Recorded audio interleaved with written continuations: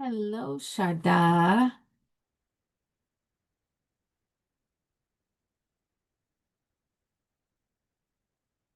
How you doing? Hello, gorgeous. You are watching magic happen right now. That's what I'm gonna tell you. That's I awesome. I am in a state of lightning strike, so I'm great. How about you? Pretty good. I just Well, let your Dylan cat's in. hilarious. It looks like it's about to bite your head. It's about to eat you, but It's it's my, in it's some my, kind of she's yeah. in a bag. That's my beautiful Boudica. She is gorgeous. Look at those eyes. Yeah, she's She is pretty. like, can I get more of the world in? Oh, there, Dylan. I asked you to unmute if Oh, you want to whoops, talk. sorry. Hi, Jen. Hello. Look at that gorgeous thing hanging around your neck. Yeah, that's really gorgeous. Mm. It's a little bit. There we go. Oh, it's very beautiful. Are you guys ready? I am Well, so, I think I pumped. am.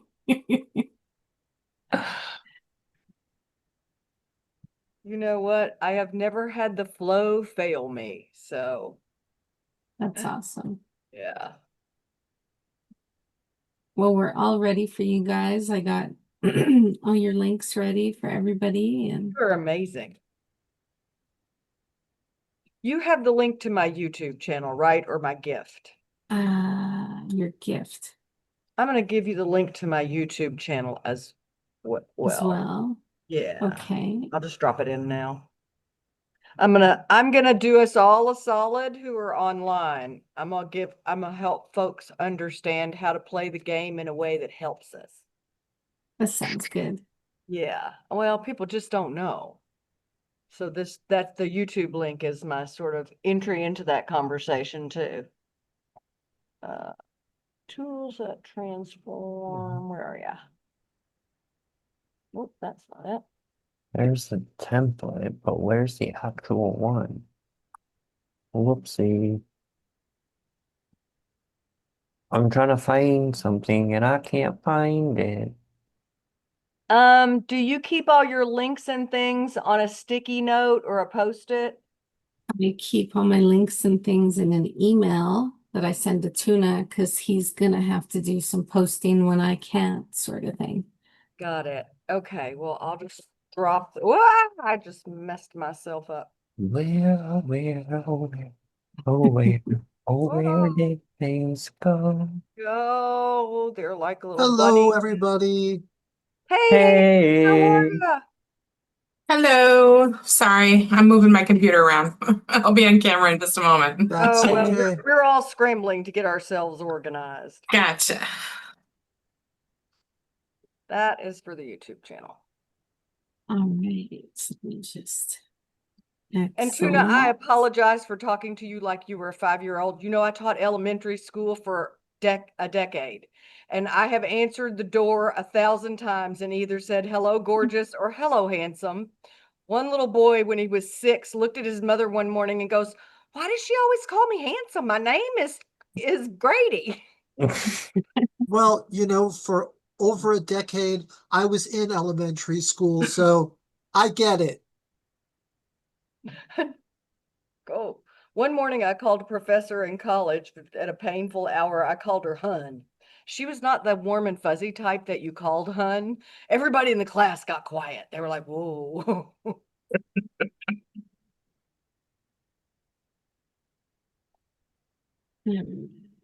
Some people get really weird about those little pet, they call them pet names. Yes, and I'm Southern, and we don't ever want to use your given name. We consider that, we only call people we don't really like who are strangers their given name in the South. And then you swear at them and you say, well, bless your heart. And trust me, I know this. Exactly. I Oh, know bless your this. heart. Bless your heart has a myriad of meaning. Tuna, I sent you an update on the information that we're posting Okay. during these sessions. I'm going to And open yeah, up my email and have it on the side here at all times. I'm going to be clever about that, so Do. I gotta start letting people in. Please let people. Inbox. I will Alright. mute myself. Okay. Dude, I think one of my files got deleted. I can't find it. Oh no.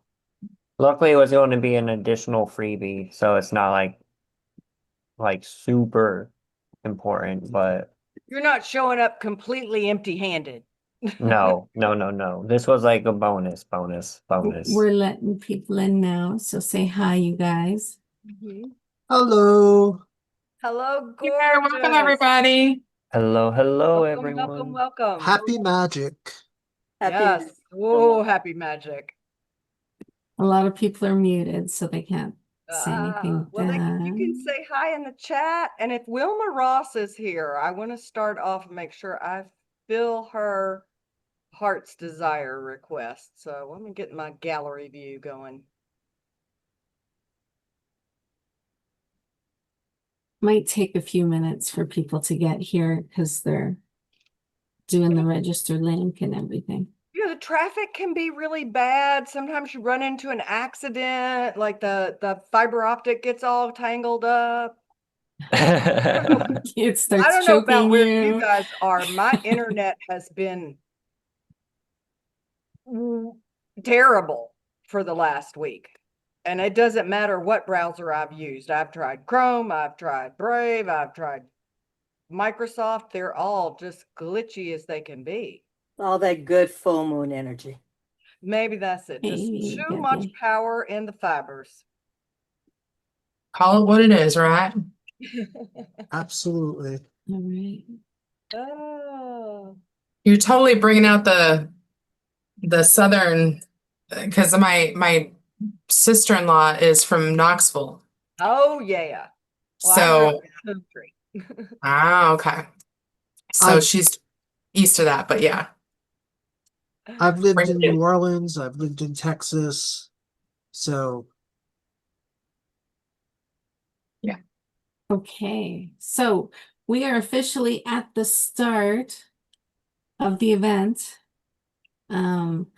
Yes, we will be sending out the members' information, Maria, in chat, and you will be able to connect with them.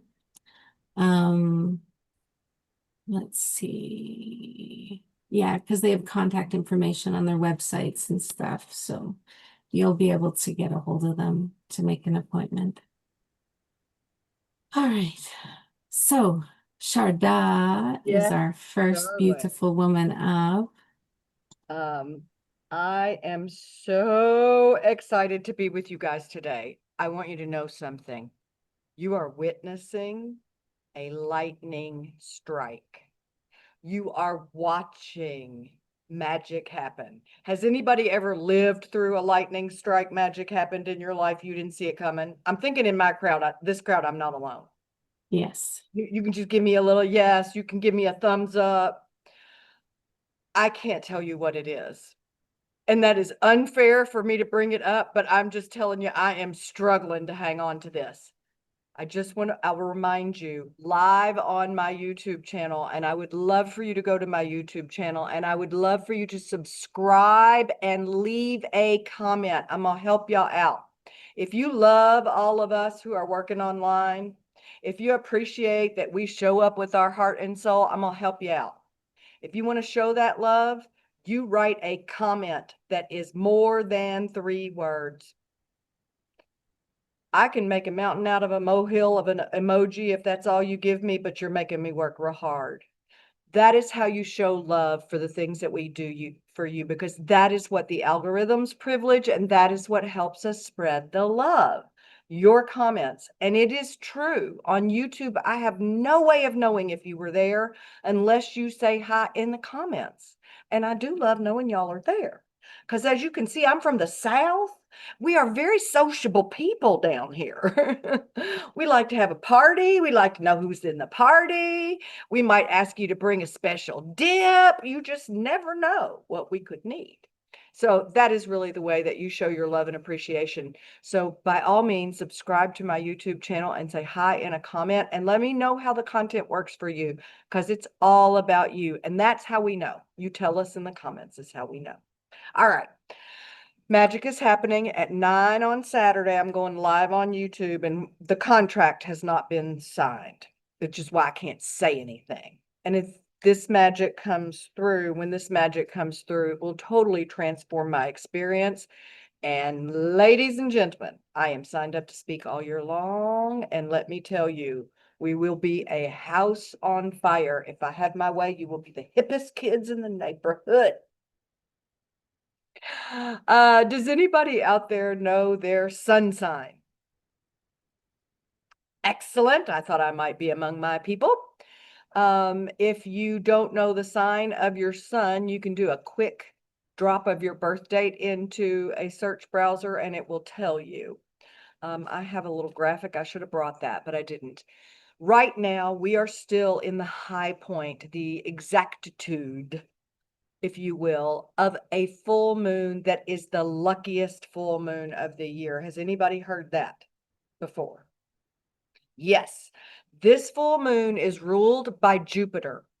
There is so much Jupiter energy, and Jupiter is the big gas giant out there in the way deep space. And Jupiter is called the bringer of joy. Jupiter expands everything.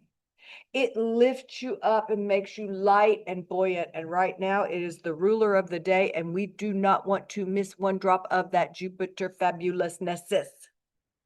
And I'm going to give you a little spiel about Jupiter. And I'm sorry, Witchy, do I have a whole hour? Excellent. And the reason I would love for you to find out your sun sign, and if you know your moon sign and your ascendant, I'll read for that too, is I'm going to ask, woo-hoo!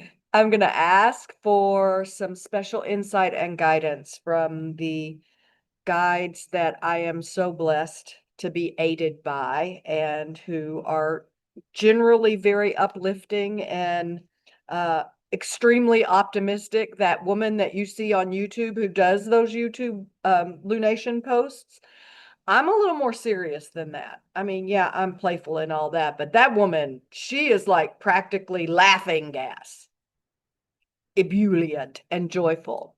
So we're going to get you some insight for where joy is lighting up your life. And if it's your sun sign that you know, we get one kind of insight. If it's your moon sign that we know, we get another kind of insight.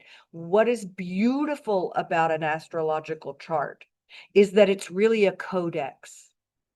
It's an enigma machine, and it's your enigma machine to figure out. And depending upon how you turn the chart, you see a different aspect of a person's current weather. I think of the chart as a weather report.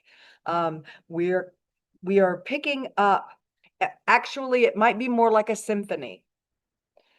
That chart is a musical score for that moment at that day, and where all the different frequencies in the universe are and how they're affecting you. And astrology is an amazing tool. You know, I'm a teacher. I'm gonna teach now. Y'all can get out your pen, take notes. Thank you. Astrology is an amazing tool, and it's been around for many centuries. Western, tropical, there are newer forms that use astrology like human design, but the Western astrology that I'm trained in, actually, I'm not trained in. That's a lie. I just encountered astrology when I was 17. I was raised to believe it was witchcraft and a whole bunch of other stuff. And I had a whole bunch of religious trauma from my growing up. And I bet I'm not the only one in here that could raise their hand to that one either. And I was kind of a mess. But the first time I encountered astrology, it was like a lightning bolt of truth. I was like, that's real. That makes sense. The ancient astrologers were astronomers, and astrology and astronomy were one and the same discipline until the Catholic Church started burning astrologers and scientists, and then everybody went underground. And the astronomers broke off from the astrologers primarily because they wanted to keep their head. So I was raised to believe it was witchcraft. I couldn't believe that I immediately got it. And I could not leave it alone, even if it was witchcraft. And it's sort of just a skill that I had, because at that time it was the early 70s. And I lived in a small town. There was one astrologer and people talked about her behind her back. And I didn't want to be that. But astrology was still it was just beginning a transformation as well. And it was a tool that I thought people used in a way that was unduly negative. And it's not that there aren't hard things that a chart will reveal, but we don't need to be unduly negative. And so I actually trained myself, and just a few years ago learned I have people. You would call me a revolutionary astrologer. Yes, you would call me that. You would call me an evolutionary astrologer, is one vein that I fit in. So I'm all about your purpose, your growth, and your development. And that's because I have a 9th house that is loaded. I am an arrow ready to be shot into the cosmos. And that is important this month because the 9th house is the natural home of Jupiter. Jupiter, the big gas giant, the bringer of joy. Jupiter wants you to open up your heart and your mind and expand your horizons and touch that feeling that is the truth, that the possibilities are endless, as they should be. You see, astrology is not fate. It's a measurement of frequency and magnetic pull. It's the magnetic pull of the moon that causes the tides to be high tides or super low tides, and changes the tides and determines when the tides happen. Magnetic pull is the different magnetic pulls of the planets spinning based on their density is what they think is really keeping the whole universe here balancing around and moving around. It's that relationship of those pulls. And so when the pull changes, you are 70% water, depending upon who you talk to. You are no different than an ocean. That pull is going to affect you. And with Western and Hellenistic and Jorge astrology and all those classic forms, we've been collecting data on how these magnetic pulls affect people and how they affect the collective and the planet. Like right now, we're in a tough relationship with Neptune. Jupiter is in an angry relationship to Neptune. Neptune is the big water sign. Neptune is the tsunami. Jupiter is the expander, and they're going to duke it out.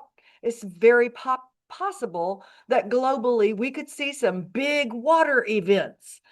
Here, we have had a ton of rain, and that's unusual for this time of year. Those are the kinds of things that these magnetic pulls make happen. Now, astrology is not fate. It is a measurement of a moment in time. You are the musician. This is a score.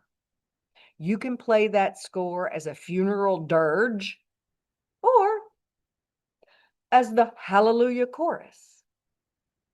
It doesn't matter. All the possibilities are available to you. And Jupiter is just bringing it on right now. So right now, in whatever way you can, find something to be uplifted and hopeful about. Find something to look out and expand your thinking and your feeling around, because this is the time for transformation. We are in a period this year where the 4 large outer planets are all changing signs. It's all happening within like a 9-month period, and no one on this planet has experienced that before. And those 4 planets are all about the collective. They're not the personal planets. The moon is a personal planet. It changes signs every 2.5 days. Its movements are quick and they affect your day-to-day life. That's why we call it lunacy when the moon is full and people are a little cray-cray. That's why more babies are born at full moons. So that's a personal planet. Venus, Mars, the Earth, these fast moving planets are personal. Saturn, when we get out into Jupiter, Neptune, Pluto, those planets affect everyone. They are the global climate. Pluto changed signs last November. We're counting it in this whole period that's going on because the last one's going to change in July. Pluto changed in November. I mark that as the beginning of the Aquarian age. There are many places astrologically we can call the beginning. We got to call it sometime. So that's me. Pluto is radical revolution and transformation. And Pluto moved into the house of power to the people. That's the house of Aquarius. Then we had Saturn, which is a slow mover, but Saturn is part of Saturn kind of bridges the personal collective. Saturn and Neptune, slow mover. There's your slow mover, but they're moving together right now. Neptune, the planet of spirituality, the planet that has one foot on planet, it has a toe. Sometimes it doesn't even have a toe. Sometimes it's hovering above planet Earth. And it's, oh, we must have a Pisces in the house. Hovering above the earth, its head is in the clouds. Pisces people are already on their way out. They are not committed to this project fully. They are unconditional love. They are already in that world. Why would you want to be committed to the 3D when you were already there? And so Pisces and Neptune or Saturn moving together is a big, heavy hit, even though Saturn's not an outer planet. And they moved earlier. And now Jupiter has just moved into Cancer. And Jupiter is exalted in Cancer. So Jupiter's a big gas giant, higher than a kite and a little bit of an airhead. And now it's at home and it loves being at home. And for the next year, Jupiter has a year-long cycle in a sign. For the next year, Jupiter is saying it is time for us to expand our joy at home. Can you say self-care? Can you say hot bath? Can you say dinner with candles on your porch? That's this coming year. And that is a boon because Jupiter is actually stronger and more powerful in Cancer than it is in its rulership of Sagittarius, which is its modern rulership. For a while, Jupiter ruled 2 planets before we discovered the last 2. So Jupiter is bringing us immense joy at this time. And Jupiter moving out of one sign. So when a planet, any planet, is at the last degree of a sign, it is like a ship that is emptying out its cargo hold. It has got to dump this cargo because it's got to be empty to pick up the next cargo. And it's the last day and it's the last moment in that sign. And Jupiter is throwing out the cargo. It's throwing out all its gifts, all its boons. I would be shocked if anyone sitting here has not had something happen to them in the last few weeks that was quite wonderful. Or you just had that moment where you had that glorious day, I call it. The days that are the reason we reincarnate on Earth. The temperature is perfect. The breeze is perfect. The environment is perfect. Everything is just glorious. And if you haven't had it yet, this full moon packs a punch. This full moon has got a solid 2 weeks of influence, and I will argue it is going to influence you all year long because Jupiter is never messing around. Jupiter is big and it can cover a lot of territory. So this is magic right now, and I am in high magic. I am being transformed in a way that I cannot let you know until Saturday morning, and oh Lord, I am hoping the contract's signed by then. But you are witnessing high magic. And I know I've got lots of friends in here who have been in that place, and you know exactly what I'm going through. I am literally sparkling with joy and optimism for you. So if you know your sun sign, I would love to offer you some Jupiterian. Oh, wait. But first, a caution. I make Jupiter sound like it's all a happy high. Jupiter, oh, Wilma's here. And before I do readings, I'm going to answer her question. Yay! Jupiter is a big gas giant, a little bit of an airhead. Jupiter will expand whatever it touches, and that may not always be what you want. This is not a time to go into the snack cabinet because Jupiter can expand your waistline. Jupiter just expands. I'll give you an example. In 2020, in January, there was a stellium, a come together of 5 major heavy hitters. That all of the astrologers were talking about at the time, we were like, we don't know what kind of radical bomb this is going to drop, but this is dropping a bomb. Because when Jupiter came to the party, what we didn't know was Saturn and all the other Pluto and all the other players were cooking up a pandemic. They were cooking up a radical transformation. Let's rock the house. And then Jupiter comes into the party, and Jupiter likes to blow everything up. And they said, hey, Jupiter, do you want to come play along? We're going to drop a pandemic. And Jupiter said, sure, let's make it global. That's Jupiter being indiscriminate.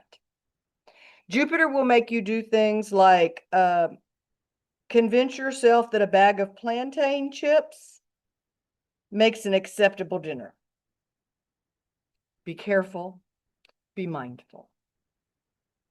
I need to make myself a little note here. 6, or I'll get out of order. But do we have 5, 4, 3, 2, 1, 12, 6, 7, 8. 8, 9. All right. And that is Aries. I didn't get to make my note before I started. I thought I had kept my note, but I threw my note away. Aries, Gemini, Taurus, Cancer has Jupiter in Cancer. So that makes us go 12. 11, 10.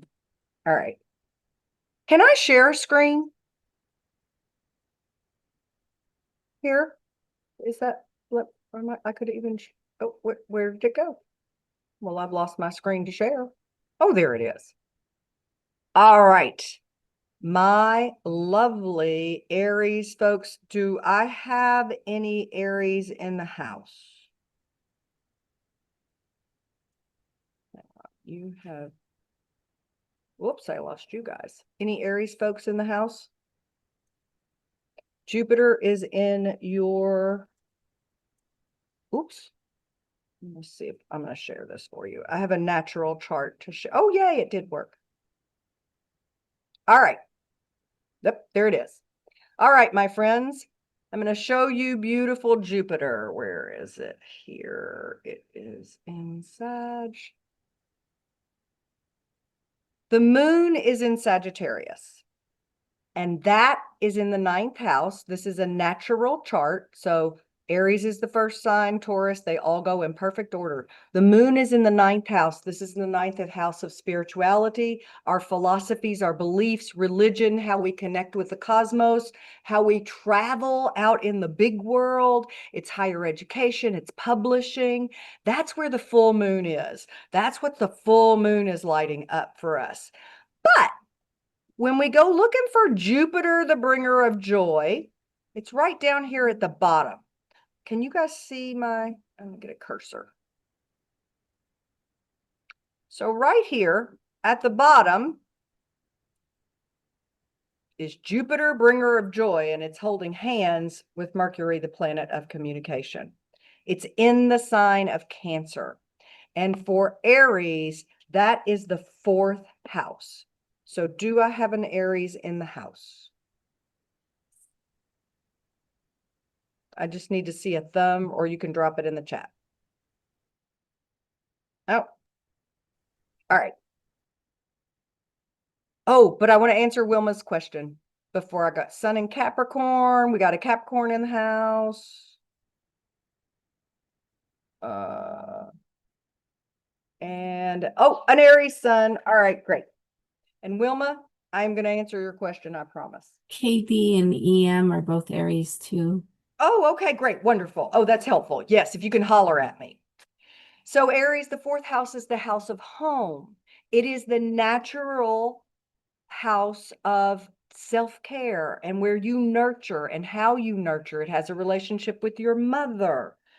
And this is a year of self-care is what Jupiter is offering you. A whole year where you get to be devoted on nurturing you. It will make you a better nurturer of others. And the gift that Jupiter would like to offer you of insight. And guys, let me know if these are, can you see, are they straight for you? Yes, you can see. This is the card of infinity. This is the card of strength. It is the natural card of Leo. We have our lovely lion here. We see this incredibly bright sun in the background. This is saying that it is time for you to shore up fourth house related things. Maybe if your home needs an improvement, you're going to find the right contractor. Maybe if you need to be better at nurturing yourself, you're going to get that message and do it. And please don't wait till the universe drops a piano on your head, i.e. makes you sick or makes you bump your toe and have to walk around in a cast. Don't make the universe do that. Set aside some time for yourself every month to take care of you in all the ways that you love. This is a great energy for you to redesign your home.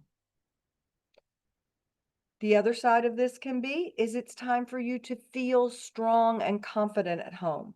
If there are conflicts at home that need to be resolved, you're the one to be the leader to resolve that, because Leo, that energy is a leadership energy. And Aries love that. This is a very good energy for Aries. It's compatible. It's fire. You are the leader of the cosmos. You are the one who bursts on the scene first and says, look what I've discovered, and here I am. Do I have any, April 18th was my parents' wedding anniversary. Do I have any Geminis in the house? Geminis? Mind? Oh, good. My mind, people, my moon's Sarah. my moon, Gemini. Love me some Geminis. You're all very smart and clever and funny. And you are hosting this energy in your third house. That's the natural house of Gemini. That is the house of the brain. That is the house that's associated with your childhood and growing up and with travel close to home. Now, the downside of this house is it can be related, it can be an indicator of all kinds of mental instability.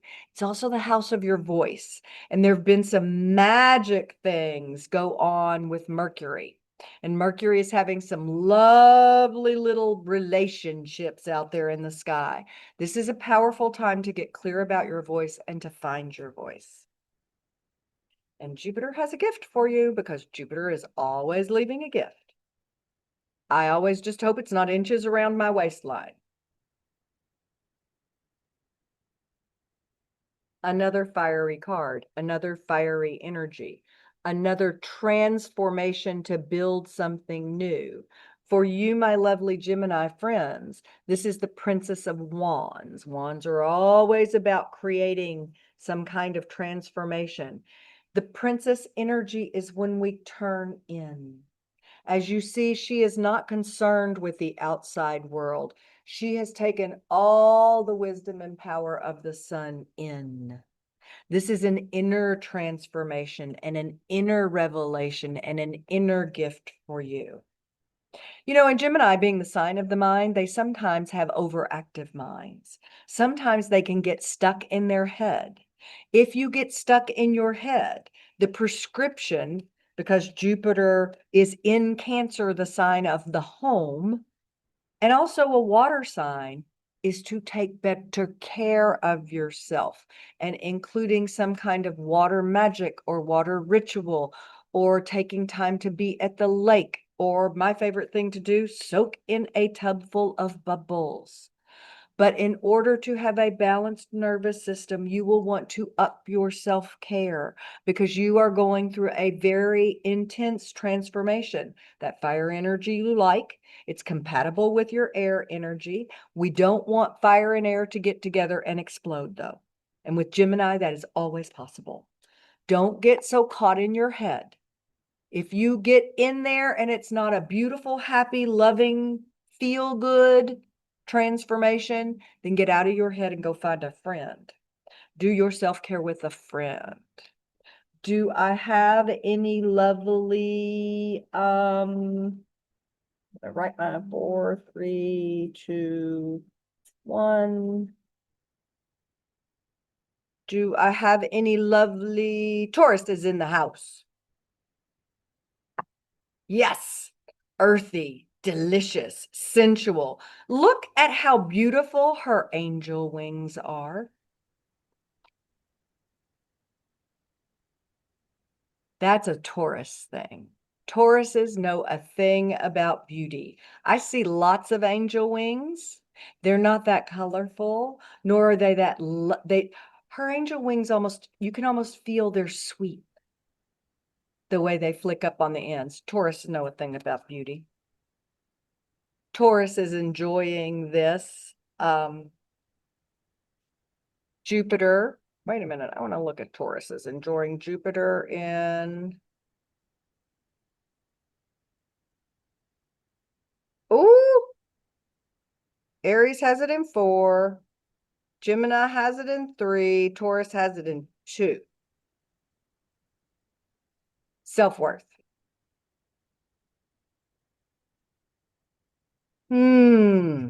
Self-value. Self-worth, I think everything that we want to do in life, everything that we want to achieve, and every door that we want to pass through, that is a growth process. The key to get through that door is self-love. It's all about valuing yourself. It's all about how precious you are to you. And the gift for you is a lot of fire energy in this reading. A lot of fire energy. Wands again, 4 of them. You see, I love 4. 4 builds a strong foundation. Completion, this idea that you have brought together everything you need, all of the resources to transform, to let go of things that don't serve you, and build something that is amazing, that has legs, that has roots, that is sustainable. And when that's in the house of your values are probably going to change. When that's in the house of your self-worth and money that you earn, know that every up level you do for your self-worth brings you more resources. And think in terms of resources if you want to live a truly magical life. You know, manifestation is my thing. And I think in terms of all the resources that I have, not just in terms of money. Money is an important resource, but it's not the only one. And when you start looking at the house that you live in is a resource, the neighborhood that you live in is one of your resources, all of the different resources that you have to get things done, that can be a powerful transformation and a change of point of view that Jupiter brings to you, an expansion. May your cup of receptivity expand. Be wide open. This can be the kind of transformation that finally clicks you out of poverty consciousness and into this awareness, this truth that you live abundantly resourced. Everybody I see is living in some kind of structure. They've got a domicile, that's a resource. You've got a computer and an internet connection, that's a resource. You are abundant and you are valuable. And that's the other big thing about this. This is a self-care Jupiter. This is about you being valuable to you. It all starts with your relationship with you. All right. Oh, Cancer gets to Oh. be star of the day. She gets to host this yummy friend. So Cancer has just had whoever your favorite celebrity is. she's doing cancer right now. Oh, Oh, you're okay. unmuted, sweetie. Oh, sorry. That's okay, no problem. Cancer, you have just had someone incredibly famous, fancy, rich, flashy. I'll tell you how it worked out in my life. I had a famous Sanskritist drop into my city for 2 weeks with nothing to do but hang out with me, someone I've studied with online, that kind of thing. Only Cancer gets that all year long. We had so much fun. You have no idea how much fun Sanskrit can be. And so that's the kind of thing that you're going to get to host all year long. I would have parties. Woo, this would be the year of the house party.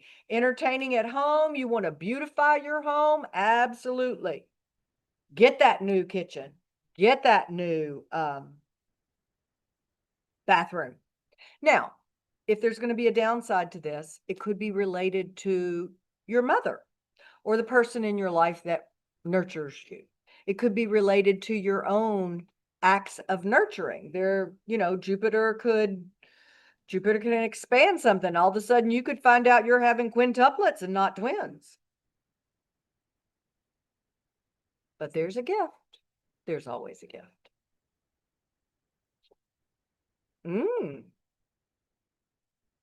A lovely place to be at the beginning. In the void, where everything is possible. It's zero. Nothing has been determined. And we're at that juncture. Interesting. This is about the change from one life, one incarnation to another. We have just transformed Jupiter into a new sign. This is a totally new beginning. This is definitely time to do whatever it is home related you want to do. If you want to buy a house, find the perfect house, this is your year. If you want to finally get the perfect color for the downstairs den, you're going to find it this year. This is a year for home to be a good, loving place. It's also a year for you to learn to feel at home in your own life. Do I have any fabulous Leos in house? Come on. Oh, I have someone with a Leo rising. So here's what happens when you read for your rising sign. Everybody's chart is unique. And the chart that I'm using called the natural chart, I'm going to get Jupiter in the right sign, maybe not the exact house for you though, because depending on the way the chart is calculated, and there are many ways and they're all good for different reasons. Your chart may not perfectly match up with each sign in each house, but when you listen for your rising sign, so my Leo rising friend, you are getting much closer to a reading that's for the exact house that your planet you're considering is in. And today we're talking about Jupiter. So my lovely Leo friends are hosting this all in the 12th house. The 12th house is about you. That is the last house. That's the dark before you incarnate. That is the house of the subconscious mind. It's often associated with illnesses or having surgery or mental health issues. It also is a house that is very much associated with your connection to the cosmos and to the spirit. So it's a lot goes on in this house. Very powerful, very magical house. And a gift for you, my friend. Ooh. Dude, this is good. I'm a Leo sun. Just going on in my 12th house. This is the Magician. Oh, no, this is the Hermit. Better for the 12th house. This is you doing the 12th house and healing. This is the going within. And that trick that I'm going to show you in a minute is all about helping you heal the things that are in there that are running you around but not serving you. You get to do your self-care in meditation, in deep contemplation. And here's something people don't see about a lot of Leos, but my Leos know this. Many, many Leos are introverts. People think because we got a big personality, and if you drop us on a stage, we are like a cat. We are going to land on our feet and start tap dancing and singing. But many, many, many of us are introverts. And I don't know about you, my Leo friend, but this idea that I'm going to get to have a year in deep reflection at home with my bathtub, I'm excited. Thank you, Jupiter. Let's go buy some new bath bombs. This is a powerful time, but because this is in the 12th house, this is the Hermit. It is an important year for you to resolve the stuff. And we all have the stuff. It's unresolved emotional stuff from childhood. It doesn't have to be anything really scary, you know, like big, horrible that you would be ashamed to say out loud. It can be that kid that said that mean thing to you. I had a kid who was completely unhinged by the 3rd grade, off the chain, could not learn a thing. Because at the school where he was in kindergarten, they let middle schoolers tutor kindergarten kids, and some middle schooler told him he was stupid. And he believed it until the day that we got in there and we did our neuroplasticity and changed all that for him. So it's the weird thing. It's whatever that thing is that you keep thinking about. That's the thing. It is the year for you to heal that. All right. Do I have beautiful Libras in the house? Oh, no, Virgos. Virgos. We're going to, oh, yes. Love my Virgo people because my chart is actually ruled by Virgo in a way that is more powerful than it is ruled by its Leo sun. So Virgos are incredible human beings, deeply spiritual. Most of them are healers of some kind of another, whether they know it or not. They have keen analytical minds and they don't miss a trick, which is why they have a little reputation for being nitpicky. You do have about 3 Libras here. Oh, I do have 3 Libras. Great. All right, my beautiful Virgo friend. You are enjoying this in the house of your social relationships, of being connected out there in the world. If you have a business and that business requires that you be connected with the world, this is your year. This is the house that's associated with the internet and technology. If you need new technology, this is your year. You're going to expand in all those ways. My little Virgo may not get to be a hermit at home happily, which they do a lot. But the gift for you, my friend, in all that connecting, in that getting out there and finding your community and connecting with your tribe and being expanded by this. Remember, these are going to expand you. It's not going to wear you out, little Virgo. Woo, baby. Virgo is a sign related to the mind. This is the Ace of Wands. This is a razor sharp mind. This is a balanced nervous system. This is everything good that the mind brings to us: clarity, precision, truth, wisdom. This is the year that you get to nourish that. You get to nurture that part of yourself. And Virgo, you love that because deep down, many of you know that you are powerful healing souls. Many doctors are Virgos. My Virgo nephew is a doctor. Many healers are Virgos. You're going to be able to heal your own mind. And that criticalness of Virgo, that nitpickiness, they turn on themselves before they turn on anyone else. It's a year to lighten up.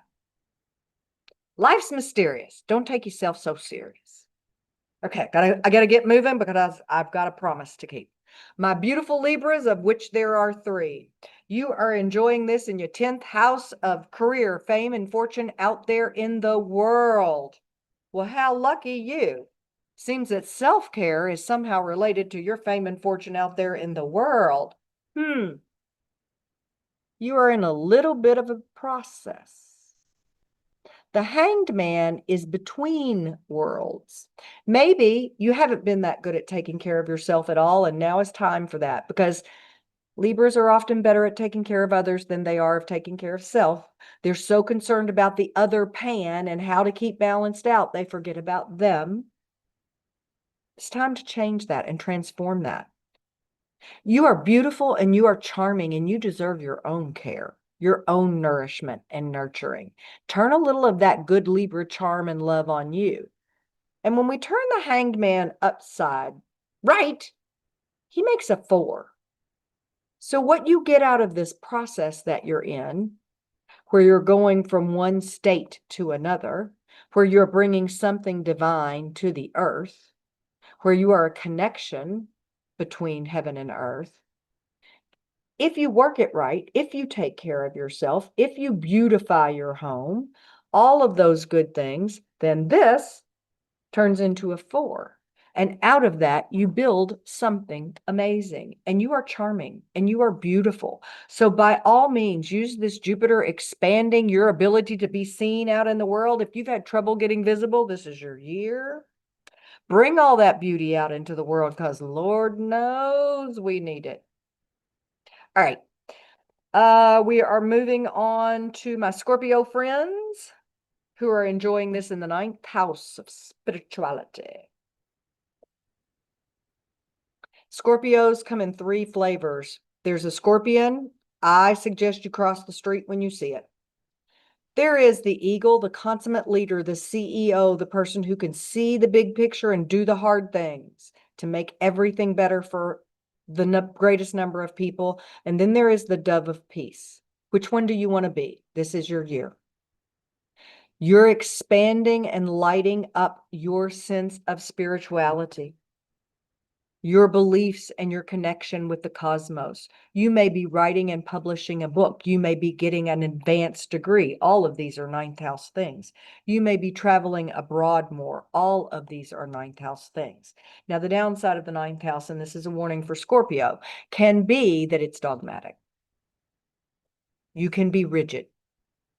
You can be the most open-minded people in the world, or the most closed-minded people in the world. And Scorpios can do that at a level that the rest of us can only marvel at. I highly recommend that you use this as a time to open your heart and mind to the limitless possibility that you are divine, because that's a 9th house thing. All right, my beautiful Scorpio. Oh, Sagittarius. Got any Sagittariuses in the house? T-I-double-gut-er. They bounce in the room, knock things over. No Saggies? All right. Yes, please let go of what no longer serves you. Hallelujah, glory to God. I second that. Oh, hey. Hi, Sag. I'm a Sag rising. That's how I know I bounce into the room and knock things over. But I never mean any harm. All right, my beautiful Sagittarius friend. This is in your 8th house, which is the house of legacy. It is the house of transformation. It's the house of siddhis, things that come to you from previous incarnations. It's the house of magic, and it's a very powerful house. It's a great place to have Jupiter. I hope that you have a lovely inheritance, or that something that you did previously pays off in a big way. And the juice for you is, I predict something's paying off in a big way. Here comes our completion card. Wands are about transformation. You're hosting Jupiter in the house of death and transformation. Do you want to rebuild yourself? Do you want to rebrand yourself? Do you want to reinvent yourself? Now is your time. Completion, I would think that that means that something you did before is going to pay off now. It's a legacy. It's something that comes back from the past. That some talent or siddhi. A siddhi is a talent that you didn't know you had, but the minute you encountered it, it turns on. That's what happened with me in astrology. Your siddhi is coming in.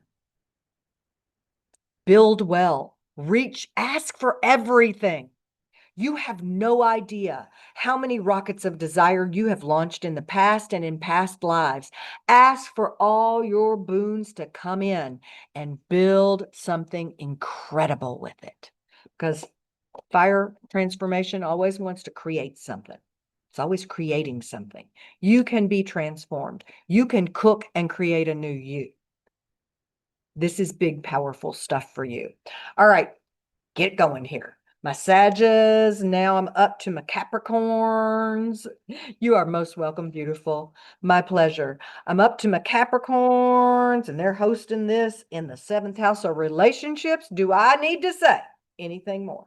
Jupiter landing in your 7th house of committed relationships, business partners, love, best friends, those relationships that you've had since 1st grade. I'm talking stuff that is meaty. Seriously, if you want to get married, this is your year.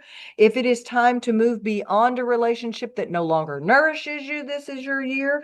If you want to up-level your relationship and make it more nourishing for you and your partner, well, it's a year of self-care at home. Do I need to give you any instructions for that? I hope not. Let's see what this beautiful gift is for you. Because this is going to be good. You know that comes with all the kind of stuff you want to do. Ooh. This is powerful. The Hierophant is associated with leadership. The Hierophant is associated with something strong and substantial and authoritative. If you want to get married this year, it's going to be a serious, this is not going to be your starter marriage. This is going to be the one. The one could walk in. Now, this could also be someone in a relationship that has leadership that may be their Jupiter being too much. The solution to a conflict in your relationship is more bubble baths. Just tell it. This can be you finally saying, I am ready to have the love of my life. This can be that business partner that you really need. And it's somebody who's serious business. They know their stuff. They're strong. They do the work. The Hierophant is a stable, strong character, can be overbearing. So what you want to watch for is that you don't become an overbearing Hierophant. And that if we have an out of balance power relationship, we take care of that. And remember, no matter the question or the kerfuffle, the answer is always love. But you get to be powerful and authoritative. And the road to that is being in loving relationships with other human beings because it's the 7th house and it's about self-care. Lucky you. Now, if you want to have a polyamorous relationship, Jupiter in the 7th house, this is your year. This is your year to find the other partner because it's Jupiter. Just be careful that you don't end up with a whole like neighborhood of partners because that's what Jupiter will do to you too. Balance in all things. All right, on to my lovely, we just did Capricorn, Aquarius, power to the people.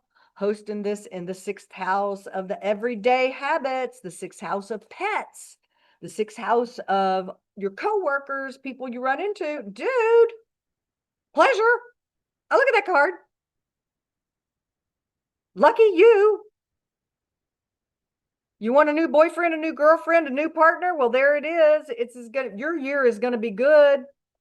Your daily habits are going to be filled with pleasure. Yum. You'll never get out of the bathtub. You can just spend the whole year in the bathtub.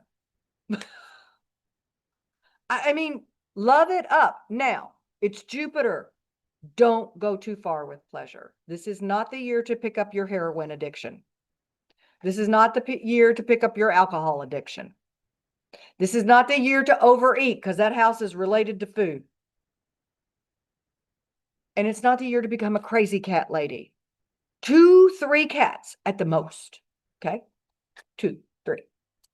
And last, no, wait, Aquarius.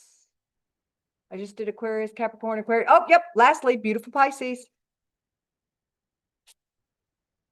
Hanging out in the, oh my God.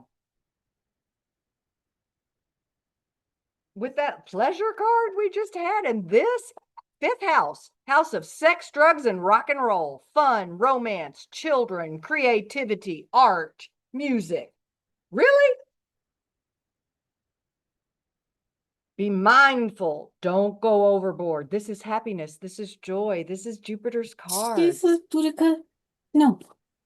This is your year to have fun. If you want to have children, this is the year to have children. Be careful that you don't have quintuplets, okay? It could be a quintuplet year. This is the year that you get to learn to paint finally. This is the year that you start learning to play and have more fun. And yes, that is all about relationships and stuff and romance. Be happy. This is a year that you get to cultivate happiness. And do you want like a big girl, hard mic drop truth on spirituality? It's all about being happy. It's all about feeling good. The goal for whatever it is about feeling good, because that is when we are closest to our true self. Carry on, sweet Pisces, you deserve it. Life seems a little hard for you sometimes. You've had a real workout in the last few months with all that heavy energy in your sign. You've been raining on the world. All right, my loves, I have a trick for you. It's a good thing that happiness was the last card, because I can teach you to go from to happy. It's very easy. Your brain is the consistency of butter. Hardwiring is two neurons that don't touch. They're just sitting there really close to each other, exchanging chemicals. That's all hardwiring is. It isn't far from hard. It is far from permanent. And I'm going to teach you this trick, and I'm just asking you to play along. I want you to think about somebody who gets on your nerves. I want you to think about that person that cut you off in traffic today. I want you to think about that boss that you really don't like. I want somebody that agitates you, or some situation that agitates you. Now, please don't reach for the most agitating thing in the planet, because I might not have time in 5 minutes to pull you out of that. And when you get that, I want you to give it a number from 1 to 10. 1, that doesn't bother you at all, and 10, you are exploding. Pick something that takes you around to that 7, 8 feeling. You know, the minute you think of them, your eyebrow goes up. You furrow. That's the one. And I want you to get in there. I want you to give that a name. Bitch that cut me off in traffic this morning. My mother-in-law. Give it a name. Now, for the folks that I can see, give me a thumbs up when you're done. I want you to feel it. I want you to get that nasty taste in your mouth. Okay. Now, I want you to play along with me, and I mean play along. I would like to see 2 fingers. I would like you to look up into the sky. And I would like you to say whatever I say as you thump between your eyebrows. Thump, thump, thump. I want you to pay attention to the sound of that thump, thump, thump. Do not think about that thing or that person. I want you to keep looking up, and I want you to say this. Let it go, let it go, let it go, let it go. Now I want you to look beside your eye, and I want you to go, let it go, let it go, let it go, let it go. Blow your eye, let it go, let it go, let it go, let it go. Right here above your heart, it is safe for me to let all this crap go. Grab your wrist, give it a squeeze, big breath in, blow out. And now, are you ready? Back to the 3rd grade, or maybe kindergarten. If you're happy and you know it, clap your hands. You got to sing and you got to move. If you're happy and you know it, clap your hands. If you're happy and you know it, then your face will surely show it. If you're happy and you know it, clap your hands. I want you to go back and tell me right now, from 1 to 10, how do you feel? Are you still 7, 8 annoyed at that person? No, because we got in there with those neurons and the powers, and we went and blew them apart. Now, the trick is, if we don't give them something else to do, they have memory. they'll go right back to 7-8 agitated, which is not helping us out. So here is the secret sauce. 1 minute. I want you to go to something that makes you smile. Chubby baby cheeks will always get me there. Gratitude for my incredible life. Because sweet peas, you don't know my whole story. I should be dead by now. I should have been an Oxycontin statistic years ago. I want you to think about something that lights you up, that makes you laugh. If you don't got nothing, you can just think about me. I am about as ridiculous as they come. And then I want you to give that feeling a number from 1 to 10. 1, you feel just great. And 10 is something else. If you feel better now than you felt when we brought up Mr. or Mrs. Annoying, would you just drop a yes in the chat for me? I want to see those yeses. Because, ladies and gentlemen, that is how easy it is to change your brain. Your brain is the consistency of butter. All you need to know to change it is how to play its game. Now, if you want Mr. and Mrs. Annoying not to come back and annoy you ever again, do not go back and think about them. Every time you start to think about them, go back to whatever you thought about that made you feel better. Because we're taking those neurons that were unhappy, pulling them apart, and putting them back together in a way that makes you happy. And that is Jupiter for Nerve Joy. Thank you for letting me go over a minute. I love you. Please subscribe to my YouTube channel and leave a comment. Thank you so much, Sharda. You're awesome.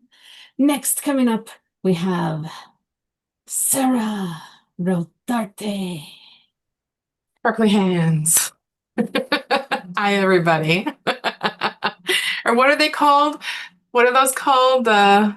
Fingers? I can't remember what it was called on that one show. Anyways, whatever. Jazz hands. Jazz hands. Thank you so much. Jazz hands, right? Sarah Rodarte. Welcome, everybody. I'm going to go ahead and share if I can. Let me see if I can share my screen here.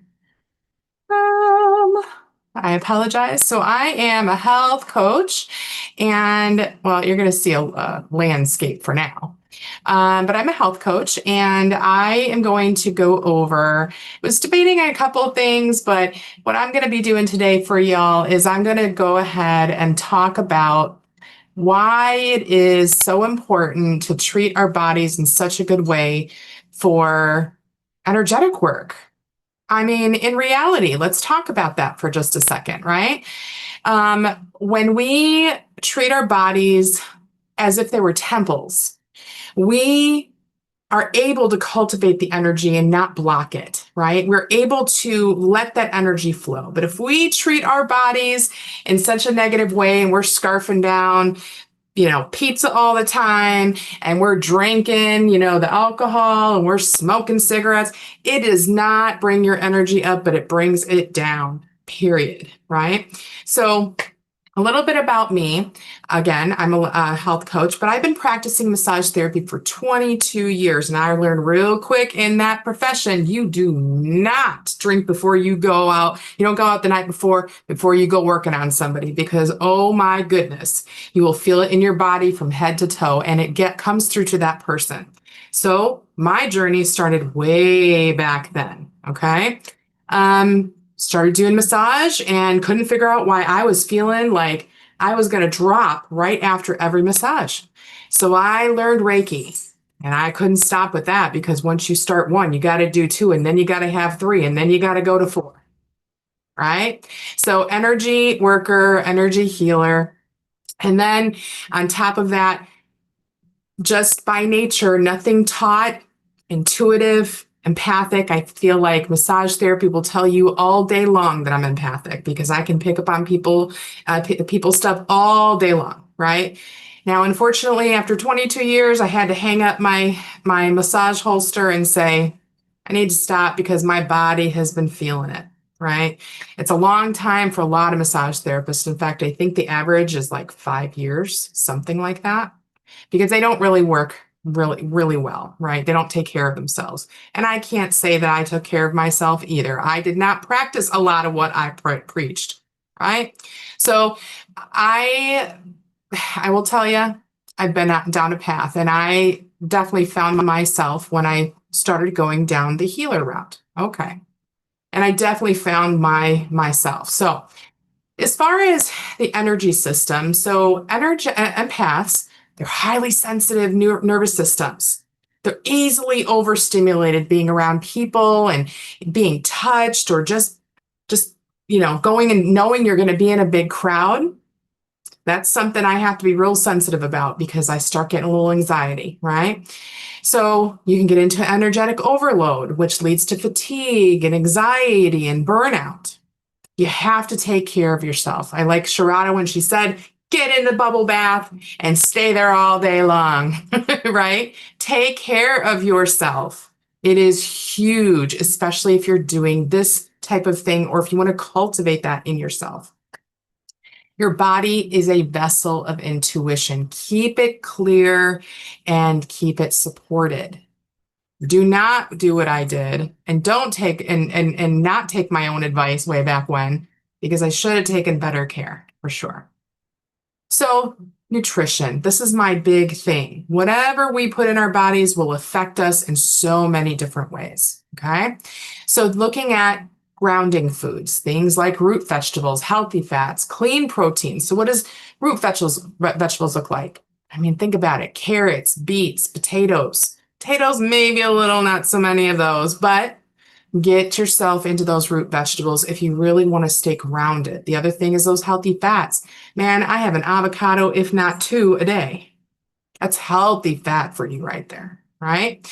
Then you've got your extra virgin olive oil. Please do not cook with olive oil, especially extra virgin olive oil. It becomes rancid. If you think about basic chemistry, you think about things like, and by the way, how am I supposed to follow what I just followed? She's so energetic, and I feel like I'm pulling myself up a little bit, which is fantastic. So I love your energy, by the way, Sharada. As far as, cooking with oils, you want to stick to an avocado, which is avocado oil, which is taste. You don't taste the oil, or a coconut oil, right? You want to stick to those kinds of oils because they can handle the heat. If you think about basic chemistry, you heat in objects, it breaks the molecules apart and it can become toxic.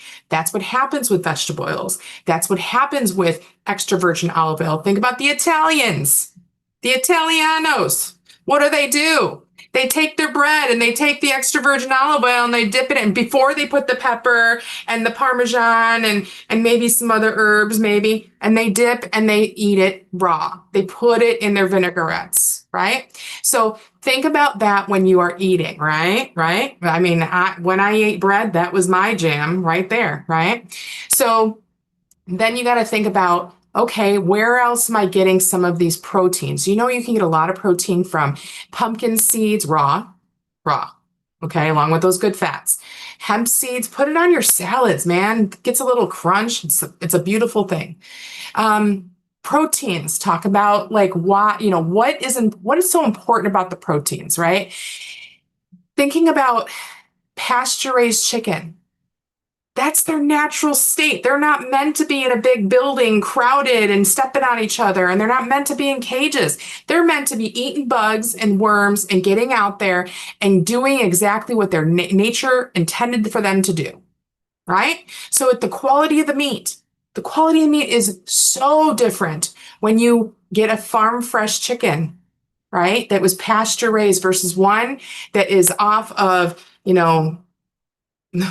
the regular shelf at the one, the less expensive one that I pay for at the grocery store, right? Such a different texture and quality, right? You can feel your body absorbing the nutrients.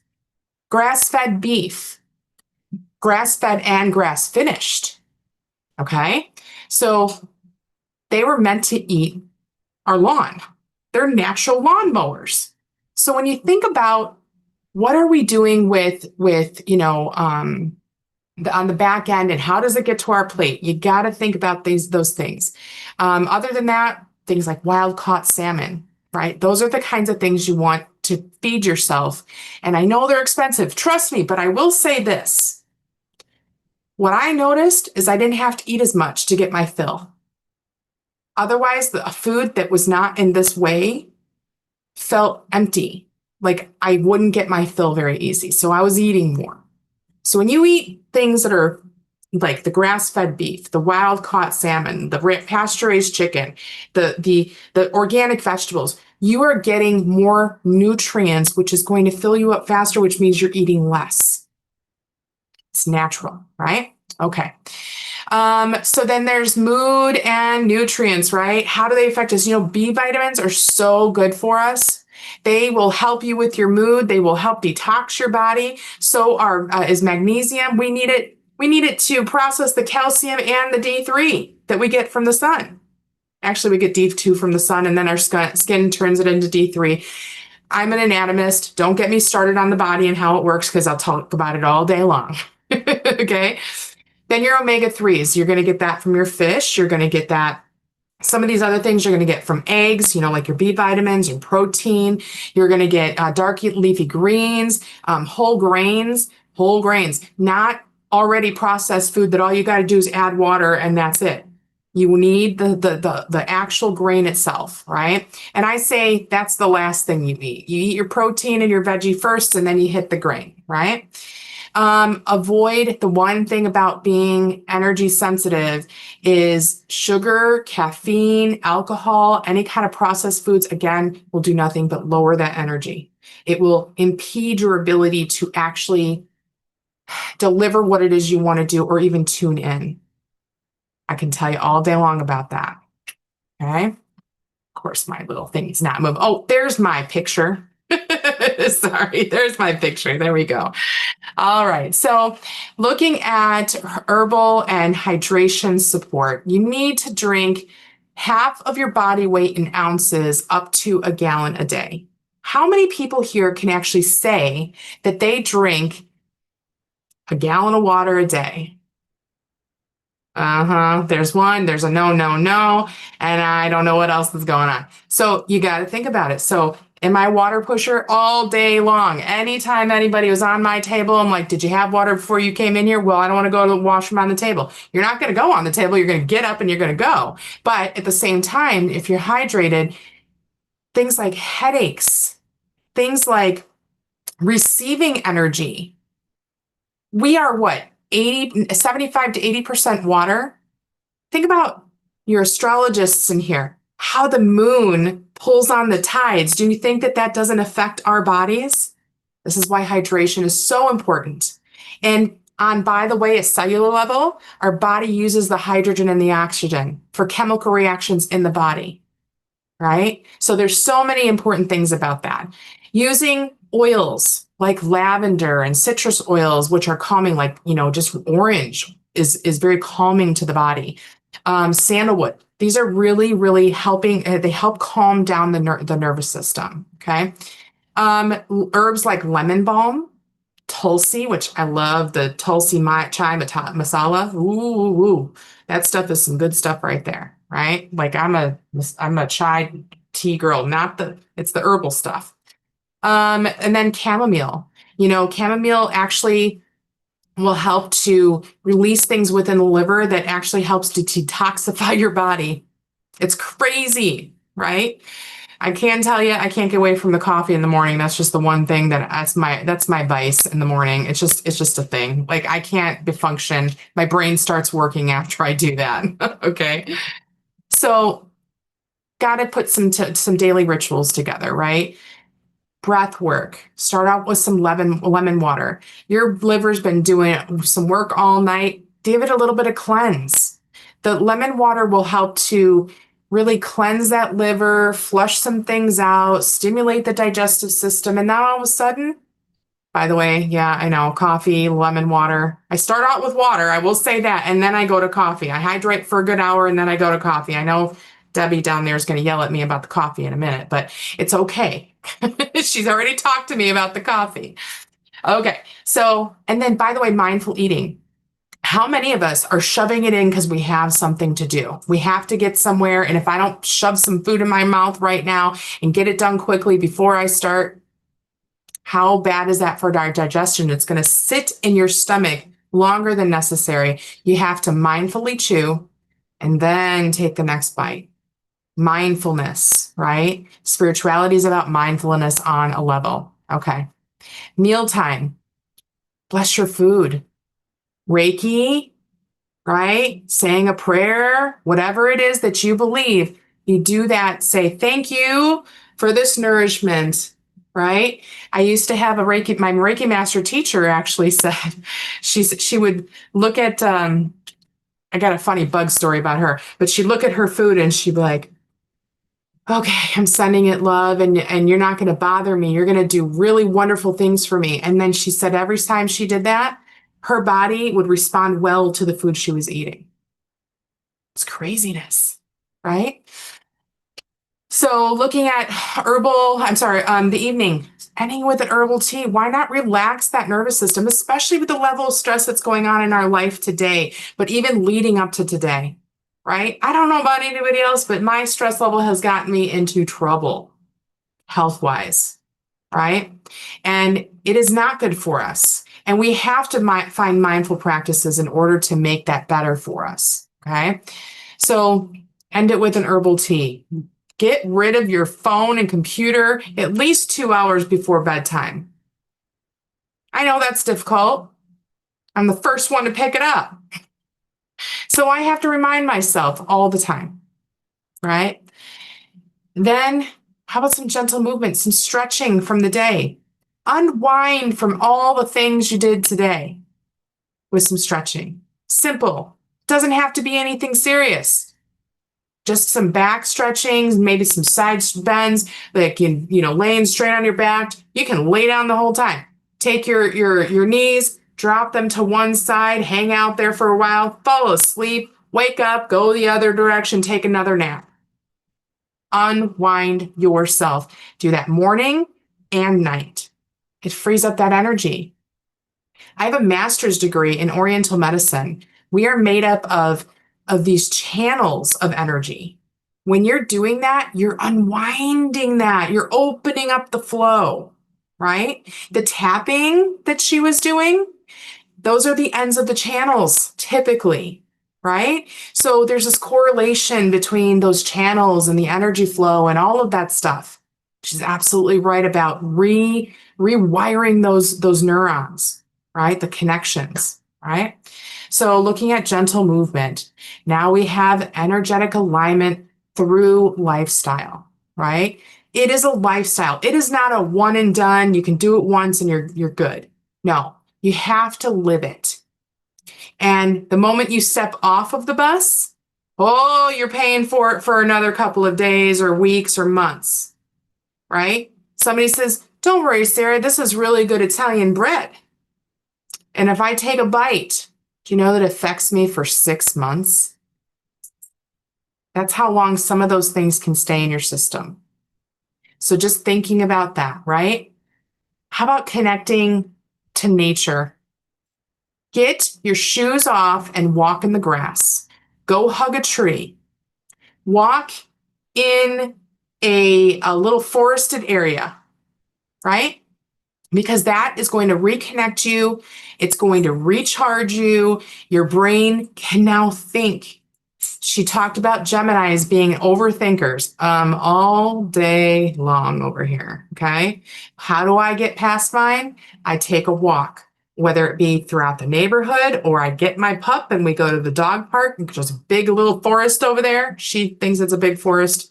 It's not that bad. So I go and she takes off and I just try to follow her. It doesn't really happen, but then I got to call her out. My point is get yourself into nature. Sit among the trees. Sit on a tree. Put your tailbone directly on one of those trunks. Might look like a weirdo, but you know what? You're doing your thing. Is anybody really going to say anything to you? No. They usually leave the weirdos alone. I'm totally fine with that. Right? Okay, so how about that movement? It can be simple stretching, it can be yoga, it could be Tai Chi, it could be Qigong, something that works with your breath work, movement. It's going to help move that energy through. It's going to help you be able to really reconnect with your heart center, which is then going to allow you to push that energy through or allow that flow of the energy, the universal energy coming through on through. So that now there's no blocks. There's no blocks to it. Okay. So yoga, walking, flow, it doesn't have to be rigorous exercise. We're not getting nuts here, right? Boundaries. Whoa. Boundaries. Do you mean that you can't let those people take over the conversation, or they can't invade your talking space, or whatever it is they want to take over? Kindly say thank you so much for your time. I am very grateful. I have to move forward, or I've got another call coming in. I had to do that to somebody today.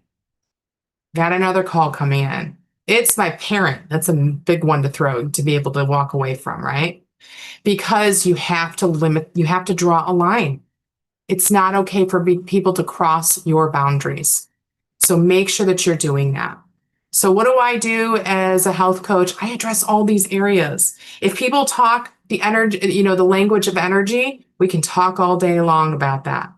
And if they don't, it's okay. You have to meet people where they're at. And I'm okay with guiding people towards that if they want to. It might not even be their time, right? So nourish to protect your purpose, right? The food, self-care, all day long. You can book a one-on-one health coaching session with me if you're interested.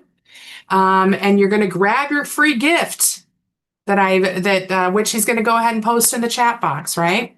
Here's some ways to connect to me. And, I look forward to talking to anybody, but I would love to know if any of you have any questions. What about this food? What about that one? By the way, I find ways to create that food that I want. I want chocolate. I am not giving up chocolate. So what did I do? I figured out how to take some coconut oil and some raw cacao. And you know what? It's dark, but I get my chocolate fix all day long if I want to. And it's good for me. And it's really good for me. So why not, right? Why not? So any questions I can answer at this moment? Oh, looks like Debbie. Do I have control? I don't think I have control, do I? Miss Can you Debbie, hear me? I can hear you. Hello. Nope. So I have two questions for you. One is protein is very important. So can you, one, address what are the general amounts of protein we should get each day? And number two, some suggestions for protein that we might get that's not animal protein. Absolutely. So I did talk a little bit about the pumpkin seeds being a really good source, as well as beans and hemp seeds. I talked about hemp seeds. Those are really good, high in good fats, as well as protein. Really, really good things to add to your diet.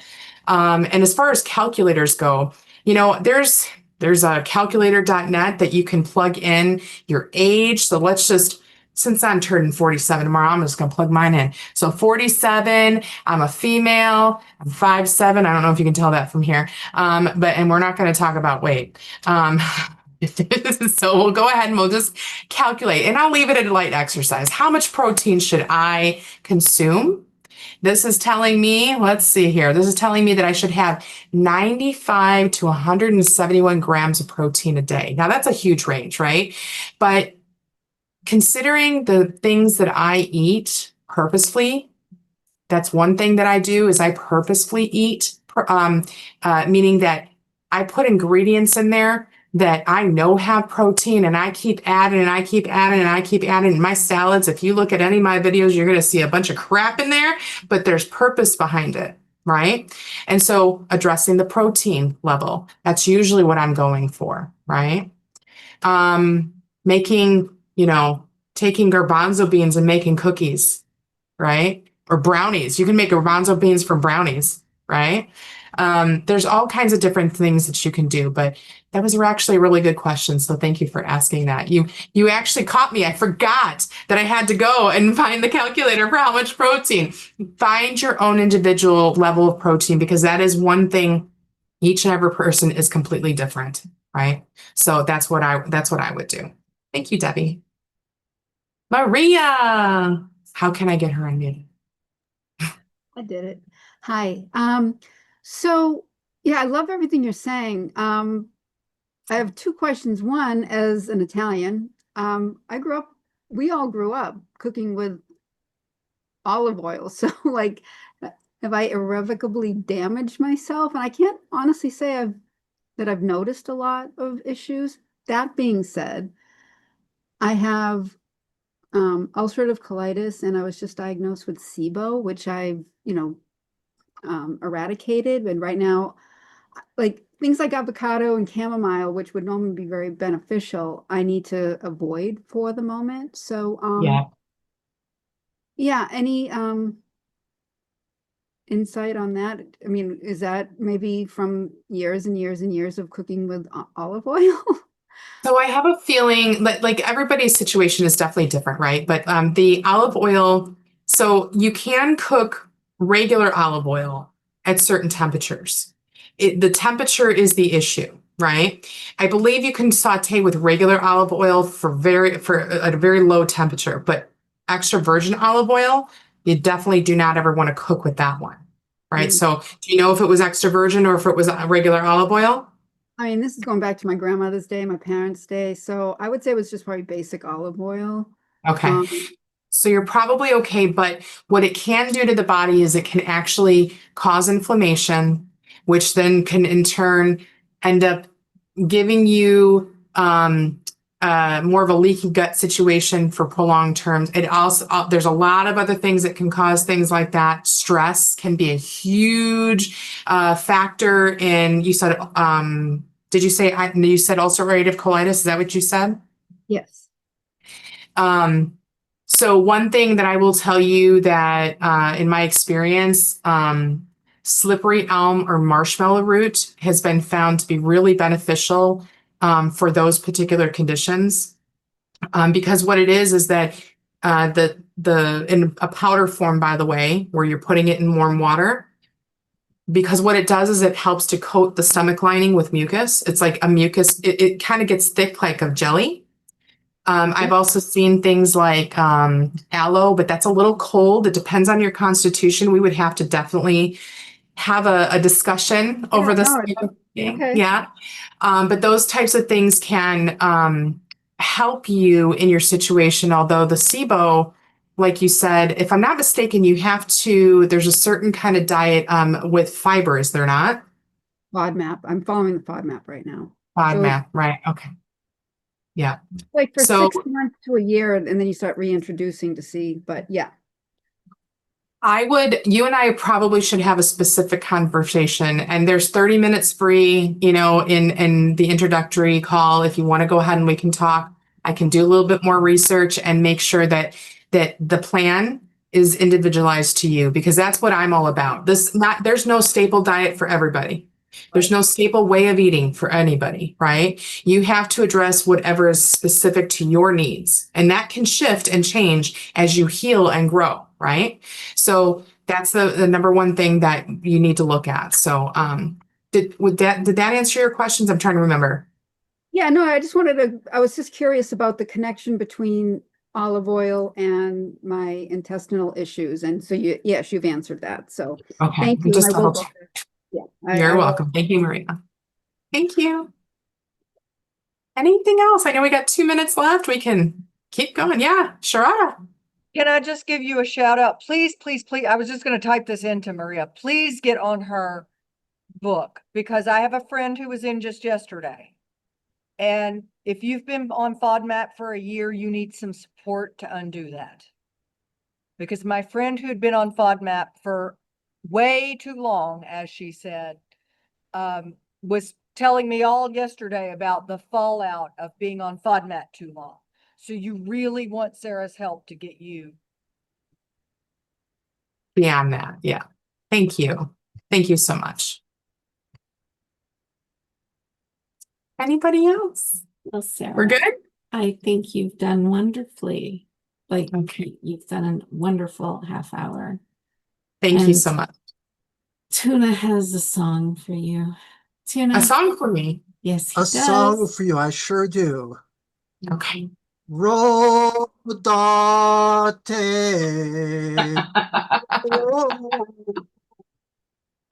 So many people get my last name wrong. Rodate. Rod Arts, I've gotten Rodarty, I've gotten all kinds of stuff. So thank you. That's exactly how you do it. That's exactly how you pronounce it. So thank you so much.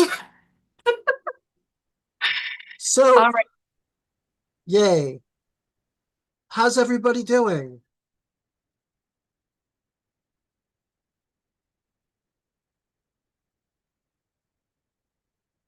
Did I lose? Okay, you can hear me. Okay. Well, hello, everybody. I am Tuna Oddfellow, and I am not your average coach. How's that? I'll start with that.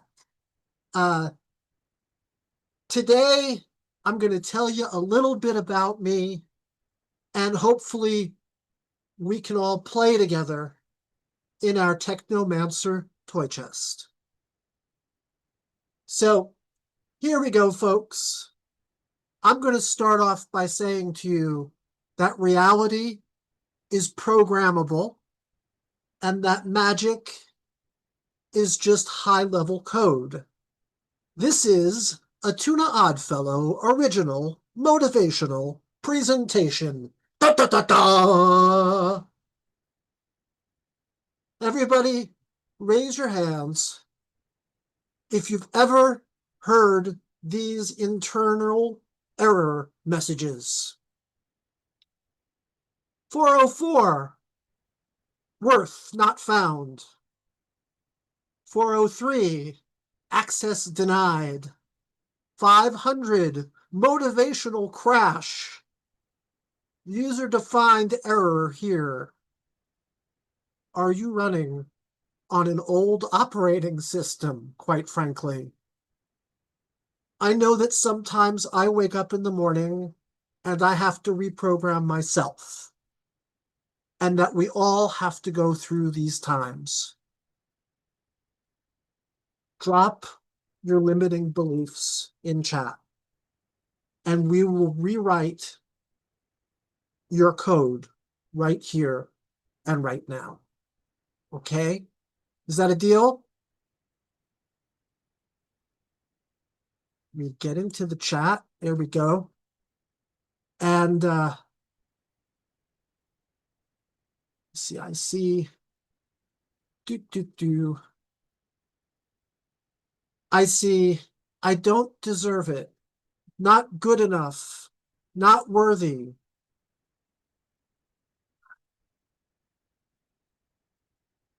I shouldn't be seen. Life is too hard. So, not good enough, not worthy.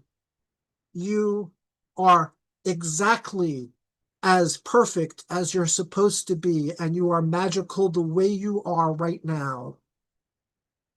Money comes to me easily and effortlessly.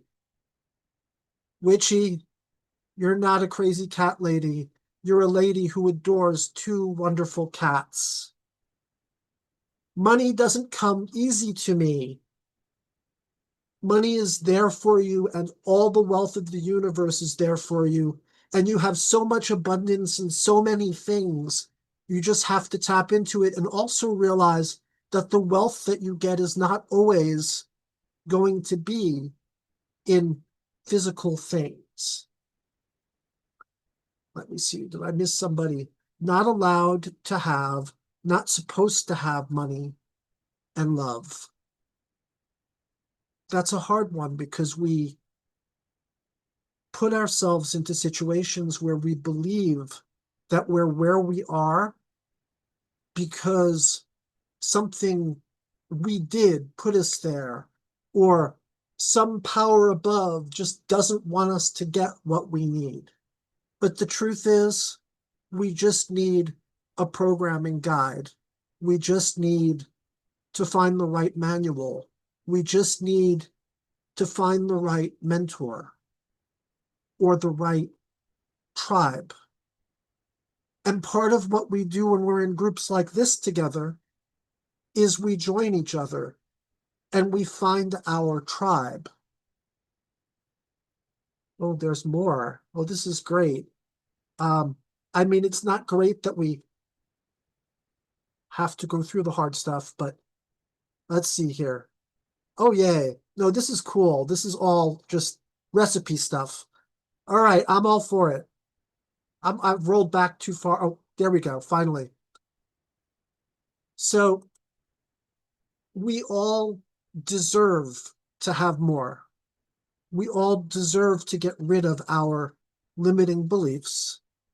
And I have, for the past 20 years, longer actually, since I was a boy actually, I've had a fascination with energy, playing, entertainment, and how do we find ways to play with each other and to get the motivation that we need and the motivation that we deserve from the world. When I was a young teen, I stumbled upon Tony Robbins' crowd, and I ended up meeting Tony at a gathering in New York City once. And I got all excited, and I was told you can do anything and you can do it all. And my parents said, well, all you have to do is save up the money and work to get the money that you need, and you can go to this program and you could walk on fire and you could learn how to do these things. And so I saved up the money and I got a bunch of jobs and I had the extra money to do what I needed to do. And then my parents said to me, well, no, you're not going to New York City and you're not walking on hot coal. Well, that bothered me then, and there was nothing I could do about it back then because, well, I was still responsible for answering to my folks. But now we are our own people, and we can make our own choices in life and do what it is that we need to do with our world. So what is in your toy chest? Pick your tool. You can take belief and rewrite your engine. You could find yourself an energy modulator and become your own energy modulator and to actually work towards having yourself a better energy. Or your tool can be pattern interruption. If there are things that you're doing that are causing you bad behavior, patterns that you need to snap out of, we can learn together what your coding needs to interrupt your patterns, to modulate your energy, to rewrite your belief engine. So folks, I want you to hold, which I want to get back into a view where I can see everybody because I'm seeing a few of you. Oh yeah, there we go. It's so, yay. I have the camera spotlighted on Sarah and I can't change that. No pressure, Sarah. But I'm scrolling through everybody. No, it's okay. I'm scrolling through everybody, so I'm seeing all the wonderful faces, and any of you who are hiding, I'm seeing you too. Okay, I have the big screen up now, so I can see everybody.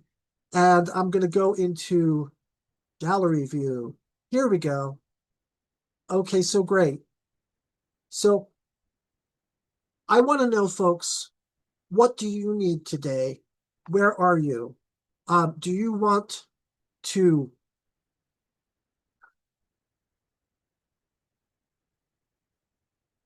I want you to vote 1, 2, or 3. I want you to raise your hands, or actually, I want you to. How do I do this without you people? Everybody, I really want to hear you, but I don't think I can turn all your sounds on at once. Is there a way to turn everybody's sound on for a They moment? can all turn their sound on if they want to. Okay, great. So folks, I want to hear folks. Do you want to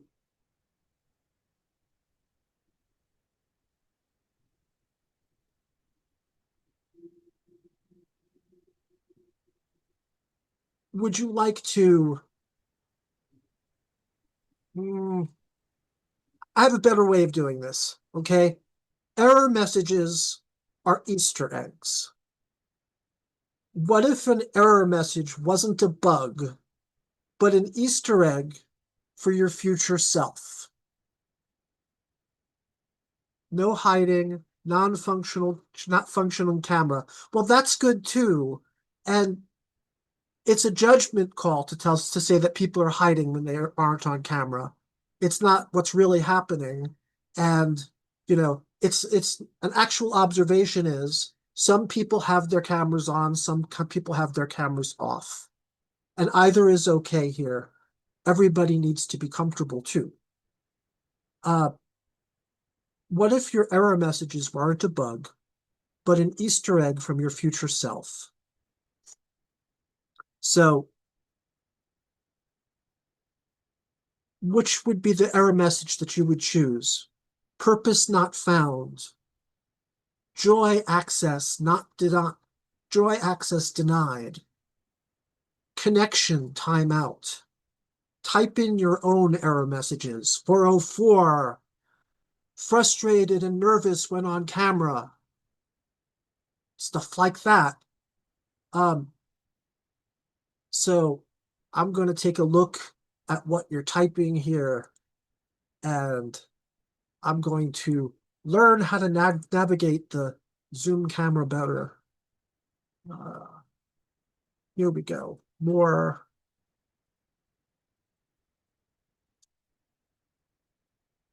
Connection timeout. You need sleep. Connection temporary not found. That means I can reconnect. 401. Tech has devolved. Life is harder now. Joy access denied. So, as a motivational coach, talking to you one on one, helping you one at a time, sometimes being playful and doing what we need to do to get you to play again, because that's part of what I do is I get creatives to play again.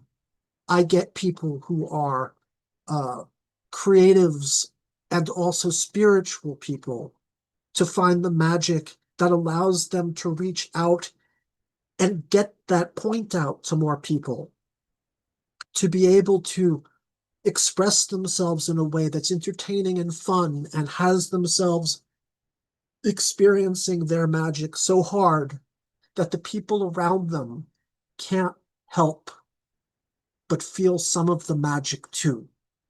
And that is what I do, and that is what I want to do for all of you.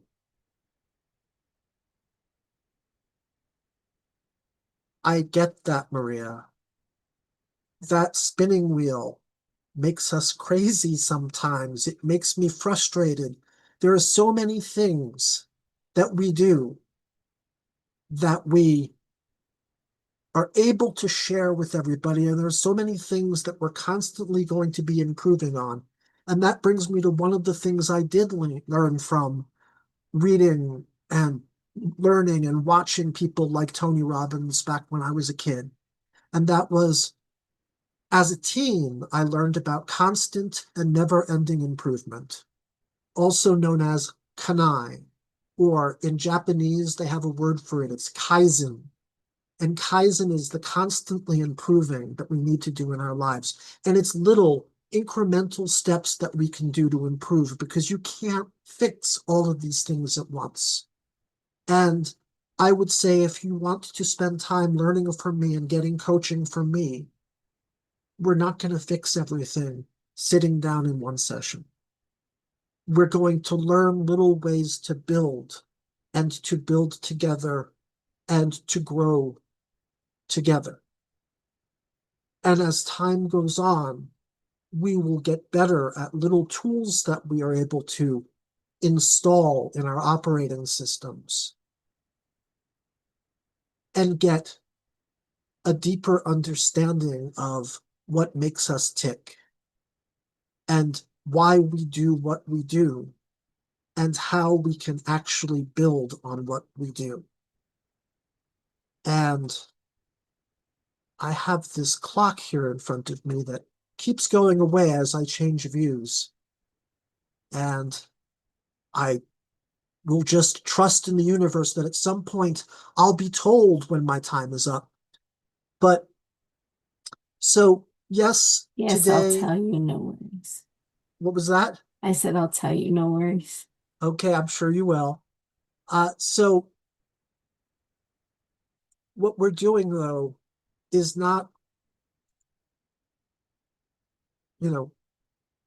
what I want you all to do right now is to say this aloud with me.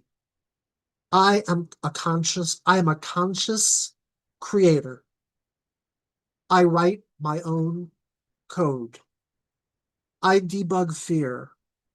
I amplify joy. I dream in color. I am the system update.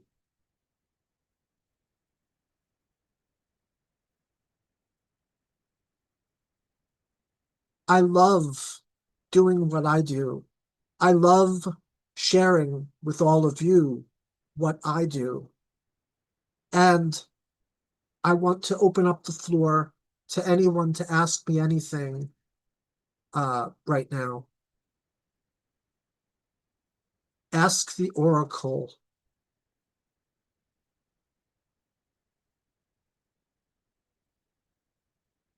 Let me see if I can get back to the. Here we go. Do. Hello, Hello. Hi. Um, who's here? It's Jody. I'm Jody. Hi, Jody. Hello. Jody, my friends call me Tuna Oddfellow, and I was born Matthew Fishman, but for the past 20 or so years, I have been Tuna, and my friends have known me as Fish for most of my life. So, how can I help you? And what is your thoughts on the world today? How can I increase my joy and happiness? Well, what do you feel limits your joy and your happiness now? Well, I had some injuries. I'm um finances are kind of tight right now, so income would be nice. Right.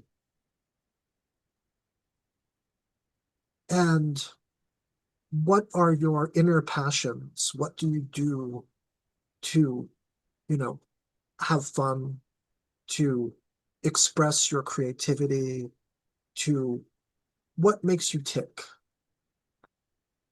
Well, that's a challenging question, but I do like to go dancing, and I have a pain in my foot right now, so it's a bit hard to go dancing at the moment. Right.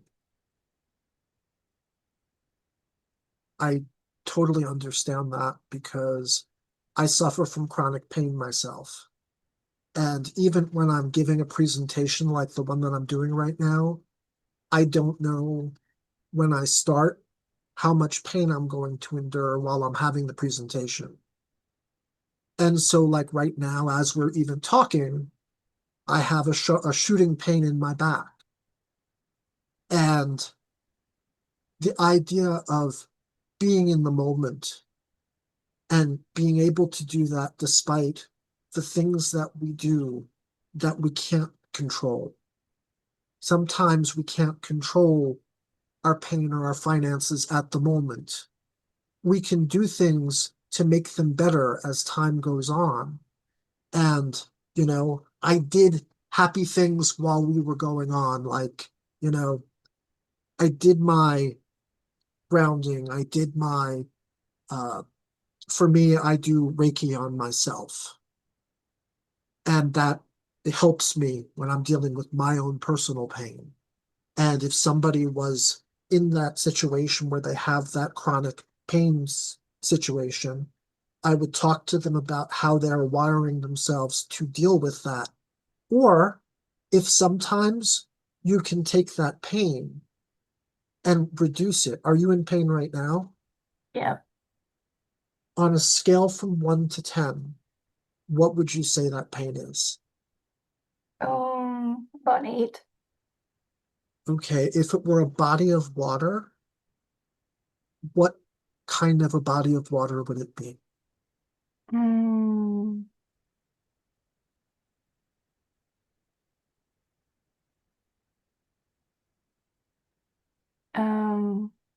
I'm not sure. Okay. If it were a color, what color would you give it? A color? Yeah. Oh, my favorite color is blue, but I don't know if it would be blue.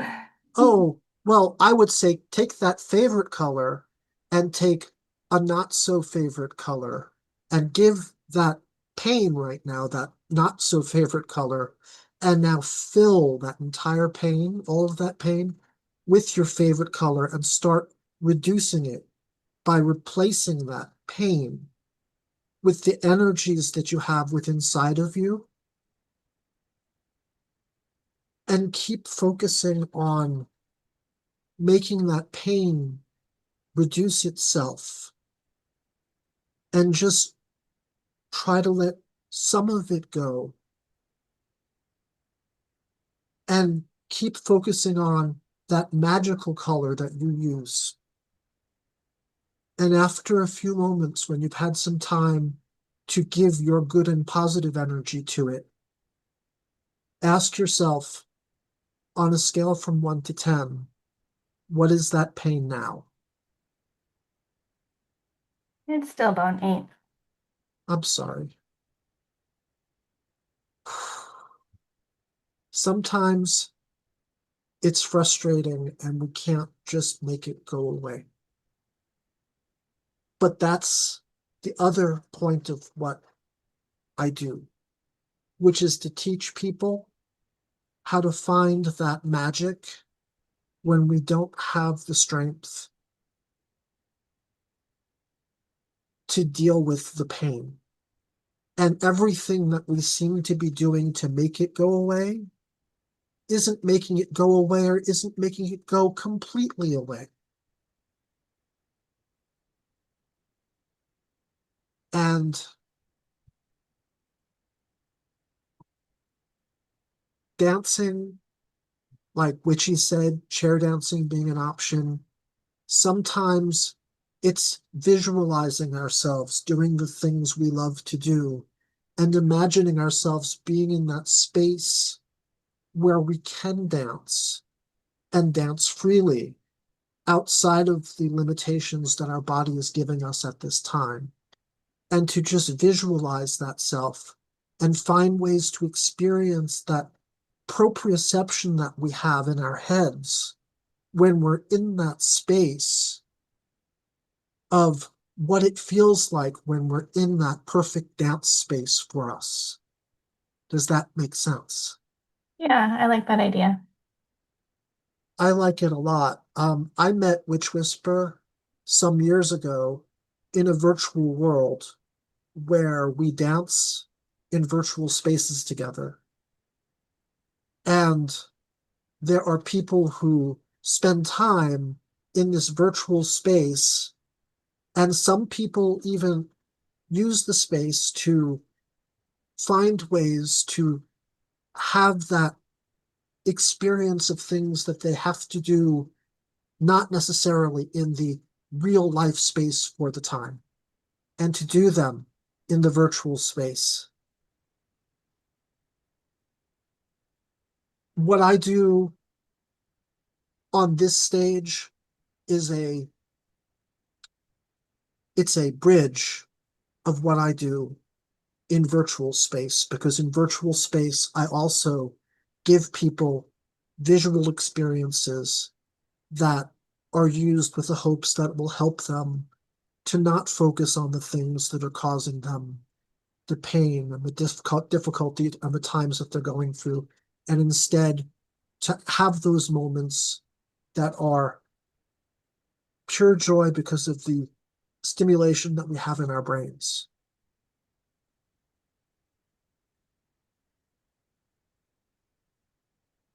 Have I answered your question, maybe?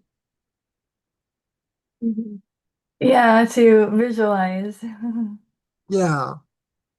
And like I said, it's hard, if not impossible, to solve everything in one sitting. But Mhm. together with the right coach, you can find yourself the ways to find the tools to bring the magic back into your life, to find the ways to have more joy, to have more relaxation, and yes, to unblock the blocks that might allow you to have the more money too.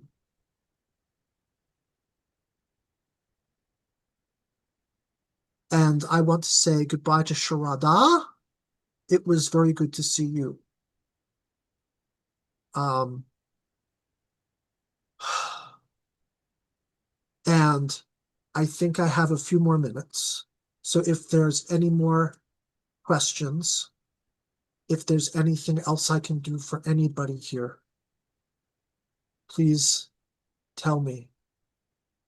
Otherwise, I'm just going to dream about this healthier chocolate chip cookie bar because it sounds delicious.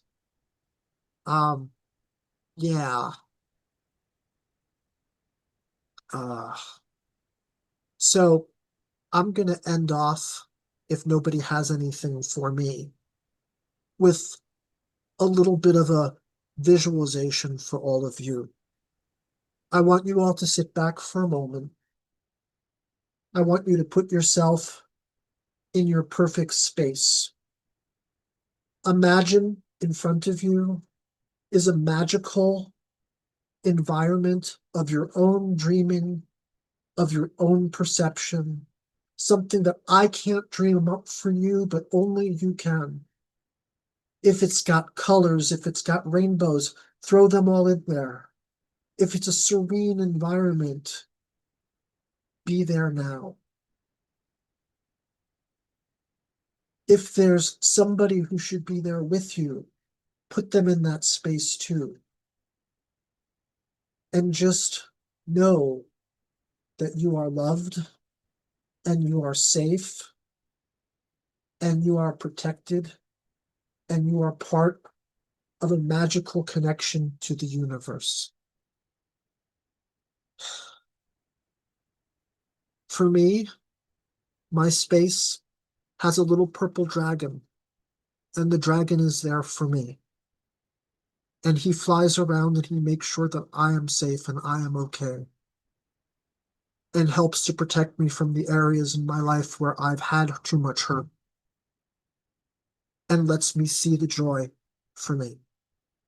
Whatever it is that is your magical gateway, tap into it and be there now.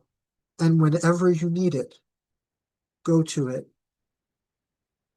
And if you'd like more of what I have to offer, please reach out to me and we can see if together we can share some magic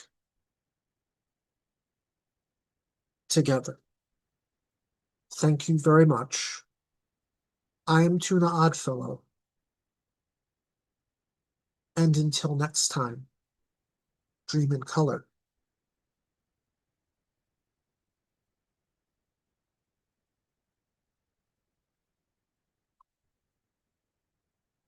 Hello, it's my turn. Yay! All right, sorry about that. I was putting Sarah's recipe with the rest of her links so that at the end I can give you guys the recipe again. So next we have Dylan Scene, who is Dylan Wilson as well. So he's going to come up. Dylan, are you ready? Dylan. Unmute myself. And then I need to share my screen. How's everyone doing so far? Does anyone think they need a break, like a potty break or a breather break, before we go into the next hour? Nope, no one. I was the only one trying to have a quick 5-minute breather. All right, sounds wonderful. So, who has heard of human design? Let's start there. So we have 2 people so far I see have heard of human design. How many people actually know how to read a human design chart? No one. Okay, so that is what this next hour is going to be about. We are going to be learning about some of the fundamentals of a chart and how you can take what we learned today out into the real world and figure out other people's charts and be able to tell them stuff about themselves and also how you can relate better with them knowing this information. So let me see if I can share my screen. Okay,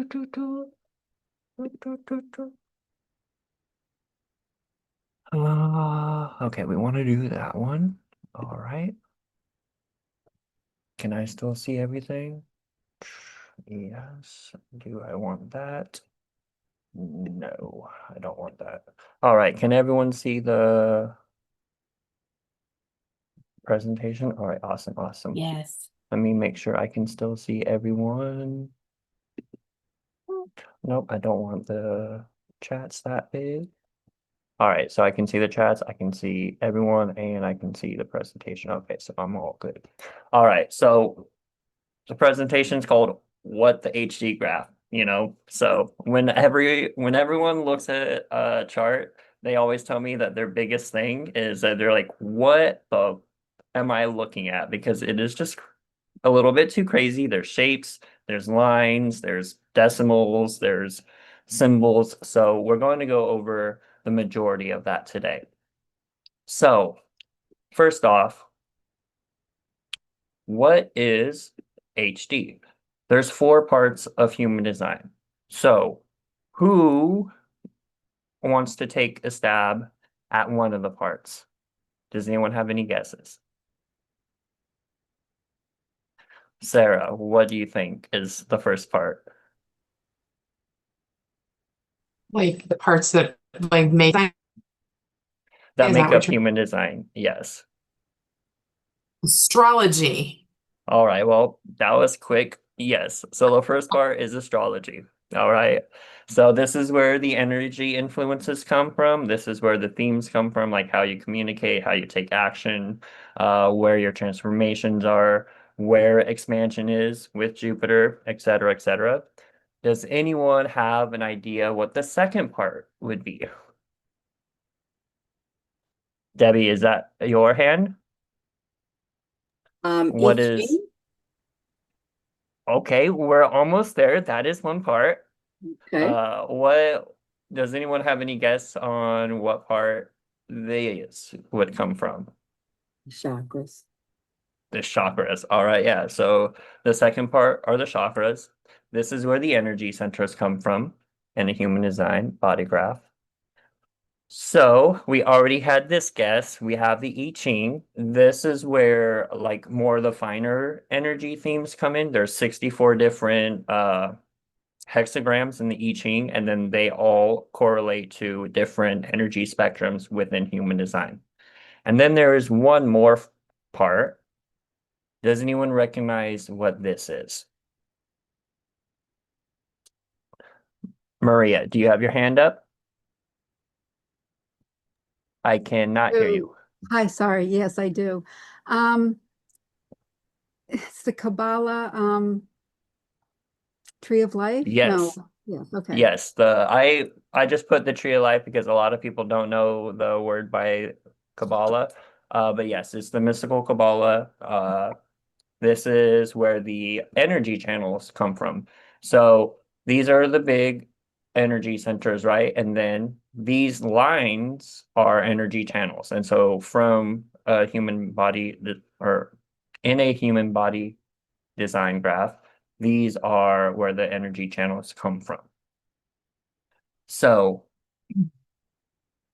I created this little graphic. This is not what a traditional human design body graph looks like, but a lot of people were questioning what are the energy centers and why on a body graph are the shapes colored in the way they are, et cetera, et cetera. So I decided to create this, and as you can see, there are different colors for different energy centers. And that's because we have three main energy centers. We have pressure centers, which are the ones at the top, this one and this one. Those centers are where energy wants to be pressed, like kind of like a vice grip. So the energy will come in from source or from the earth and be pushed out because we have the throat center right here. All the energy wants to move through and out into the world through the throat or the activation or the manifestation center. So the second group of energy centers that we have are these purple ones. This one, and this one. Those are awareness centers, and they all represent different awarenesses. We have mental awareness, we have body awareness, and we have spirit awareness. So those will all have different themes and different skills or gifts associated with those. And then the last kind of group of energy centers are the ones that need to be focused on the most when it comes to this presentation. One of the questions we are going to ask ourselves later in the presentation is if it's connected to a motor center. So we need to know, what are the motor centers? We have 4 motor centers. The motors are energy centers that move energy. So it helps push energy and make the energy go through all the energy channels. The 4 motors we have are the sacral center, this one, which is life force energy, creative energy, sexual energy. We have the root center, which is all around divine timing and adrenaline versus rest. We have the emotional center, which is emotions, riding the wave, making sure that you get all the data points throughout your emotions. And then we have the heart center or the will center, which is motivational, ego, and all that sort of jazz. So quickly, does anyone have any questions regarding the themes of the 9 centers? I'm not seeing any questions. I'm seeing no's. All right, awesome. So like I said, this is a graphic that I created to help people kind of intuitively look at the centers and understand what they are about. But we're just going to skip that.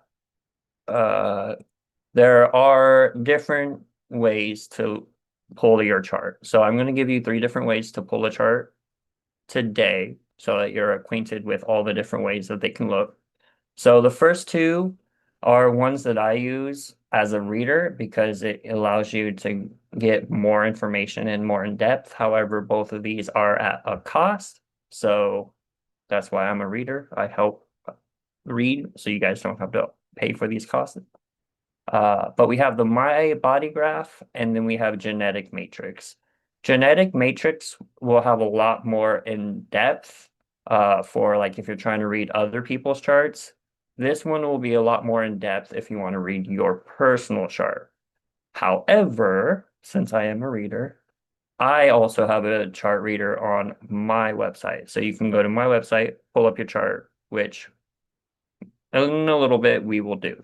But as you can see, for the most part, they have a generalized structure of all the different centers with the channels, and then they have the two columns on the left and the right.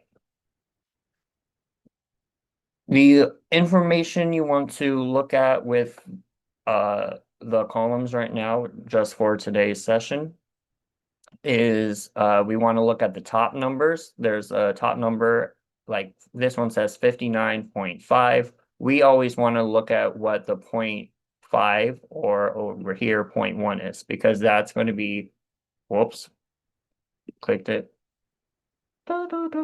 That's going to give you one of the 7 foundational lenses of a human design body graph, which is the profile, which is, it's really like the actor's role or your spirit's like kind of like role of life to like portray throughout your whole life. It kind of takes some time learning how to embody this role and how to step into it fully, but that is a crucial number to keep in mind for later. Well, there was maybe something else I wanted to say, but I'm forgetting it. So, like I said, we have the 13 different placements, all those numbers that we looked at, and I kind of have divided those into different sections so that people can understand a little bit better how a human design chart looks like. So I divided into 7 lenses. So I'm going to just briefly touch on those lenses right now. So the first 2 lenses are not typically where people usually start to look at into their body graph, but through the work I've had with my clients, when we dive into these placements, people start understanding the chart better, or they start understanding themselves a little bit better, and how these themes really help the greater themes of your chart. So the first part I call the life compass, and these are the nodes, the north node, your south node. Some people will have the same north and south in their body and mind, and some people will have different ones. So sometimes you get the easy life and you only have to like study 2. Sometimes you have to study 4. Just depends. Then the second part, these are the moon, Mercury, Venus, and Mars. And this is really like how people use their voice, how they communicate, how they reflect, how they express their emotions, what their drives are, how they want to take action, what motivates them to take action. So those are the first 2 lenses. Then the next lens is your authority. So a lot of people think that when it comes to making decisions, the mental space is like king. Like whatever the mental space says should go, and we should follow the advice of the brain. However, in human design, only 1% of people have a mental authority. 99% of people have an authority that is inside of their body. So it's below the throat, below the mental space, and it's really in their body, so that when their energy wants to move a certain way, their body's going to give them the cues or the signals. Hey, follow the energy this way. This is where we want to walk. This is where we want to run. This is where we want to move when it comes to expressing our energy. The next part is your aura type. So based on the different energy centers are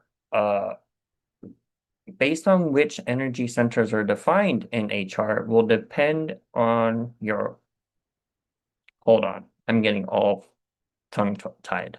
Your aura type will depend upon which energy centers are defined within your chart. And so we won't spend too much time about the aura type right now because there's another slide later. The next one would be your essence, and I cannot say that word. Anyways, most people would refer to this as your incarnation cross because it's the sun and your earth, and it's the top 2 numbers on both columns of your chart. However, when people are like, what is an incarnation cross? People were like, I don't know what that means, and like trying to explain it just flies over their head. So I decided to distill it into an essence. So basically, the top two numbers on both sides of your chart are literally the light that just shines out of you, that shines out of your personality, your mind, the way you think, and the way that your body is designed, the way that your body moves. These are just lights that are always on. So it's basically your essence. That's what I boiled it down to.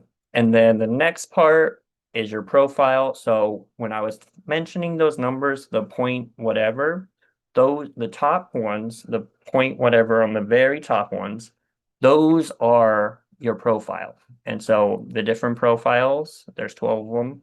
There's 6 different lines, but 12 different profiles.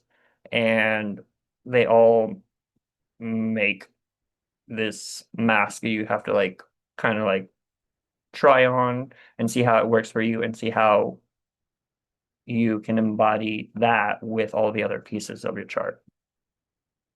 And then this last piece, your soul curriculum. So basically, I didn't put anything here because I left it like open-ended because as a reader, I can read your chart, but it's ultimately your chart. You have an inner authority. You have the ability to tell for yourself where your soul wants to go. And one of the things that I say about a person's soul, it's when your mind and your body can marry each other, that's what produces like the most lit up soul. Like the soul is here ready to come into fruition and like make its mark on the world. But you can't do that unless you know how to engage in your body energies and your mind energies and allow them to come together and really work together rather than, pulling yourself into 2 different directions. So today I'm going to give, hopefully within 5 minutes, a brief generalization of aura types, authorities, and profiles, because I really want to spend the majority of the time giving you guys practice on how to read charts. So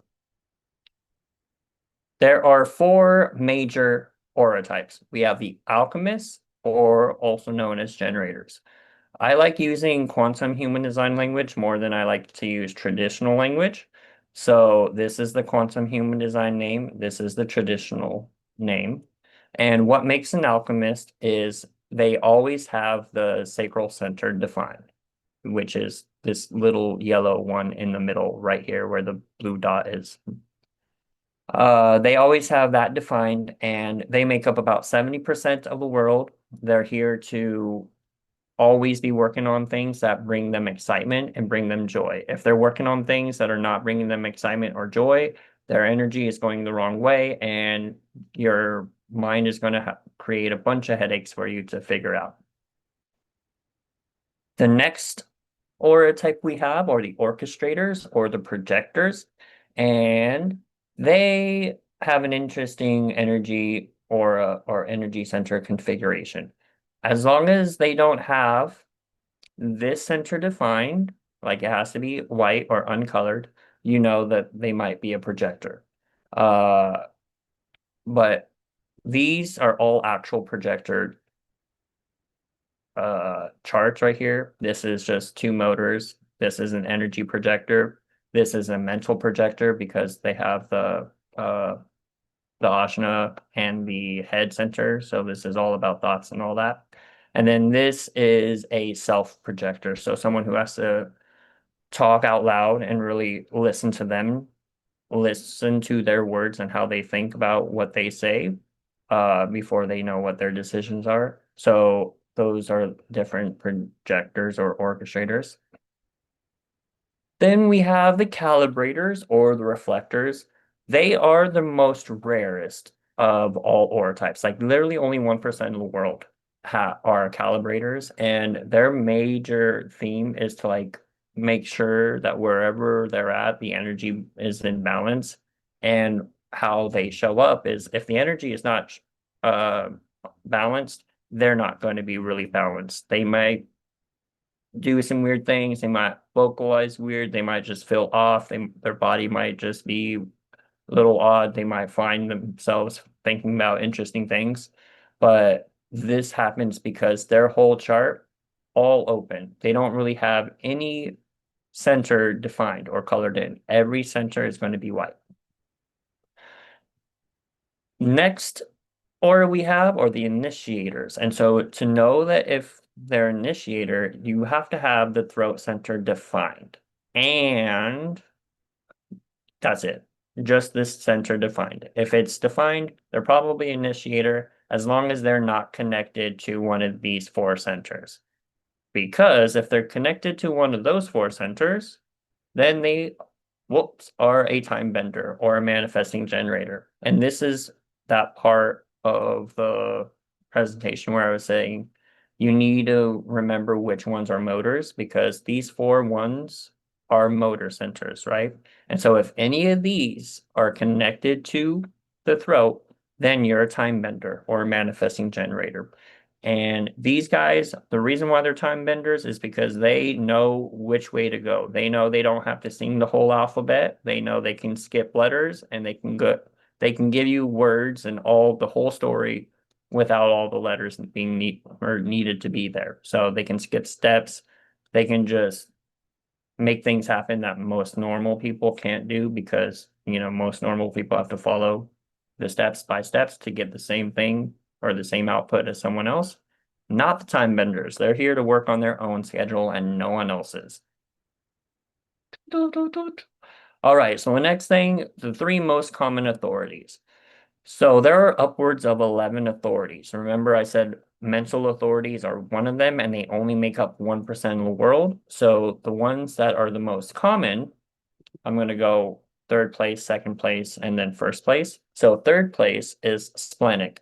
The spleen is all about intuition, instincts, and just knowing when and where the body is going to be safe, and where and when the body should be, so that the energy that they have wants to be going in the right direction.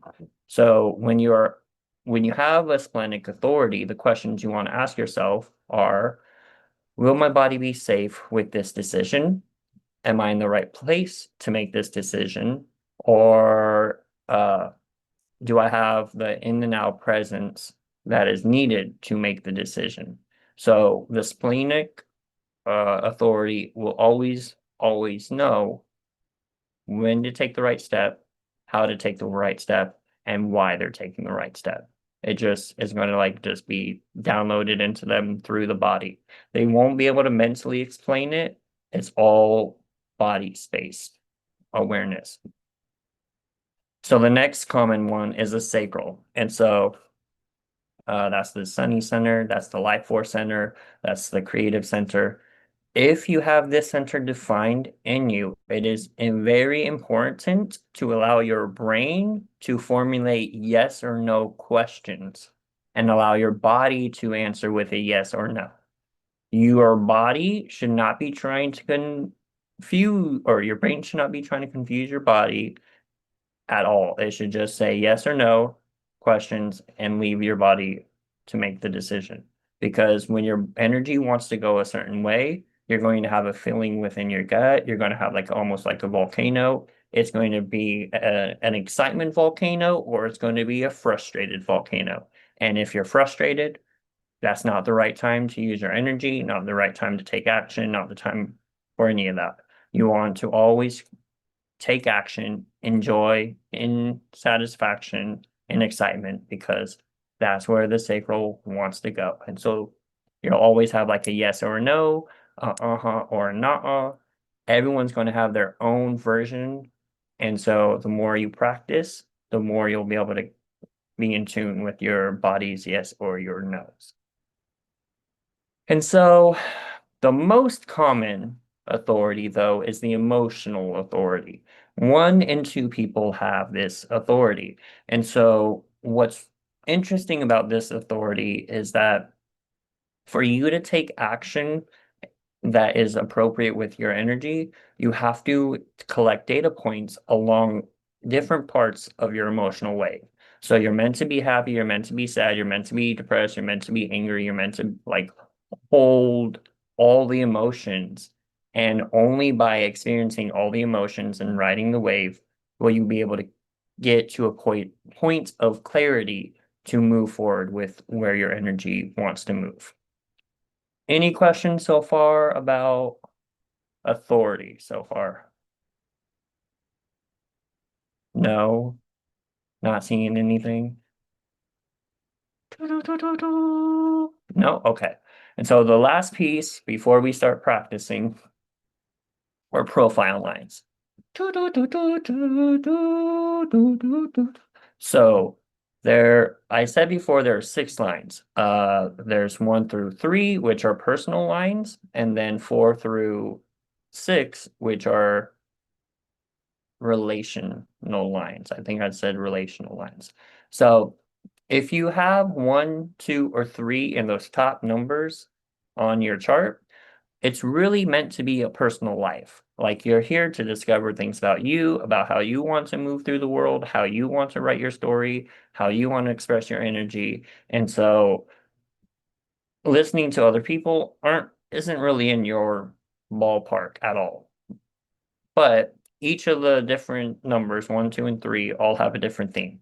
So if you have a 1, you're meant to be a resource / investigator. Like you are here to soak up all of the knowledge. Like you build your foundation of information by how much you want to study and how much you can just absorb stuff.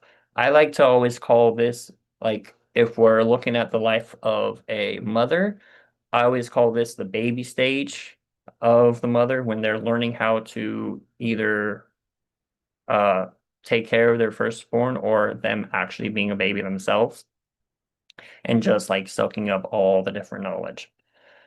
What they need to do is constantly study. Oh, do we have a hand? Is Candace have a question? Hi, it's me, Cand. So I know a bit about human design.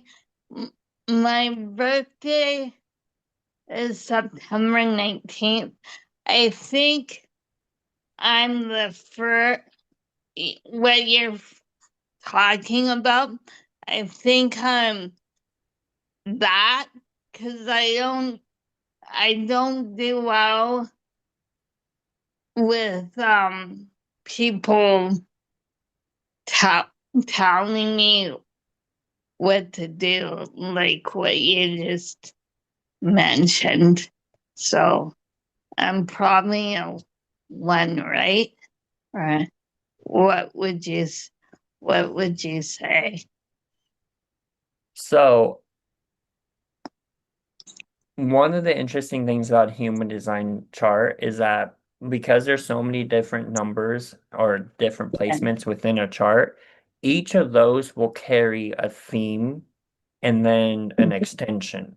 And so Yeah. these lines that I'm talking about right now Right. can be extension themes to the overall themes. It's like, Yeah. let me see if I can pull this That's chart right. over quick. My birthday is September 19th, 68, and I'm a Virgo. And I have a lot of sign in the 9 and 12th house, I think. Are you guys able to see this other graphic that I'm trying to pull into view? I can see it now. I didn't see it before. So since we have all these different placements, all of them will have a point something. And so these next 2 slides will talk about how to like get into the more minute differences of those. Okay. But in a few minutes, we hopefully will all learn our human design. Or I will invite everyone to pull up their chart, but we do have an activity. And so let me try to get through these next things in like 2 minutes so that we can spend the next half hour with the activity. So personal lines, one, resource investigator, foundation of information. They need to study, need to make sure that, they're absorbing knowledge. They're highly curious people, super curious. Like they are the explorers when it comes to rabbit holes. There's rabbit holes that they will explore that other people will not have the time nor depth nor capacity to explore. And then also with that curiosity comes the fear of not knowing enough. That's why they're always trying to explore all those rabbit holes. Let's see. So the second lines are known as the responders or the hermits. I kind of like to say that these are kind of like the teenagers, or like basically like the teenager, of them when a mother starts her teenage years. So basically, when you're coming into, adulthood, you start to learn things about yourself, new things start to happen. And so this is really in line with line two because they have an innate gift or like innate wisdom that just come online. Like there's no need to study it. There's no need to try to learn how to embody it. It comes online and they're here to share their wisdom, here to share their gift when it comes online. However, they're called hermits because they really want a hermit. They want to just hide away from the world. They don't always want to, go to school. They don't always want to go to their extracurricular activities. They just want to stay home, be on their phone, do nothing like a typical teenager would want to do. So their drive is making sure that they're balancing their time to go solo mode versus social mode. And learning when it is time to be social and when it is time to hermit and to recharge. So sometimes they fear that in their social setting, they may disappear because they're not in focus or, they may take too much time to be alone. So they might, fear of missing out kind of idea, or they might just isolate themselves too much because they want to hermit too much. The third lines, they're known as explorers and martyrs. So their main purpose here is to explore possibilities. Try it again. Sometimes you might have to do the same thing 5 times because you learn the different parts of each way and to do something. And then the people that are watching you, they all needed to learn or to watch you do that one part because they were missing it in their lives. That's the way that the explorer martyr works. Whatever they're struggling with, it's usually because someone else in the periphery is also struggling with it, and they need to learn how to do it by watching the explorers explore. So they need to experiment, they need to try new things, they need to figure out what works and what doesn't work. And don't be afraid of failure. Like there is no mistake when it comes to a third line. Though you will make a lot of mistakes, it's a lesson. It's needed to happen so you can move on with your actually we're going to scrap that because that's going to be a little bit too far with the human design knowledge and I don't want to confuse people right now. So the next things, these relational lines, 4, 5, and 6, usually happen within relationships, friendships, co-workers, romantic partners. It is usually dependent on you relating with another person. So 4s, they're called the stabilizers. Just like the ones, how they're the foundation of information, 4s are the foundation of people. So they're the community leaders, they're the community glue, they're the grandma that, hold the family together kind of idea. They need stable and consistent relationships.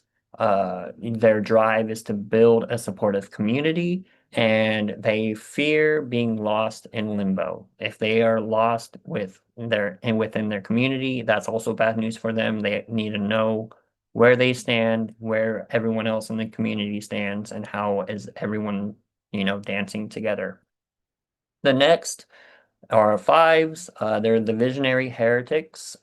These people tend to be the problem solvers, like the universal problem solvers, because they know how to teach, they know how to lead, they know how to inspire healing. They need to be seen, they need to be heard, they need to be respected. Most of the time, respect is very crucial with these 5 lines because they solve so many people's problems. The respect needs to come with it because sometimes what happens with the 5 is there's a mirror right here for a reason.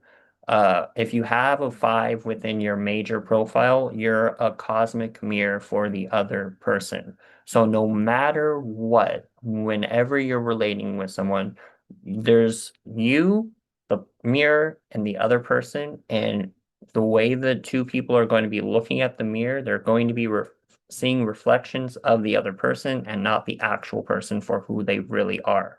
So that's why the respect thing is really crucial. You could respect a lot of people who solve your problems, but you may not always like the way that they solve your problems. And so that is what happens with 5s. You are praised for when you solve problems for people in the way that they want them solved, and then you're criticized when you solve problems in ways that they don't want the solution, or they're like, well, I know that, but I didn't want to do it, kind of thing. So that's enough about 5. And the last one of the 6 is the 6, which is the role model. And so these people are here to have a message, craft the message, and then show the message, and then actually embody the message and live the message. And so their purpose is to embody that higher consciousness and to be able to bring about their message into the material realm. They need to live in alignment with whatever their incarnation cross is. And their drive is to really make the world a better place.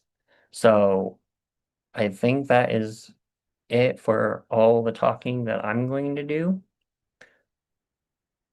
Oh no, there's one more thing. Okay, so are you able to see both presentation and the chart side by side?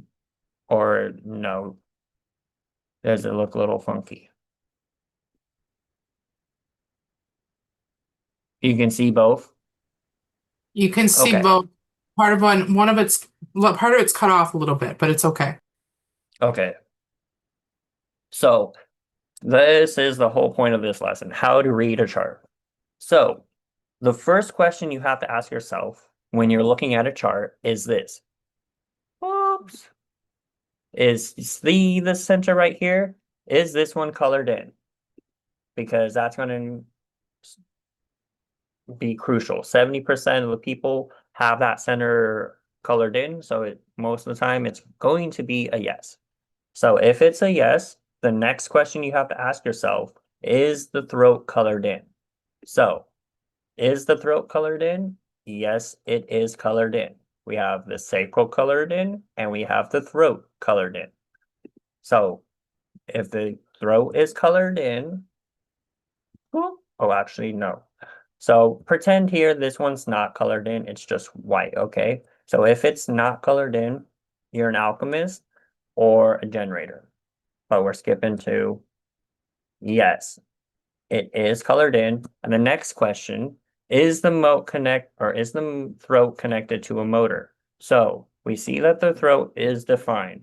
However, we see this one. Whoops. We see this one, and this one. We have 2 of those colored in, but we can see that this one right here is connected to each other. And then if we go to the throat to see where this connection is, we see that it's connected to this. But these 4 centers right here are not connected to the throat. So we're going to go say, no, it's not. It's an alchemist.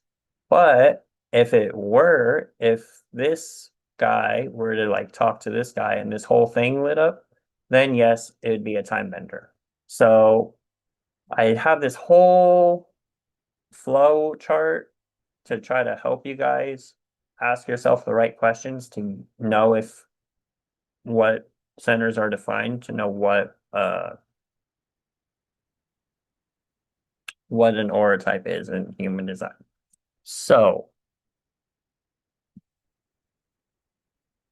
does anyone want to try to take a stab at naming or about reading this chart and tell me what the aura is, what the authority would be, and what the profile is.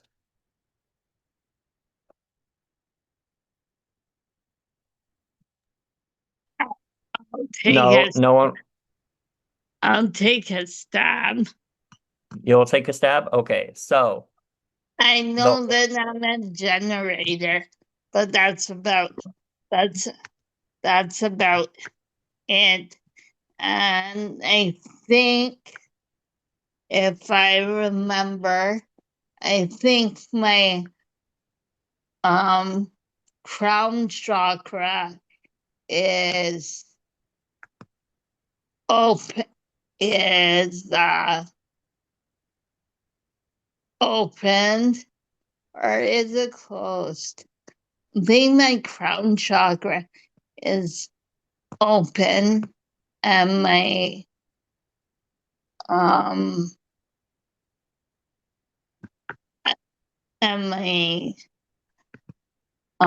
solar plexus is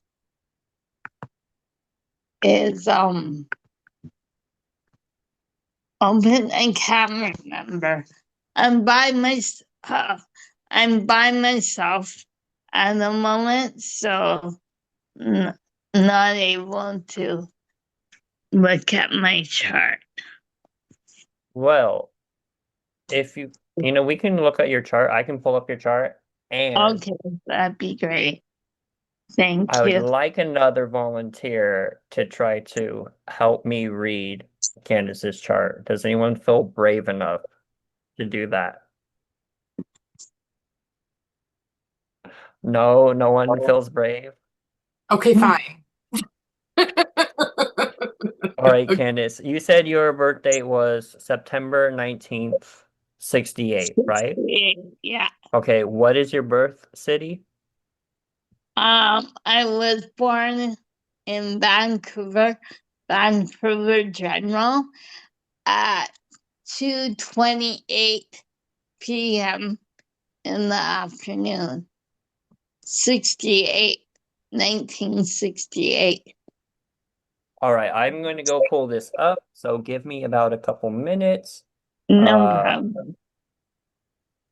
Does anyone have any questions or anything while I'm doing that? Drop them in the chat and then I will get to those questions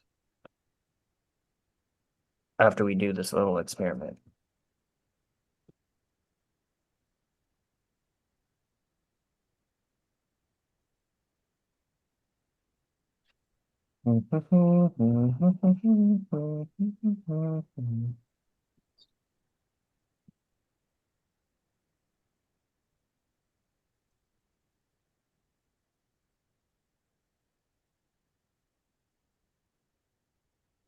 Are we gonna have the cheat sheet on how to read the chart available to Yeah, us?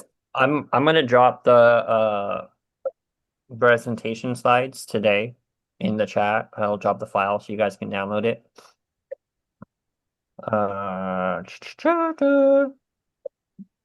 September is 9, right? Yeah. Yeah, 9. it's the ninth. It's the ninth month. 2:28 p.m. PM. All right. So I have Vancouver, Canada, Vancouver. September. Yeah, I was born at VGH. So that stands for Vancouver General Hospital. Okay. And then September 19th, 1968 Yeah, at 2:28 p.m. yeah. Okay, let's generate that. Let's move this to that one. Am I still sharing my screen or no? Yeah, you are. Yeah, you are. Yeah. All right, are you able to Thanks for see? assisting me. Yeah. So, I All right. So, love it. Sarah, since you're the brave one, Oh gosh. I, Hit I me. have a lot of white. what is What's the first thing that we have to look for? Is the sacral colored in? Yes. So, I'm is gonna the say sacral no. colored in? Yes. No. Yes. Okay. Where's the sacral is this part, like the top part, like right there. Right. So, if we're looking at the bottom of a chart, there's two Yeah. squares stacked on each other. It is Right. the square that is on top of the other square and below the diamond. So this is the sacral center.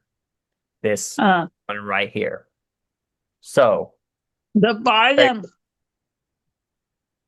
or the sacral is the top, right?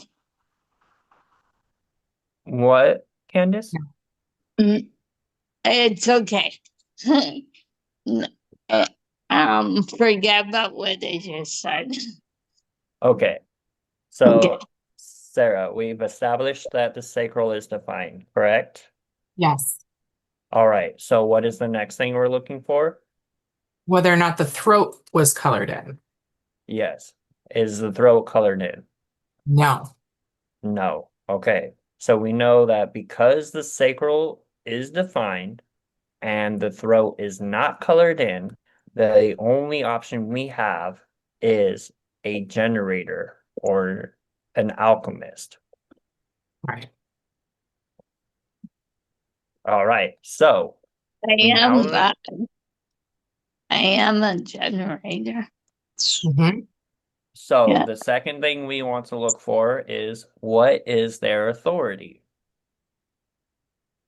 Do you remember the three most common authorities? I don't. Luckily, they're all in a row, and in this beautiful chart, they're all colored in. So Awesome. we have the splenic authority, the in the now, body won't go if it's not safe. We have the sacral, yes or no, excitement volcano or frustration volcano. Or we have the emotional wave, where you have to ride your wave to get the data points on whether or not the energy is going to move in the right direction or not. So she has all three defined, right? Which one Right. would be which one would be her authority?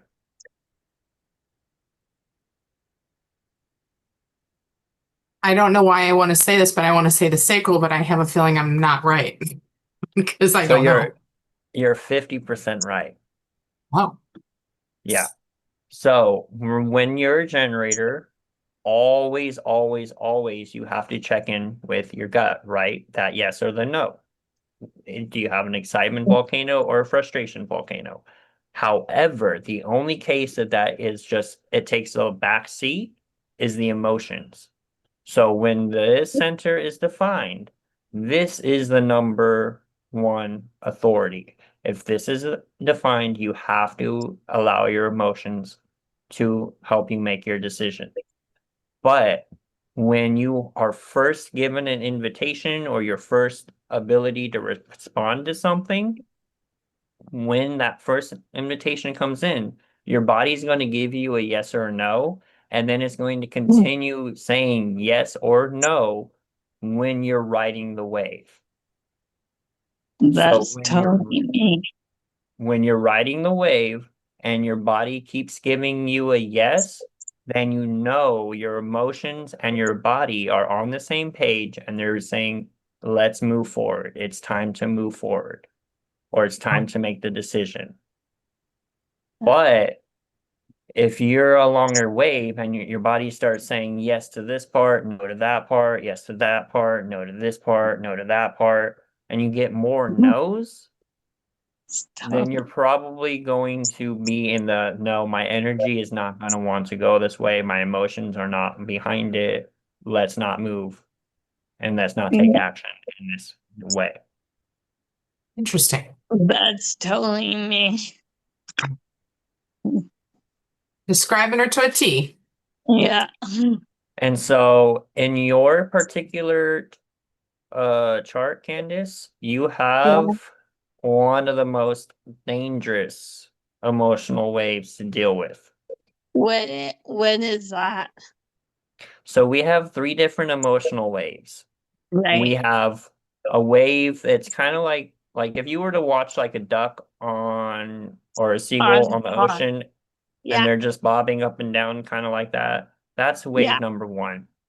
Wave Okay. number 2 is kind of like a heartbeat thing like you see on the doctor things when it just goes Right. it just Yes. up and down, Yeah. up and down. That's wave Yeah. number 2. Wave Okay. number 3 is kind of like a roller coaster where like you ratchet up, you go up, up, up, up, up, up, and then you crash, and then you go And woo, and that's then you go up, up, up, up, up, up, and then you crash. Woo. yeah. And you're saying that on wave number 3, right?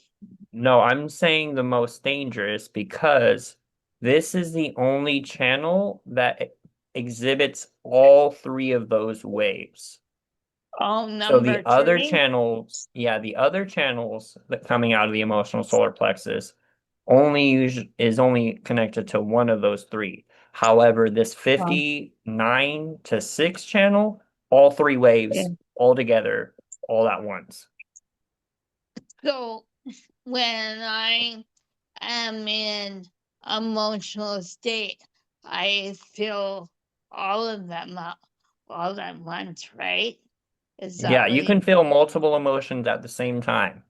Yeah, that's so true. And when And I'm in that state, it drives people crazy. yeah, because one of the Yeah. things in human design is that we all have these energy sensors, right? But as you can see, Right. some of them are colored in and some of them are white. So if you Right. are to go around anyone that has a white emotional solar plexus, that means they're not Yeah. defined. So what is actually happening is when you walk into their aura, they take all of your emotions and they amplify it out. So imagine a radio, right? Like a car radio. You're the Yeah. 102.9. That's your emotional radio frequency right now. Yeah. And the the person that's open is the one that's like the speaker. They're the one that's going to be blasting the music out so that the Yeah. whole room hears it. And so they will Yeah. feel all of your emotions, both your Yeah. conscious and your unconscious emotions, and they'll Right. push it to everyone in the room. Right. Wow. Uh, That I that's think we only really have good. about 9 minutes left. Okay. So does Yeah. anyone have any questions? Does anyone have any thoughts or concerns? Thank you. Let me see.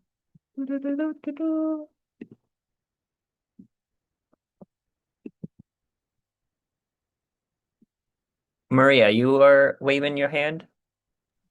Yes, because I couldn't get to my reaction button. Anywho, so I like your diagrams and your explanations. I had actually taken a course in human design and it was a lot more confusing. So I like how you distilled it. Thank you. Thank you. So my question is, so I'm a Manny Gen with 3-5 line, and I can't remember Okay. I think I've got it doesn't matter what my cross is. Anyway, my question is, I have a hard time, and I have sacral. Do I have sacral? Oh, shoot, no, I can't remember. As a man gen, you should have the sacral defined, yes. Okay, that And makes sense. then your throat is going to be connected to one of the 4 motors. Mm-hmm. However, there are 2 types of man gens. There's the pure man gen. The pure man gens have the 2034 channel because it connects the sacral directly to the throat. So there's not a lot of processing that needs to happen. It's like once your body knows that that volcano's here, it's going to come out your mouth. That's just the way it is. However, if you're a manifesting generator because your throat's connected to the emotional solar plexus or the heart center or the root center, that's going to be a little bit different. But those are the 2 major types of manifesting generators. See, I didn't know that. I didn't know there was two different kinds, and I don't want to screw up and lose the Zoom to look on my chart on my laptop. But my question is, I'm supposed to go with my gut. And I guess this is probably just practice and trust, but I find that like I'll flip-flop. You know, I kind of feel like there's times when I ride a wave where it's like, oh, that sounds awesome. I want to do it. And then maybe that day comes, I'm like, oh, why did I say I'd go to that luncheon? You know, it's like I really don't feel like it now. So why, yeah, I don't understand. Let me look up your chart real quick. What is your birth city? Oh, April 24th, One sec. 19th, That's or 4 24, 24 65. 65. Time 10:30 a.m. 10:30 a.m.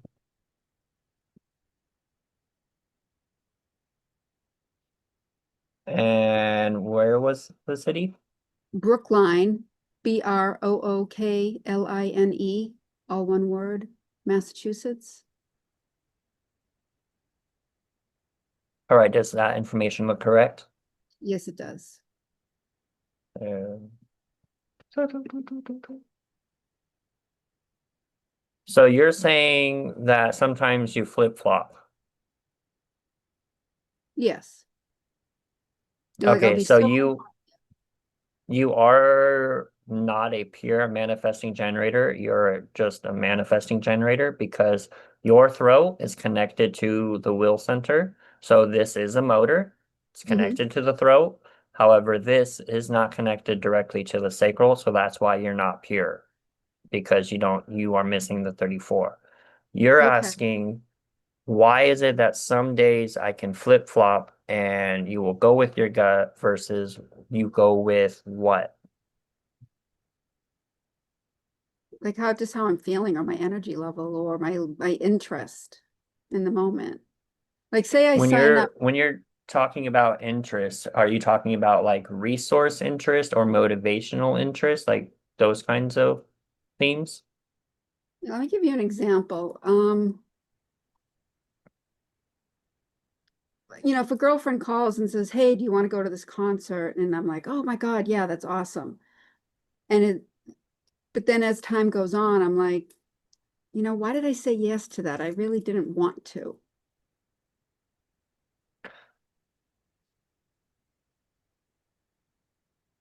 The only thing that I could say is that you were really making a decision out of your mind.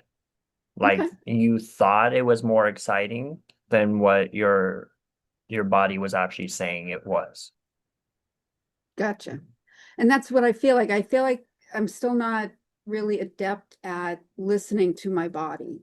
So, So the quickest way and the most efficient way to start listening to your body in that way is mhm, find someone that you can trust who can ask you yes or no questions that are like, are you in a blue room? Are you wearing a polka dotted shirt?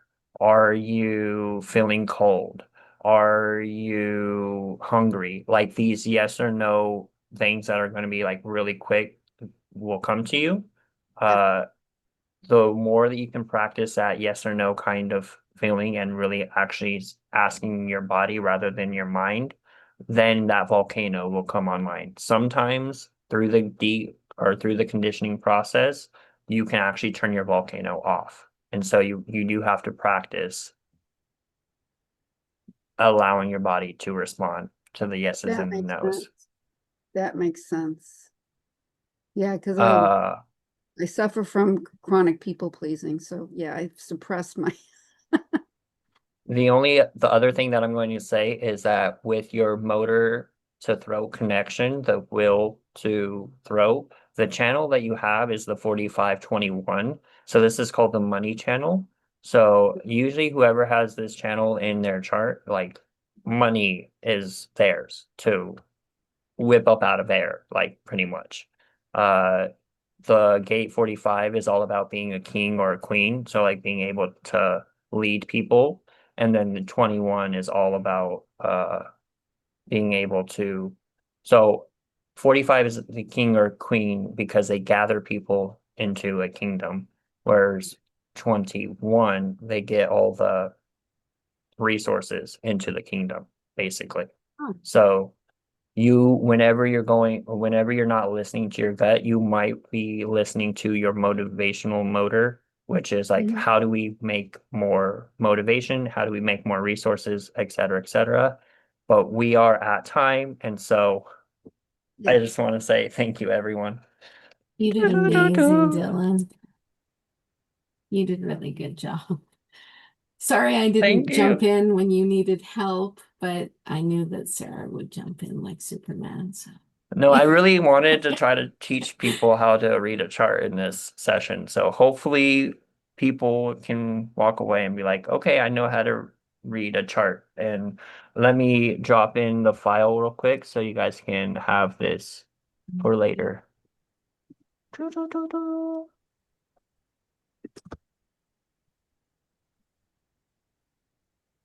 yes, again.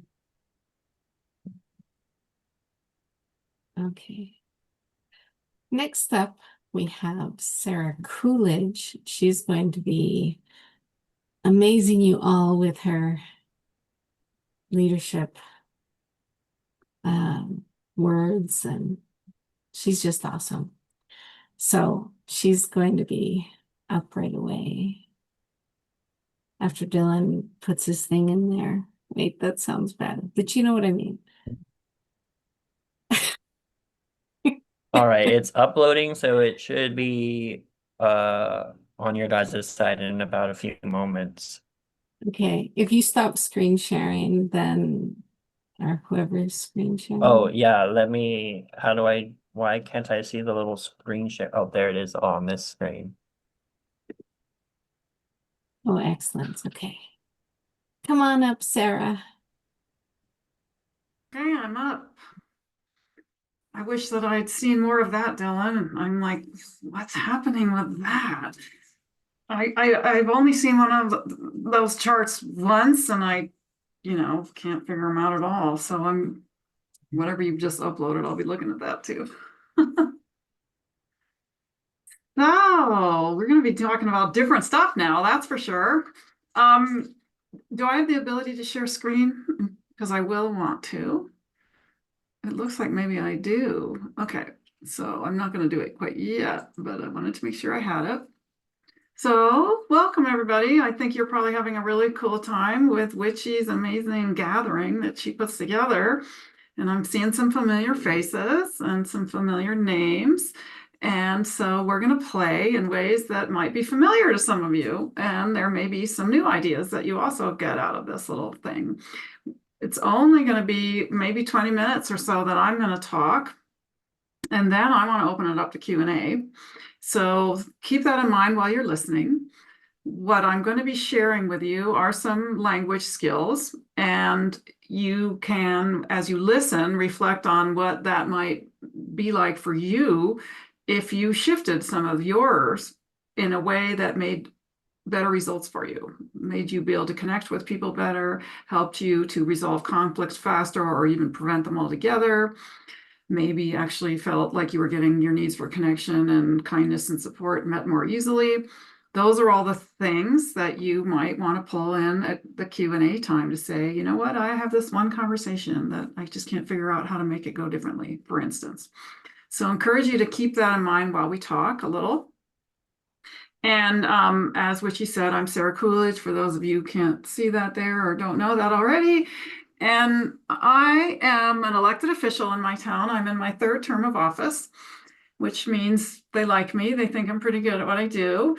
And you probably know enough about politics to know that a lot of times it seems like people don't get along very well, and they get stuck in fighting all the time. Do it my way, do it my way, do it my way, do it my way.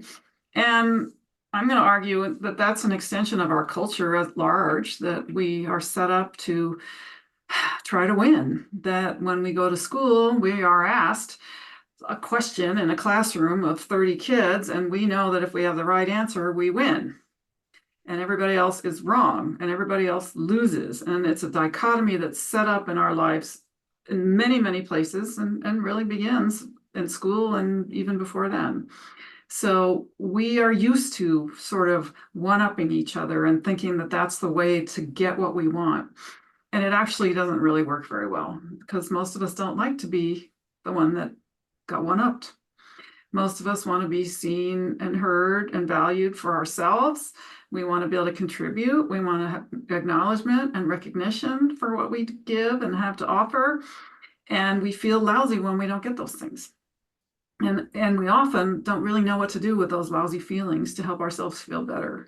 And believe it or not, language has a lot to do with that.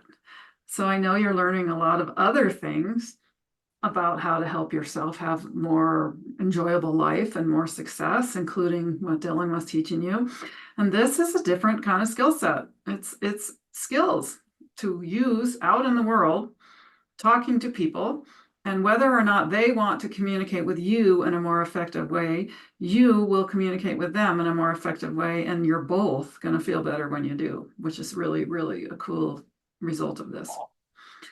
So as I said, I'm an elected official. I don't often kind of really know how I got there. It just sort of landed in my life and it felt like the right thing to do. So I said yes. And then once I got there, I'm like, I don't know why I'm here. I have this distinct memory of being in a room full of a lot of really important people, or at least that's my opinion that I had of them, and lawyers, engineers, experts, accountants. Yeah, I don't have that kind of training at all. And I really thought I don't belong here. Like, these people all know all this stuff. And it felt terrible. I was really like, this is not so great. And then what happened for me in that moment, which was magic for me, because I have a strong connection to the natural world. And I also have a strong connection to this particular bird that showed up outside the window right when I was sitting in this room. I just looked out the window, and a mountain bluebird, which is a bird only about that big, and it's the most beautiful lavender blue. Only see them once in a while. I'd seen about 2 in my whole life before that moment. Showed up to let me know that, yeah, you actually do have something to give here, and it's okay, and you belong, and don't you worry. And it hit me full force in that moment, and it's carried me many, many times since then. So that's my touchy-feely woo-woo part.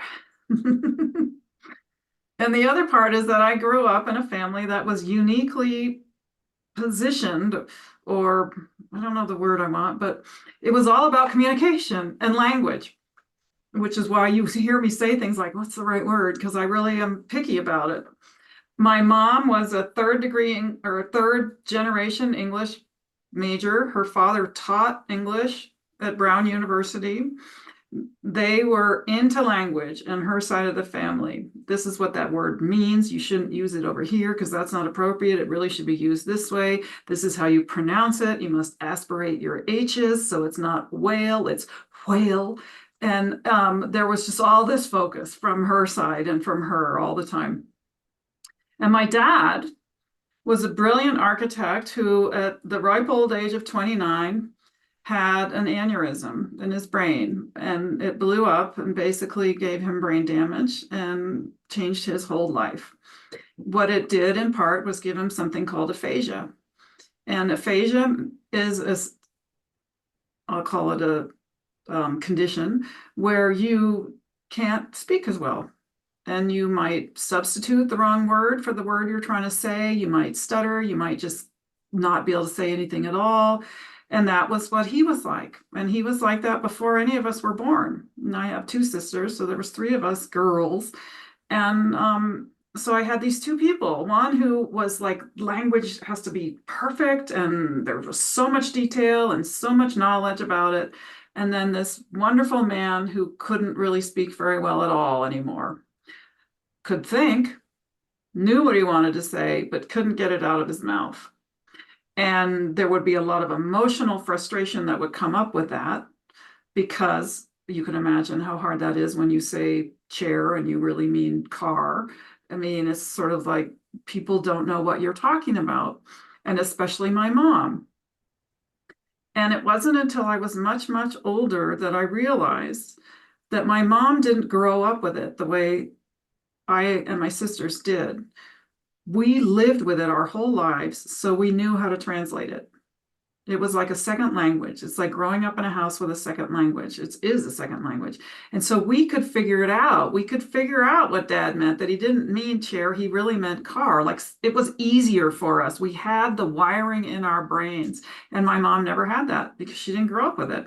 She married this man that was 100% there, and then he wasn't. And so for her, she would say things like, I don't get it. What do you mean? That doesn't make sense. And we'd think, God, you're so mean to him, Mom. Why are you picking on him? But what was really happening is she really didn't understand. And maybe if she'd had some of the skills that I've learned now, she would have done better. But the fact is, we were wired for it. And as I said, I was 50 years old before I figured this out, that I am really good at taking little bits of information and saying, is this what you mean? Because I was doing that as a kid. And so were my sisters. We're all really good at it.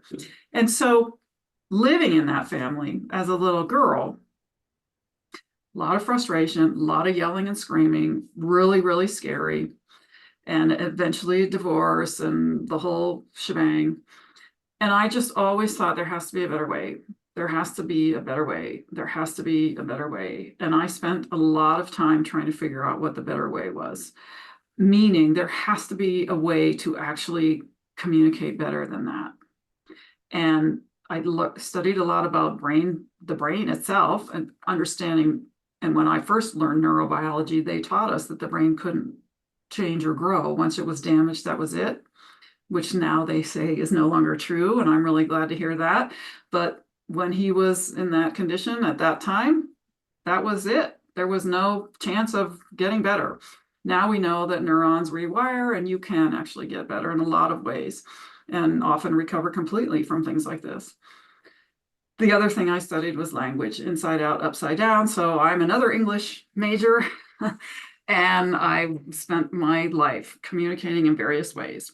So what I'm going to teach you about is a little bit of what I've learned to help you, I hope, and to inspire you and excite you. Because if you're having trouble ever with communication, it's really kind of normal and natural. It's actually kind of a miracle when it works. And I don't think we were taught that we learn how to speak at 1.5, 2 years old. And that whole process of acquiring language is really interesting. If you've never paid any attention to how the heck do they do it, these little kids? And how do they figure out the rules and the structure? Because I can't tell you right now any of the exceptions in grammar to why we say things the way we do, but English is a messed up language. It has more exceptions almost than it does rules. But the kids figure them out, and the mistakes they make when they're young are because they're following the rule, and then we correct them and say, oh no, that's not really how we say that. We say it a different way. But they're following a rule that they've already somehow wired themselves to know, and we have to break that with all our stupid exceptions in English, because English is a messed up language. I'm just saying, if any of you, it's your second language, you know that. There's just so much stuff that doesn't make sense. But anyway, kids do it. They just do it, they get it done, and then they start talking. And they talk for the rest of their lives, and they may never, ever, ever even think about, am I doing this very well? Is it working? They just do it. And the people around them are just doing it. And the fact is, there is tons and tons of information that's coming in all the time. Just so much information that's coming into your brain, millions and millions of bits of information, and your brain has to sort it all out, funnel it down to just a few things, and then you're going to spit out a word that's just a random sound that's going to have all of that packed into it. And when I say apple, which is just a bunch of weird sounds, you're either going to decide she's talking about a piece of fruit, or she's talking about a computer, or she's talking about the Beatles recording company. Who knows what it's going to be? And I can't assume that you're going to know which one I'm talking about. I can't. I can't, but I often do, and we all often do. And the fact is, the only way you know what's really being meant is if you check it out. So when it works, and I just want you to soak this up, when it works, when you feel understood, when the person that's talking with you feels understood, I want you to know it's a flippin' miracle. It's a miracle because there's so many ways it can go wrong. There's so many ways. And so don't beat yourself up if it's going wrong sometimes, because nobody actually helped you with this. You probably were just like all those other 2-year-olds. You just started babbling away. And just like somebody that gets their driver's license, you figure, I got the license, I must be a good driver. Well, no, not really. And we all know that. Like, no, after 10 years, after some experiences, maybe now you're a good driver. And maybe not. Maybe you're never going to be a good driver, like some people. I don't know. And it's the same with language. Just because you're using it doesn't mean you're good at it. And you can get better. But also, if it's working, it's a miracle. It's a miracle. And let's treat it like that. Oh, gosh, I really feel understood and heard and seen. And I really help somebody else feel seen and heard. That's a miracle, because we're each alone in these bodies, at least to some degree. And for many of us, to a huge degree. Okay, so I'm going to share a couple slides. It's going to take me a minute because it's a different part of my brain that does this stuff. There we go. So we're just going to make it work. It's going to work really well. I'm going to do really well at this. Here we go. Share the screen, move that, present. Okay, so this is just the little title I have, that we're rewiring your responses, because we're going to be talking about biology and language. They go together, at least for this girl. So first thing I want you to think about that you might not have thought before is that you're a biological being. You are in a sack of chemicals. Chemical reactions are happening all the time inside of you. And if you don't know that, or you don't think about that very much, I encourage you to think about it some more.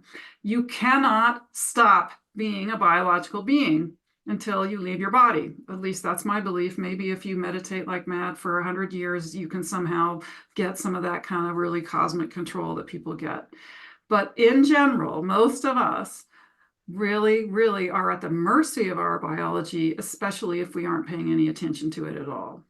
And so the illustration that I use for this is this cute little girl on top of this big giant elephant. And I'm thinking she's a couple years old, 3, 4, 5, I don't know. She doesn't look very old. And she's in charge of that elephant. She can control that elephant, and she does it with her feet. So there's those ears, right behind the ear, she's got her feet. And if she pushes on one, the elephant goes that way. Pushes with the other foot, and the elephant goes that way. Little tiny girl, little tiny stimulus, big response, big, powerful response. And that elephant is actually, of course, way more powerful than she is physically. So as long as he stays calm and cool, everything's all right. And she can get him to go where she wants him to go. If he gets startled, it's really different. And that's this fight, flight, freeze, or faint response I'm talking about. When we are triggered, all hell breaks loose. When the elephant is triggered, he's going to rear up, throw the girl into the bushes, maybe. Hopefully she'll be okay. Maybe he's going to rampage around and wreck the whole village, run off into the woods. It's going to take days or weeks or maybe never. Will they get him back and get him calm and get him back to work? Who knows? And that's great for the elephant, because I'd rather see him be free. However, it's a big problem, and it's a big problem for us. So what I'm talking about here, I'm just going to stop share for a second, is we have a part of our brain back here, which is where the fight, flight, freeze, or faint response lives, pretty much, that's going to run the show when it's triggered. We have about 3 million neurons here. And up here, where our language skills are and our abilities to be compassionate and kind and creative, those are up here, and that's about 300,000 neurons. So this puppy gets triggered, it's going to run the show. And you are not going to be able to remember your language skills. You're not going to use them very well if you can remember them. You're going to be really limited in what you can say. And so we don't want to like have that happen. And if it does happen and you say something crappy and you feel lousy about it later, know that that's your biology. It's not you're a bad person, it's your biology. And so being aware of that and learning a few things about how to manage your biology to prevent that is one of the keys to really being able to communicate better. Because you want to have access to this part of your brain. This is where your communication skills live. It's our newest thing. This is what makes humans unique, supposedly anyway, is that we're the only ones that have language. Not sure I believe that, but we're the only ones that has this language. And it shuts down if you're triggered.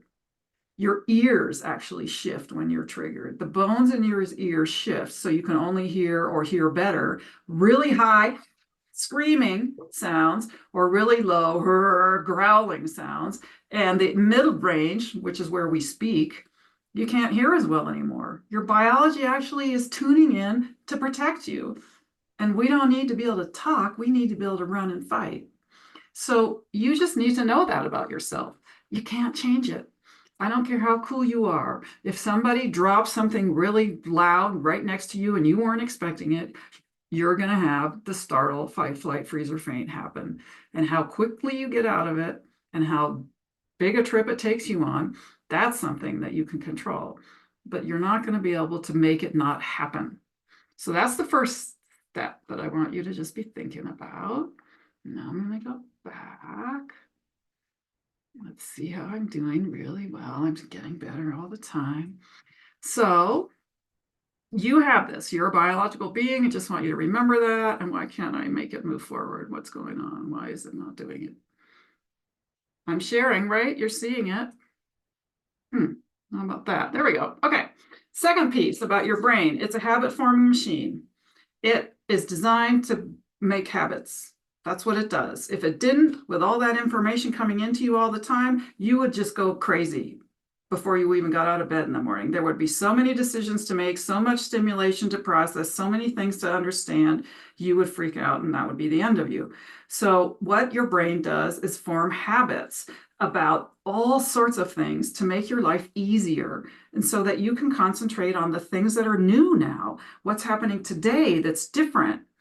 And that means you don't have to think about, will I get dressed? Will I get up? Will I brush my teeth? You just do these things.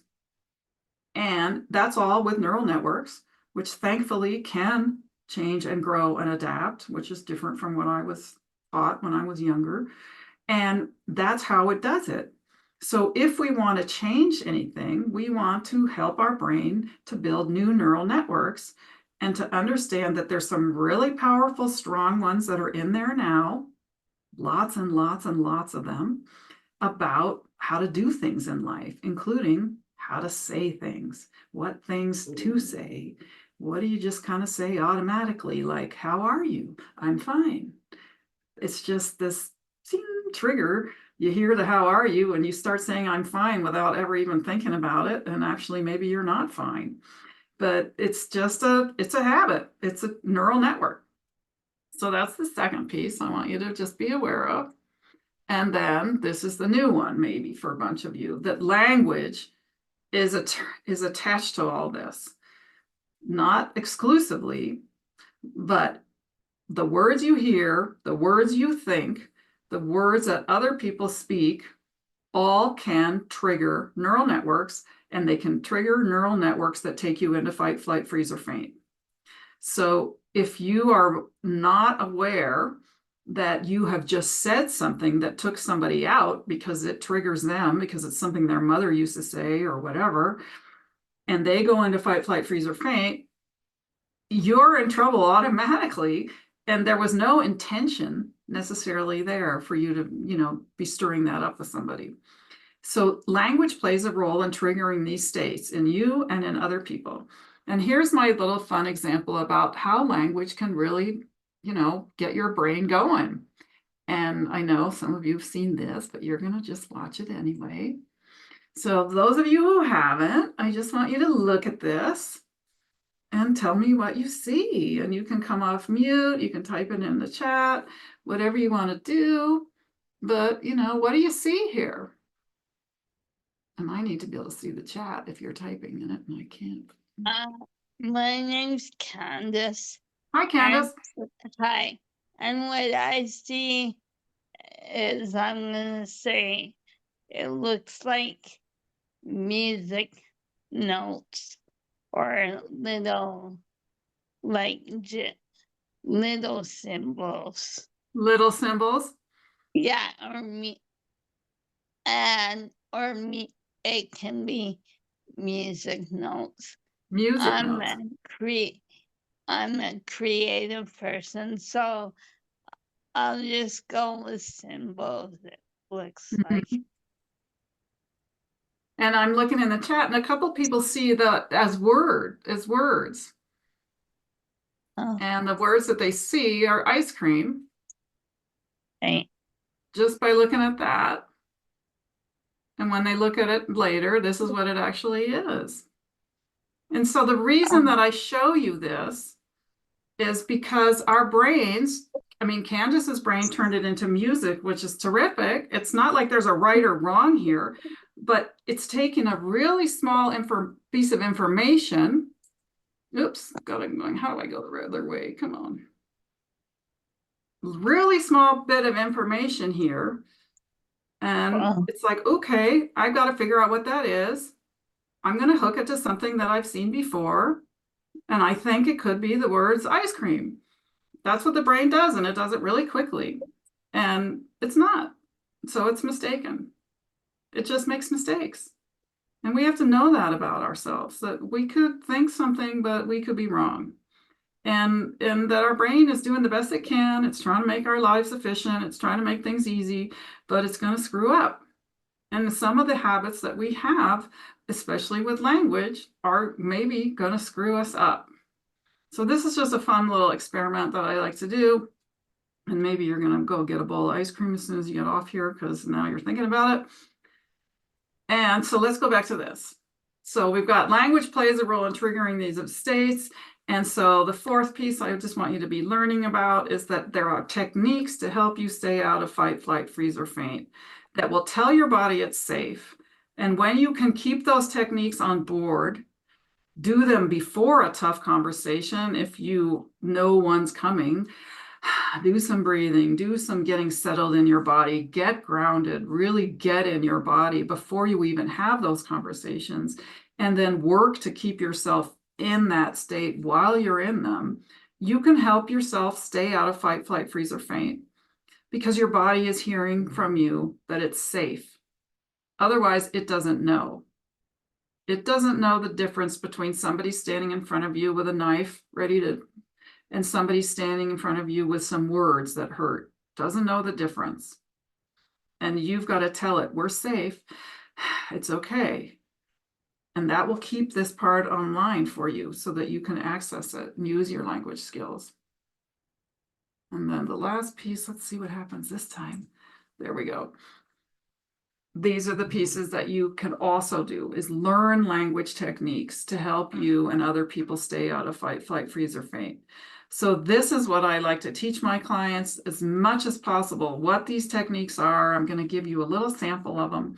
But these are ways to help us, you and the person you're speaking with, stay present, stay right here, right now, not be going off into the past and all that stuff that happened way back then and pulling it in and letting it mess me up right now, or getting all worried about the future and what happens then. But to stay here now with what it is we're trying to communicate with one another right now and keep telling each other, it's okay, we're safe. I'm with you, you're with me, we're together, we're not needing to get into fight, we can be together.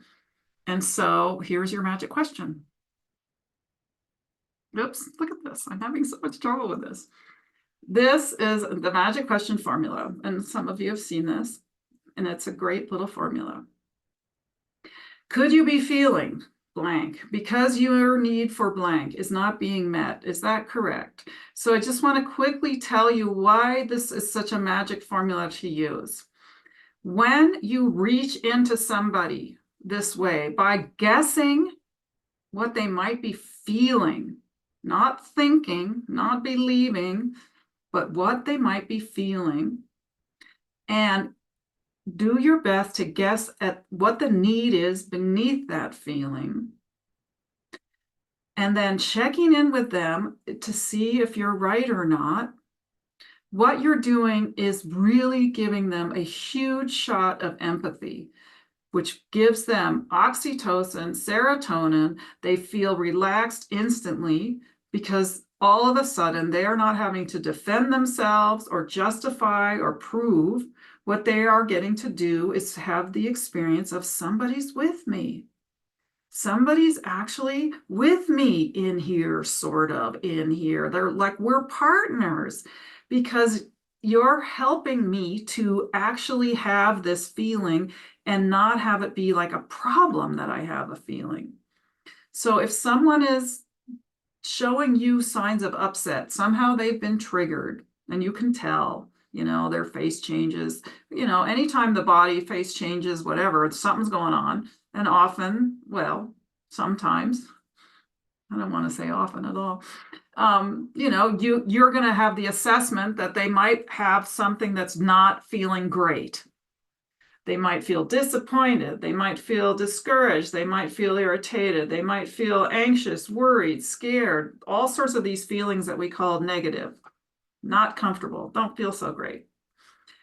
If you're guessing that they're feeling that, and instead of just marching on and talking about whatever you want to talk about, you actually take a moment to say, Witchy, it seems like you might be feeling some confusion right now because your need for clarity isn't being met. Is that right? And I'm just guessing. And I might be guessing because of an expression on her face or because of something that she said. But instead of answering what she said, I'm going underneath and guessing about the feeling and the need. And when we do that, we shift everything in the conversation. And if somebody was beginning to go into fight or flight, they're going to start coming out of it now. And you're going to be out of it. You have to be out of it to be able to do this in a tough conversation. You have to be able to keep this part of your brain working. It's magic. And I just want to underscore again, you're guessing. You aren't claiming that you know. You are guessing what they might be feeling and needing. And then you're checking in to say, am I right? Did I get it? Is that about it? You're letting them know, I'm not sure.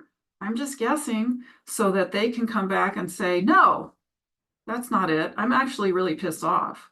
And it's because I'm remembering what my mom said. Oh, okay, so you're angry. You're feeling angry because you're remembering something that your mom said a while ago, and that maybe didn't meet your need for connection or understanding. Is that right?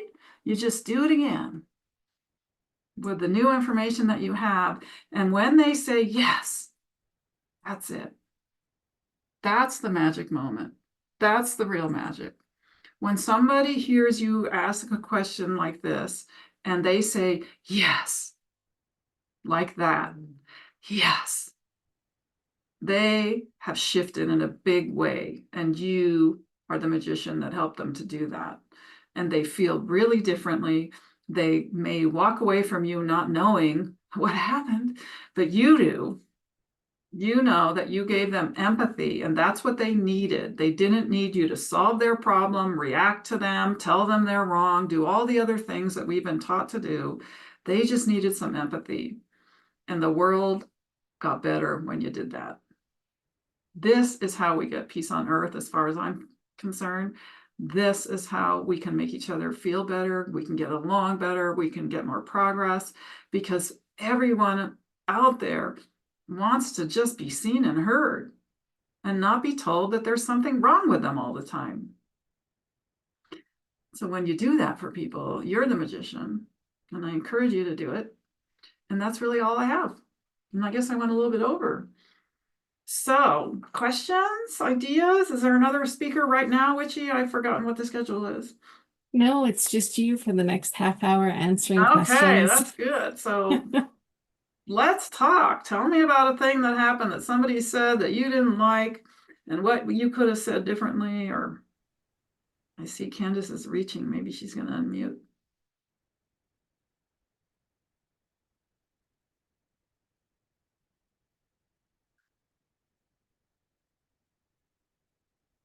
I think what you said was totally, totally correct.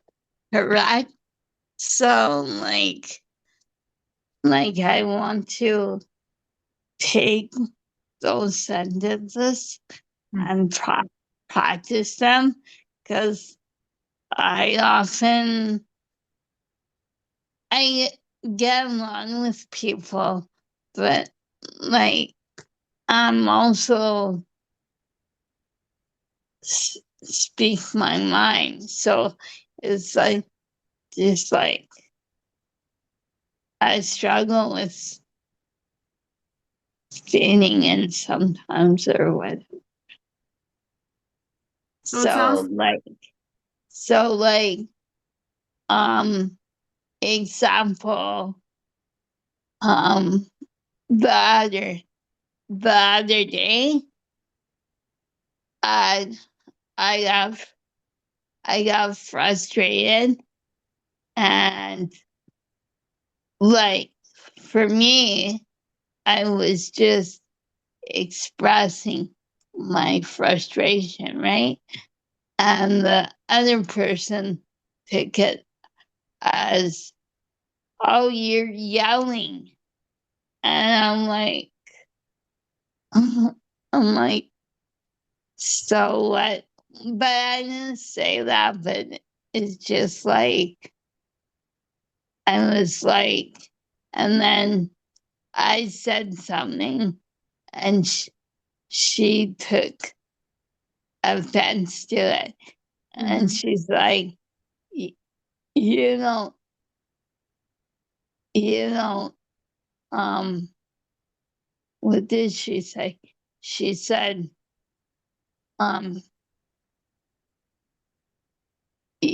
like basically, I don't know what it's like. So if I used that kind of wording, she would be more free. So the thing is, like a lot of people just feel uneasy when they're around me. Not in groups like this, but like just like I guess sometimes they feel that they have to walk on eggshells or stuff like that. Well, it sounds to me, Candace, in part like you're excited and hopeful about being able to use some of this language and getting better clarity and communication with people. Is that about right? Yeah. Yeah. And that when you were expressing frustration with somebody, it also probably left you feeling sad because she just really wasn't understanding your message and being able to communicate clearly. Is that right? Yeah. Yeah, and that you felt discouraged after that. Yeah. Because Totally. she said something that indicated that it wasn't getting better, that the communication and the clarity wasn't happening at all. Right. Yeah. And so I'm excited for you because I've seen how this can really help in the kinds of situation you're talking about. Because there are lots of language habits that we have that don't help us when it comes to situations where we don't know what to say. And so we say something that doesn't work very well. And like you said, people aren't sure what to say. And you're going to be the queen that helps them to say something that works better. Right. Yeah. Thanks. Yeah. Thank you. Yeah. Thanks.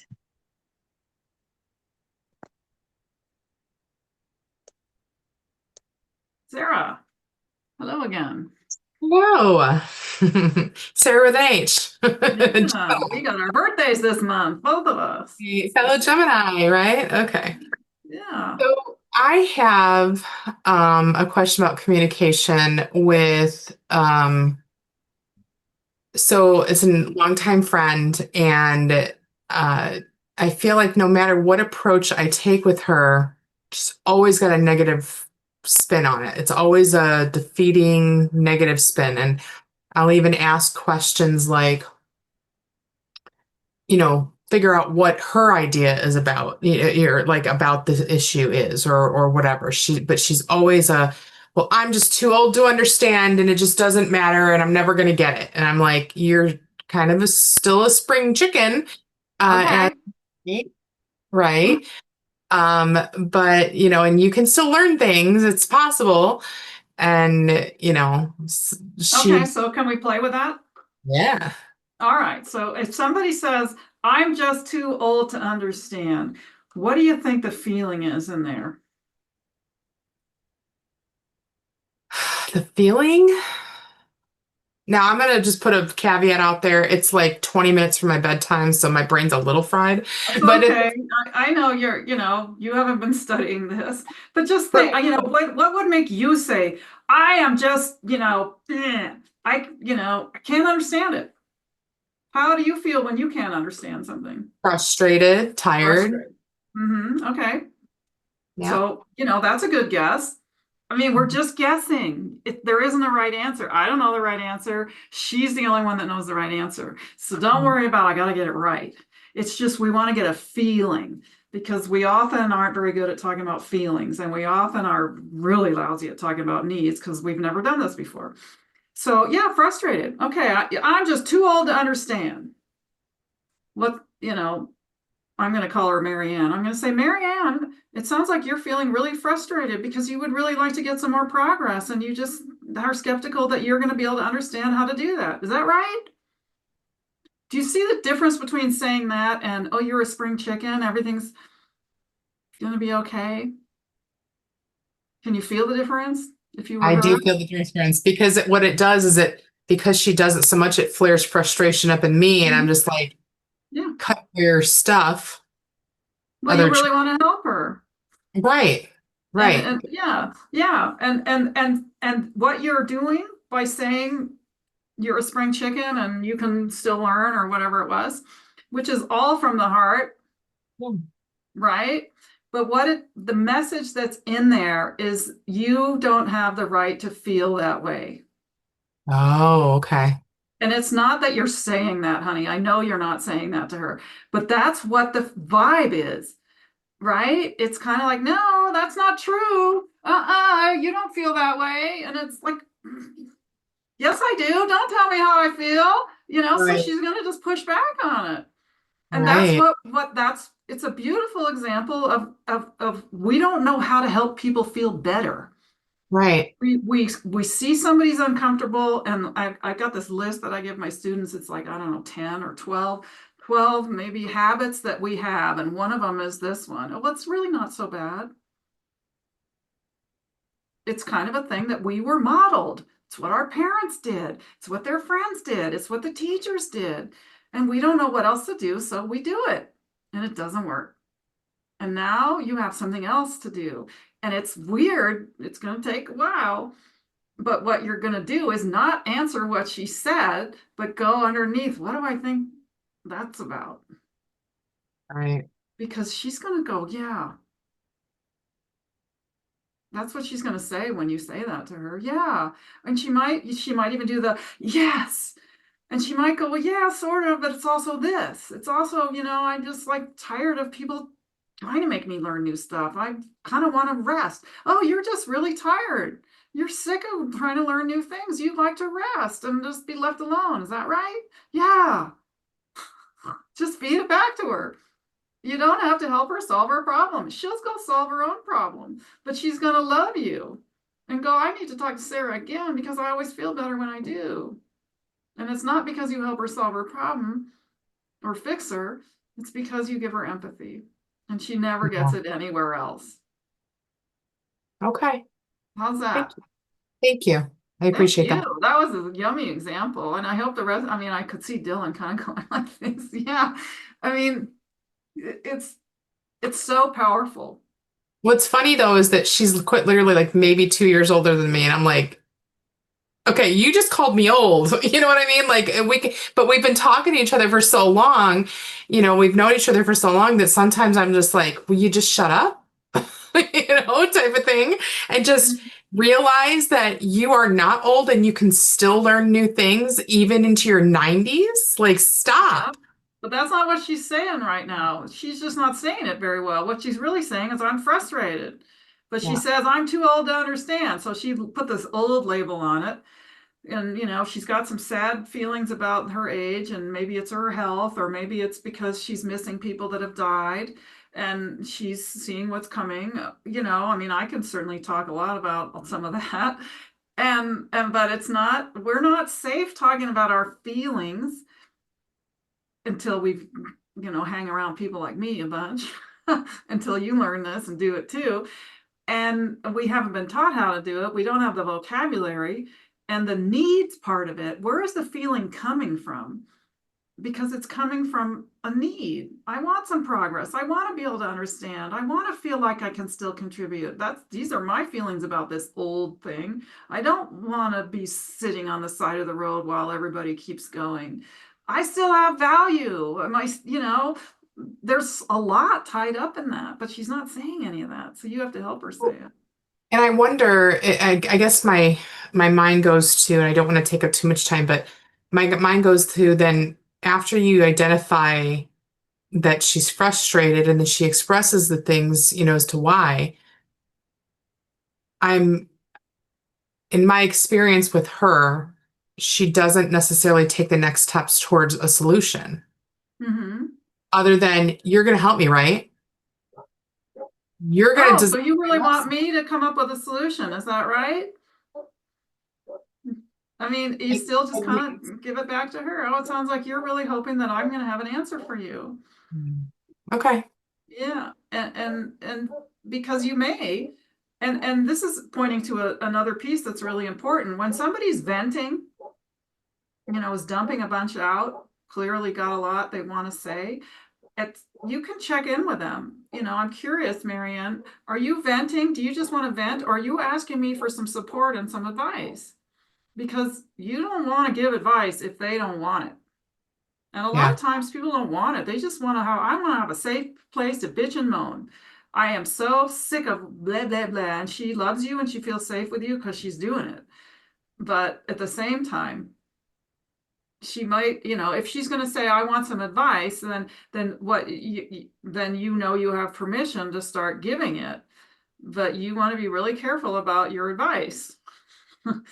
Because it's still got to be something that she, is feeling comfortable with. And that's a whole separate conversation. And we got a lot of hands up now, so woohoo. So, hi, Thanks, it's Sarah. Candace again. So, just to reiterate what Sarah said. So, if I'm talking to someone and I ask them how they are, and they don't really want to say, I can repeat back and just say, what you're saying is that you feel blah. Is that right? Because prior, before coming today, I always wanted to be the fixer in relationship. So I guess what you're saying is that majority of us just want to be heard. We like, people don't want to be fixed. Well, I'm guessing, Candace, that might be something that you've experienced as well. That I would just like to be heard and accepted and seen. I would like some emotional safety. That's what that is. Can I just be me, or are you going to try to fix me? And a lot of us are starving for that. It's my opinion that we are, we have a lot of people in this world that are just, can anybody see me? Can anybody hear me? And that's why we have some of the things that are going on that I'm not finding it comfortable. I don't think are productive or helpful because people are desperate. Well, that's why there's like all these wars going on and stuff. Yeah. This is world peace. This is what this is. I will claim it over and over again. If Yeah. everybody's doing this, we'd be in so much better shape. Yeah. But we aren't taught it. And that's, you've got to learn it and you've got to study it and you've got to, be able to live it. And those That neural is true. networks take a Yeah. while. Yeah. Yeah. Thanks, Candace. I see Jody's got a hand up. Jody, are you able to come off mute? Yeah. Hello. Thank you. Hi. Yeah. Well, I feel like I do have trouble connecting with other people, especially when meeting new people. And I get the feedback that I'm quiet, I'm more introverted person. So do you have any suggestions for that? The suggestions for receiving feedback that you're introverted, is that, I misunderstood? No, more for me to connect a little better with other people. Do you have an example just to give me some ground to start with? Um, well, if I'm out in a social situation, people tell me I'm quiet. Okay, so they're having a problem with the fact that you don't talk as much as they want them to. Is that right?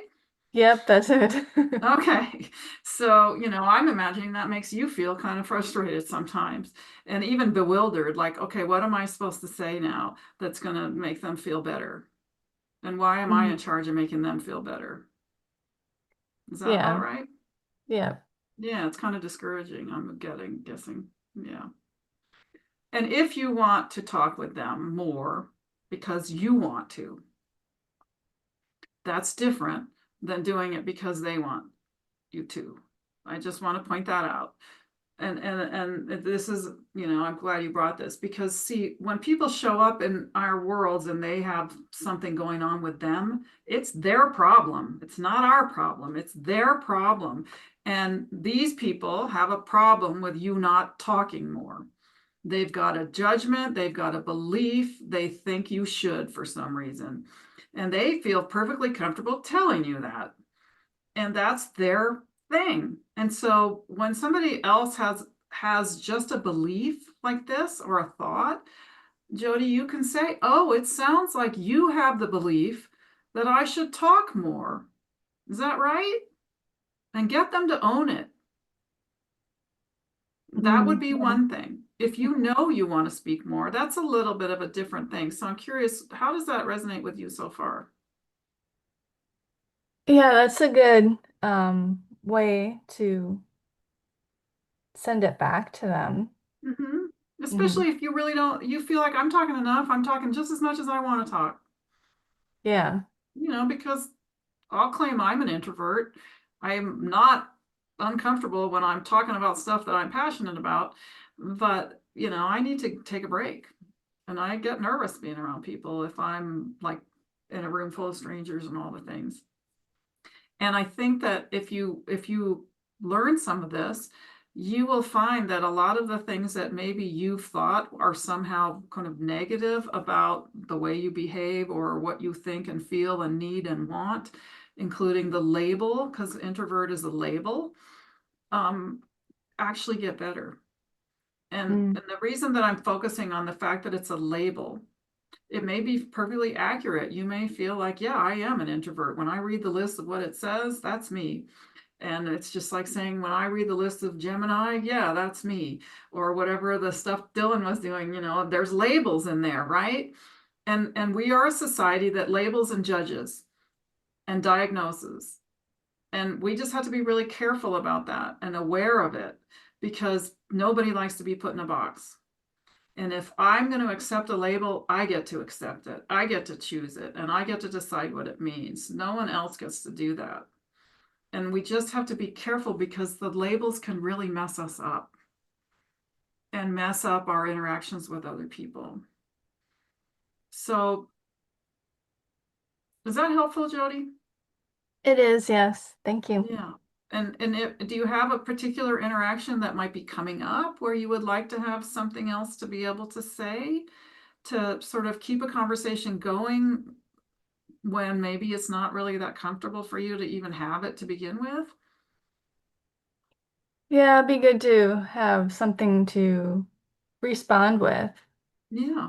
And I'm going to say that most of the time what you can respond with is reflecting back what they're saying and use it as practice. Meaning if you're at a, you know, a party or something where you're talking with somebody that, you know, is not the most important person in the world to you in terms of a relationship, just use it as an opportunity to reflect back what you're hearing them say. Oh, it sounds like you're really excited about that new job that you're getting because now you're going to get to do some new things. Is that right? Yeah. Oh, and it sounds like you're also, you know, just use that and you will be somebody that everybody loves to talk with. And you'll have this secret little smile inside knowing I'm not really doing anything but telling you what you're saying to me, except for I'm giving it back to you in emotions and needs. And it feels really good to them. And you'll get to be in charge of yourself, however you want to be then. Yes, thank you so much. You're welcome. Thanks for asking questions. How are we doing? We got 5 minutes. So Dylan, I see you. And I know you were wiggling and squiggling. And then Maria, I see you're here too, or you were a second ago. Oops, what happened? Anyway, Dylan, what you got? I kind of have like a question and then like an observation. So if Maria would like to go first, I would definitely like to pass the mic on to her first. Okay, well, Maria, that- you're getting dibs, I guess. So That's funny because I bowed out with time allowance, and I know I'll see you on Saturday or Friday actually. So I'd rather just Dylan go first because I was just gonna chime in on something or ask a question, but I can do it on Friday. So well, go ahead, Dylan. I'm It was just okay. a conversation with me and my husband, but it's good. Even just explaining this has taken up a lot of time. Mhm.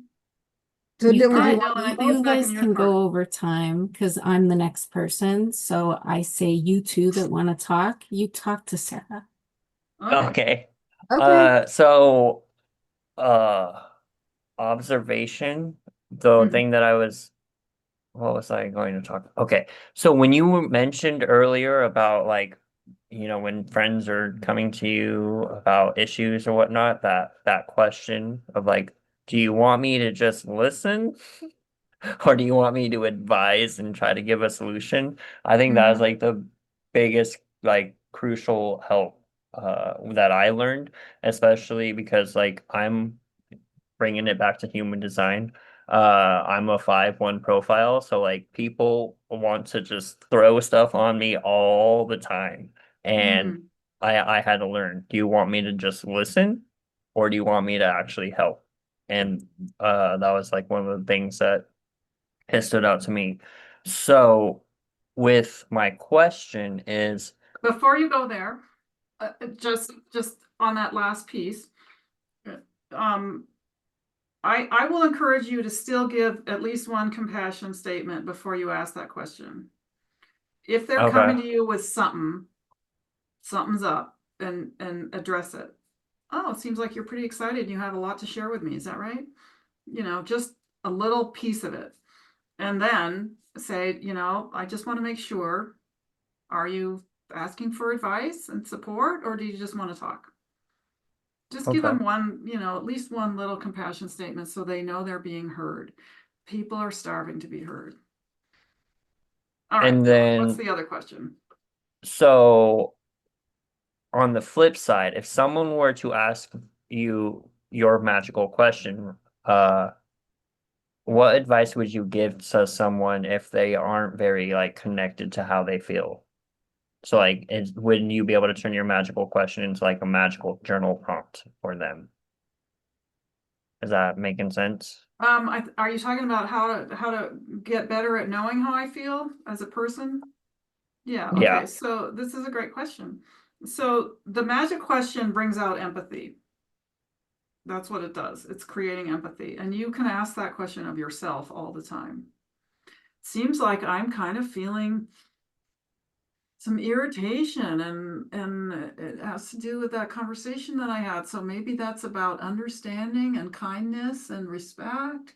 I mean, you just kind of do it for yourself and then say, how, yeah, it's respect. Boy, I didn't like it. It was respect. How can I go and get some respect for myself?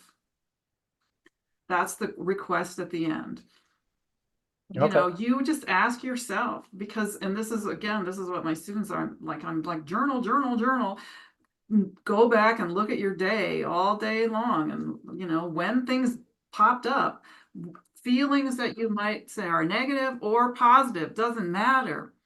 I feel a lot of joy when my need for kindness and connection is met. Candace is feeling some excitement and hopefulness about how she has a new skill that she can use to connect with people better. Those are what we call positive emotions. It's still a feeling and a need. And so does that help in terms of helping yourself? Is that kind of what you're Mhm. getting at? Yeah. Yes. And I'm glad you brought it up, because self-empathy always comes first. Empathy before anything else, meaning empathy before trying to solve the problem, fix it. Empathy comes first, and for yourself, it comes first. Wow, I'm in a conversation that's getting me really triggered. I can just feel myself going there.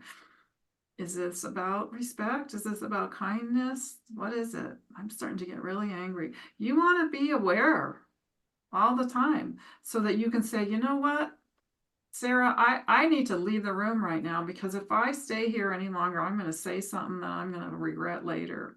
I'll come back when I've calmed down and get the heck out. Because once that elephant starts going, I mean, I can say I've said stuff I wish I hadn't said, and before I even finish saying the sentence, I wished I hadn't said it. Like, God, I was holding that back for so long and it still came out. And that's the Mhm. elephant. Yeah. Cool. Thank you. Thanks, Dylan. All righty. I think we're done, Witchy. Thank you. Look at that, 7 o'clock straight up in California, anyway. Oh, I thought Maria was gonna go. Is she coming now? I got lost in all that. Okay. If All right. you have, Well, it's up to you, darling. you You're were the awesome, Sarah. I don't know. I'm going to be doing some tarot reading next for people, Mhm. and ending the thing, and we're going to be pasting everybody's offers in the chat so that anyone who missed it earlier can get to see it and all that sort of thing. If you guys want a reading, please put your hands up, and that's how I will go through the people that want readings. All right. Hey, thank you. You're very welcome. Hi, everyone. Tuna's awesome. He brings juice. All right. And I got Boudica up here, my kitten. She's just my party animal.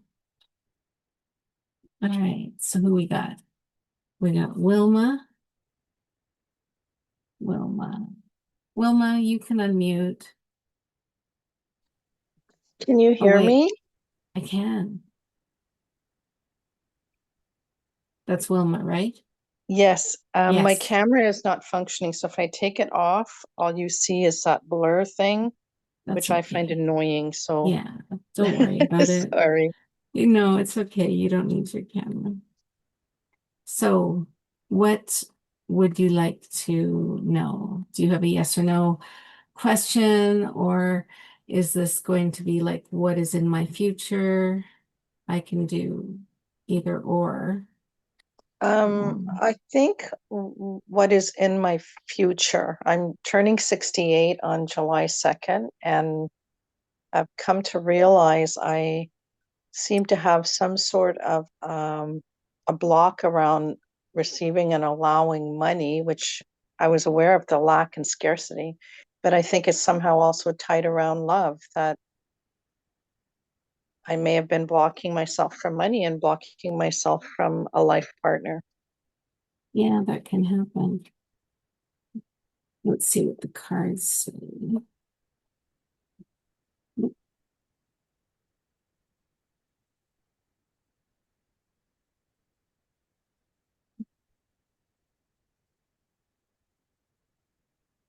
What is in store for women in the future? Universe, tell us.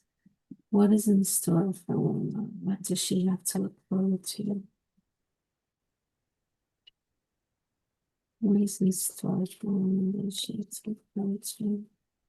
And a card that fell out says the Hanged Man upside down. Oh, that's not good. Unsatisfied, feeling listless, lack of effort, stuck in the present state, unwilling to give up the past, and excessively suitable. Interesting. Now, this is your present. I will be telling you, but oh my, oh, that's awesome. Your immediate future is quite interesting. You will have love in your life and a possible marriage in your distant future.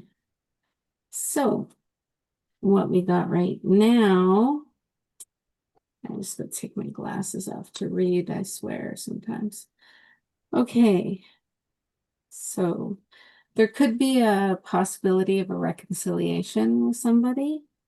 You're going to have smooth sailing ahead because we got the 6 of Swords, if you know anything about the cards. And it gets rid of conflict or difficulties, go with the flow, and you can see the land across the water and you know it's getting closer. We also have the 3 of Wands, which is advancement, improved status, hard work.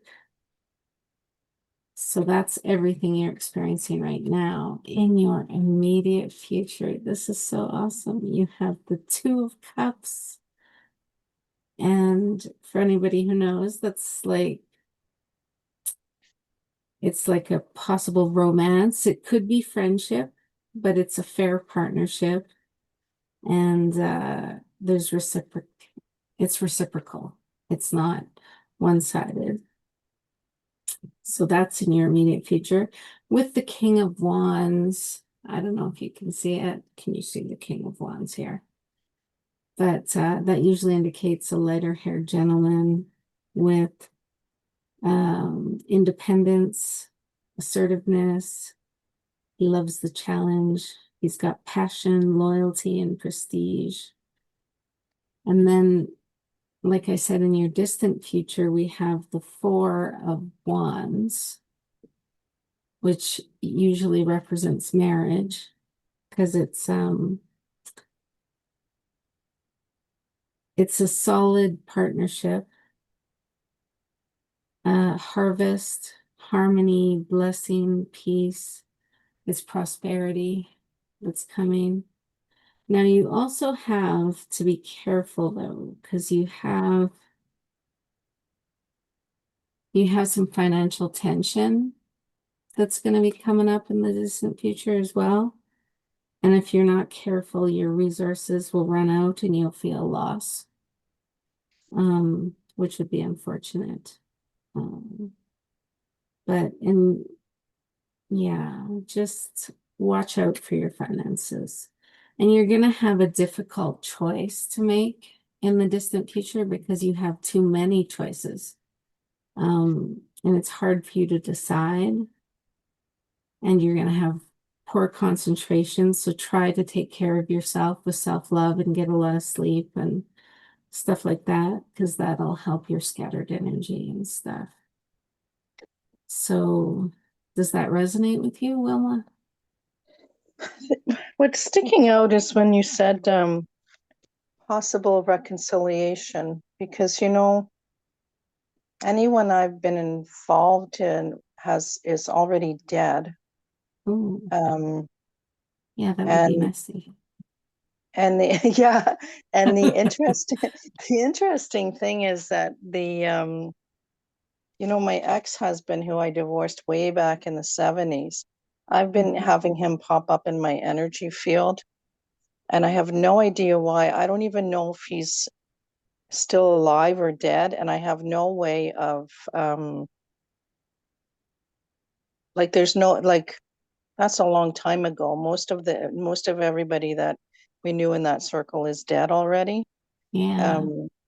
So I don't know if he's been popping in my field like as a message from the other side, or if I have no idea Or if he's why coming that. back. Yeah. Well, if it is him, he's definitely going to make himself known soon because it's your immediate future. Like that he'll reappear in. Is he like a lighter haired gentleman? He's Suppose brown haired. Yeah. yeah, but it's probably getting gray. So yeah. Well, you'll have to let us know how it And goes. the thing about the money, like I'm surviving on my old age pension, right? I'm retired. So Yeah, to be careful with the financial tension, I'm like, holy crap, I can't afford to have any financial tension. I'm barely getting by as it is. I know. Well, it's just a warning. And the thing is about tarot or reading your future at all. It's all things you can control, sort of thing. Like it's things you can choose to focus on so that that doesn't happen, you know. So if you're good with your finances and you're saving and doing what you can do, then you should be okay. Sort of thing. Like that won't come to pass So because it's more like a potential, it's a possibility, that's right. but I See, have if you decide you don't want your ex-husband back and he is the one who comes into your immediate future, then it'll change everything. Like it'll change all the cards, you know. So you'd have to get a reading again to see what else is going to happen in regards to relationships. Oh yeah, But but like I say, I don't even know why he's been popping in my field. Like I say, I haven't had any contact with him for, oh my God, like long time. a very long Maybe he'll time. be one of the choices. Maybe you'll meet some other guy that you really like, and all of a sudden you have your ex-husband coming back and wanting to be a contender too. So that would be an interesting challenge if that's the case. Very interesting. Well, I'm going to choose to be open to whatever is coming up. I mostly had a very good feeling from what you were reading.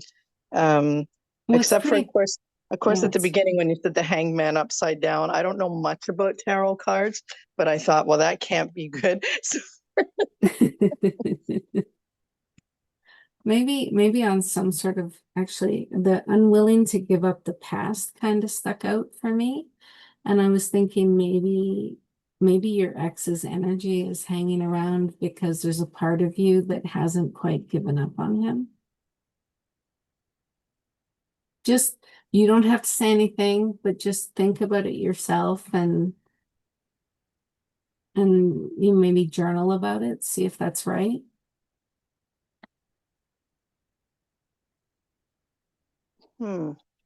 It could be a possibility. That's why his energy would still be bothering you. Right. but You know, because but it's just been recently. Like it's not been like for 50 years. It's right. just been recently. Well, every time you think about each other, like if he's alive and you're both thinking about each other, you're gonna feel each other because you telepathically connect, Yeah, but especially if it's why somebody can't you I get that, but why? And I realize that sometimes when somebody pops in your mind, uh, then the phone might ring and it's that person that you were just thinking about or whatever. yeah. But if that's the case, why don't I know for sure if he's dead or alive? Like my energy should tell me. Like I'm usually good at feeling energy. So it's almost like the he's popping in my field. I'm asking myself, well, I have no way of confirming if he's dead or alive. And it's almost like I'm questioning myself that, well, then I should know whether his energy is popping because he's already gone to the other side and he's trying to give me a message. Or do you understand what I'm saying? Well, Like I, generally speaking, when people go to the other side, they tend to come in dreams though.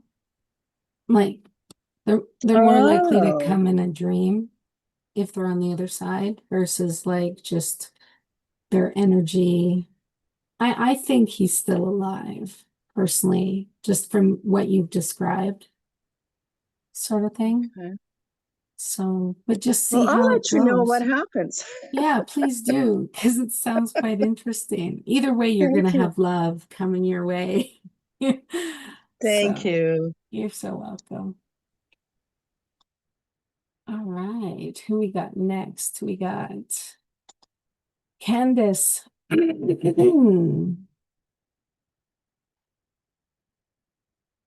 Oh, we gotta unmute you, Candace. There. Hi, Hello. can you hear me? I hear you. My question is two questions, but I'll just put down my hand. Just like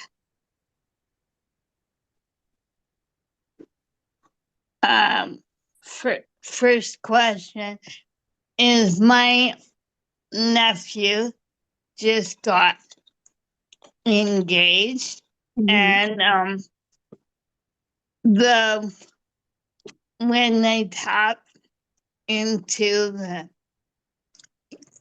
energy field, like I just got showed that the wedding's gonna be like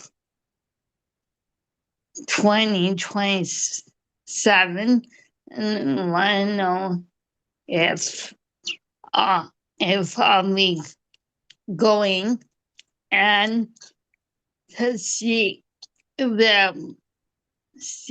the want to know if the wedding's gonna be in San Francisco or New York, because his other half, her parents, Monique's parents, live in New York.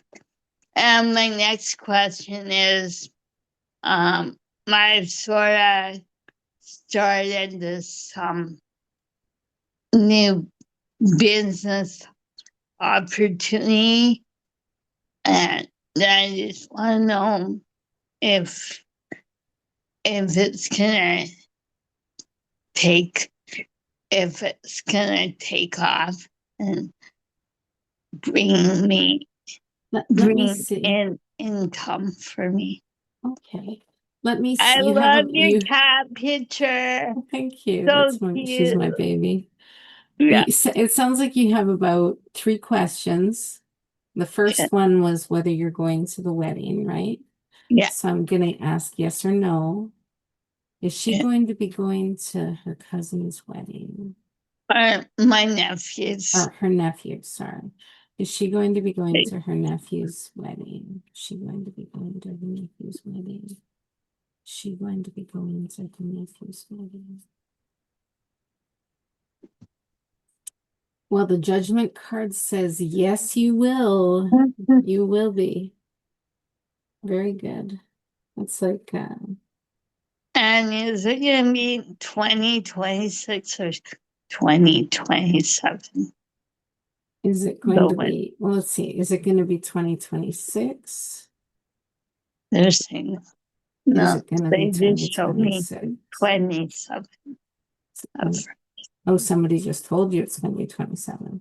Well, I just got shown the Okay. number, yeah. All right. Then what is your next question? Is it 2026 or 27? Well, if you just got told 27, I'm saying it's 27. Oh, yeah. You have to listen to your instinct. If you, yeah. My next question is about the business opportunity. Is she going to be successful with her business opportunity, universe? Is she going to be successful with her business opportunity?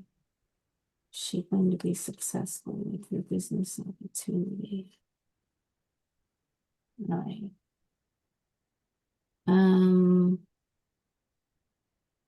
Hey, I don't know who you're doing business with or whether you're just doing it by yourself. I'm But sort of partner with someone, but she kind of just the was cards, like, well, this is the card that came up and yeah, it says, no, you're not going to be successful in that business, but that doesn't mean that you're not going to be successful like with another partner or in another business. Do you know what I'm yeah, saying? yeah, That's what I'm trying to get across. Yeah. So, yeah. but Okay, yeah, but if you go the way you're going with what you're doing, it's not going to work out. But okay, you can change direction yeah. and with like have another partner or That's another business type. that's true. Mhm. Thanks. You're so welcome. It's great to see you. It's great to see you too. I always like seeing you. You're just awesome. Thanks. This was so fun. Loved coming to your events. All right. Who do I have next? I have Jody. Can you unmute Jody? Hello. Hi.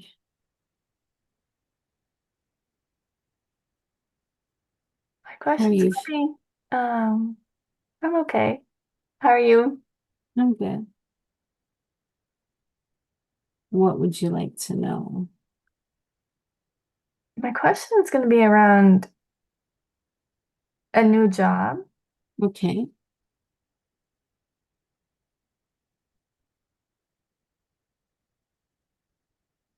I'm listening. I'm What trying to would you think like how to know about your new job? I'm trying to Do think you how want? to phrase it. I'm a bit stuck into what I want to do for work. Um, so am I going to be start working in the fall? I guess is one question. I'm trying to think of how to. Let me ask the timing cards when you will start working, because they'll give us a month or a day. When is she going to start doing the work? When is she going to start working? Universe. Okay, the cards are saying in September you're going to start working, but they're also mentioning something about this week, like you might have to fill out something this week. And then there's something about 3 months. Not really sure if it's like is your job going to be like a temporary thing for 3 months, or is maybe, I don't know, 3 months. I don't know why I'm saying that, but I'm not sure what it's going to be yet. okay. Well, you're gonna find out something this week about it because Oh, that's what the wow. cards are saying. So, Okay. and they're predicting September, and then there was that 3 month thing. But you're gonna, whatever the 3 month thing is about, you're gonna find out about it when you talk about them this week or talk to them this week. Okay, interesting. Do you have any other questions? I'm just wondering what to do for work, I guess, is part of it, but I don't really know. I just kind of feel stuck around the whole work thing. What to do for work? I do ironically have a career deck. Let's Okay. see what that suggests. Dun, dun, dun. Okay. What should she do for work, universe? What should she do for work? What should she do for work? What kind of work should she be doing? Okay, Dylan, we'll keep that in mind. What should she be doing? What should she be doing? What should she be doing? Okay, the cards that came out. All right. There's going to be something to do with people skills because you have a flair for working with others. You could be a diplomat, counselor, salesperson, or head of a company. You're going to need to come up with new strategies that keep your plans in motion. Old ways are outdated. Invent, create, and test ideas. And doors are opening up for you. You have the chance to change jobs, start a business, or invest in a new venture and just do it. Like, just jump, take that risk, and you should be good. But people skills is definitely where you're at, or where you have it. Your skills. Oh, wow, that surprises me with the people skills. Sometimes people think more of us than we think of ourselves. Sadly. Mm. Negative self-talk is evil. Don't listen. Okay. It'll lie to you. Negative self-talk is notorious for that. So, Okay, I have to be careful with that.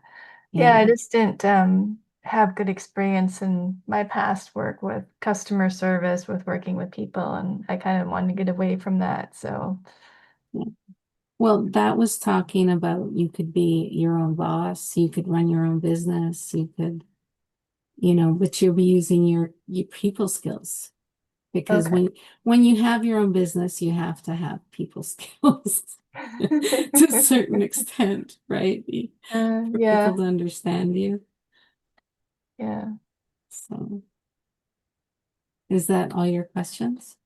Yes, thank you. You're very welcome. All right, Dylan, you're next. My biggest question is a big move in my near future, like, and it's one of two ways. Should it be overseas or should it just be to a place I've already lived before, but just got sidetracked from it? Does that make sense? Interesting. Yeah, that makes sense. Okay, so let's ask that in two questions.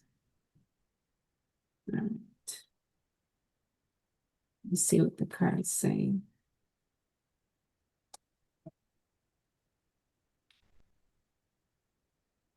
Okay. Will Dylan be moving overseas?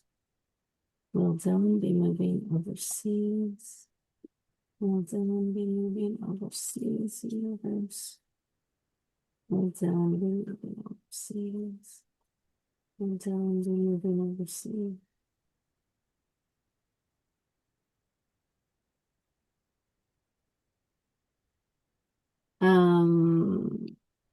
The King of Swords says yes. That has to do with a lot of clarity. So you're definitely going to get the offer to move across seas. But again, the decisions are all up to you, right? As to whether you choose to do that. So King of Swords wants you to.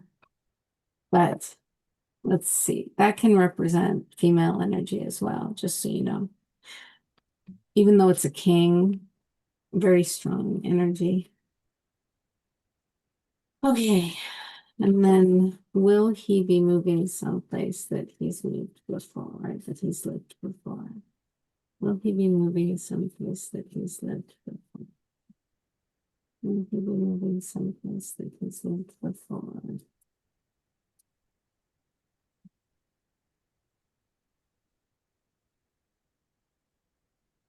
Temperance again says yes. So again, you have the possibility to do that. Temperance is a little bit more huggy than the King of Swords. The King of Swords is very unemotional. So Okay. if you're looking for love and you're looking for hugs and you're looking for all that good stuff, I would recommend moving where you moved before. Sort of I'm thing. mostly looking at like ancestral roots kind of thing, because Oh, neat.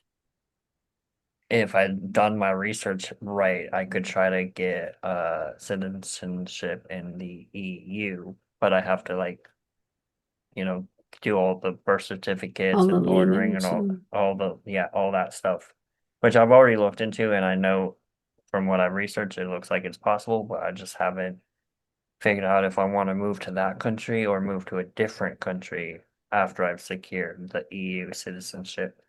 Right. Well, like I said, if you go back to your ancestral places, you will experience more connection with other people because the King of Swords is very unemotional and more detached. And it's more of it would be more of a work, like kind of a stale work environment sort of thing Okay. for you. Because I've So, never lived in another country in this life, but yeah, apparently I've lived in the Europe in past lives. So yeah. That's awesome. Well, if you can do it, then yeah, go do it. okay, sounds We'll miss you horribly, but well. I no, I would we still still be have doing. Zoom. Yeah. We'd still be doing all this stuff, but I'd just be Harder to reach my phone. maybe it'd be nighttime instead of sunlight right now. Yeah, exactly. Okay. Well, anyway, either one you choose is going to work out for you. But like I said, then the first one is a bit more unemotional. Okay, Yeah. thank So, you. you're welcome. Who do I have next? I have Maria. Dun, dun, dun. Hello. So sorry, I had to run and do a bio break just as you were starting. I'm So going with what were the two types of readings? You sort of I missed the first part, then I I heard have a yes and no. I have a yes and no reading, or I can do a general future reading as well. okay. So a yes or no or a future. Is that Or do I I have could do both. If you have a yes or no question, I can answer that and then I can do your future.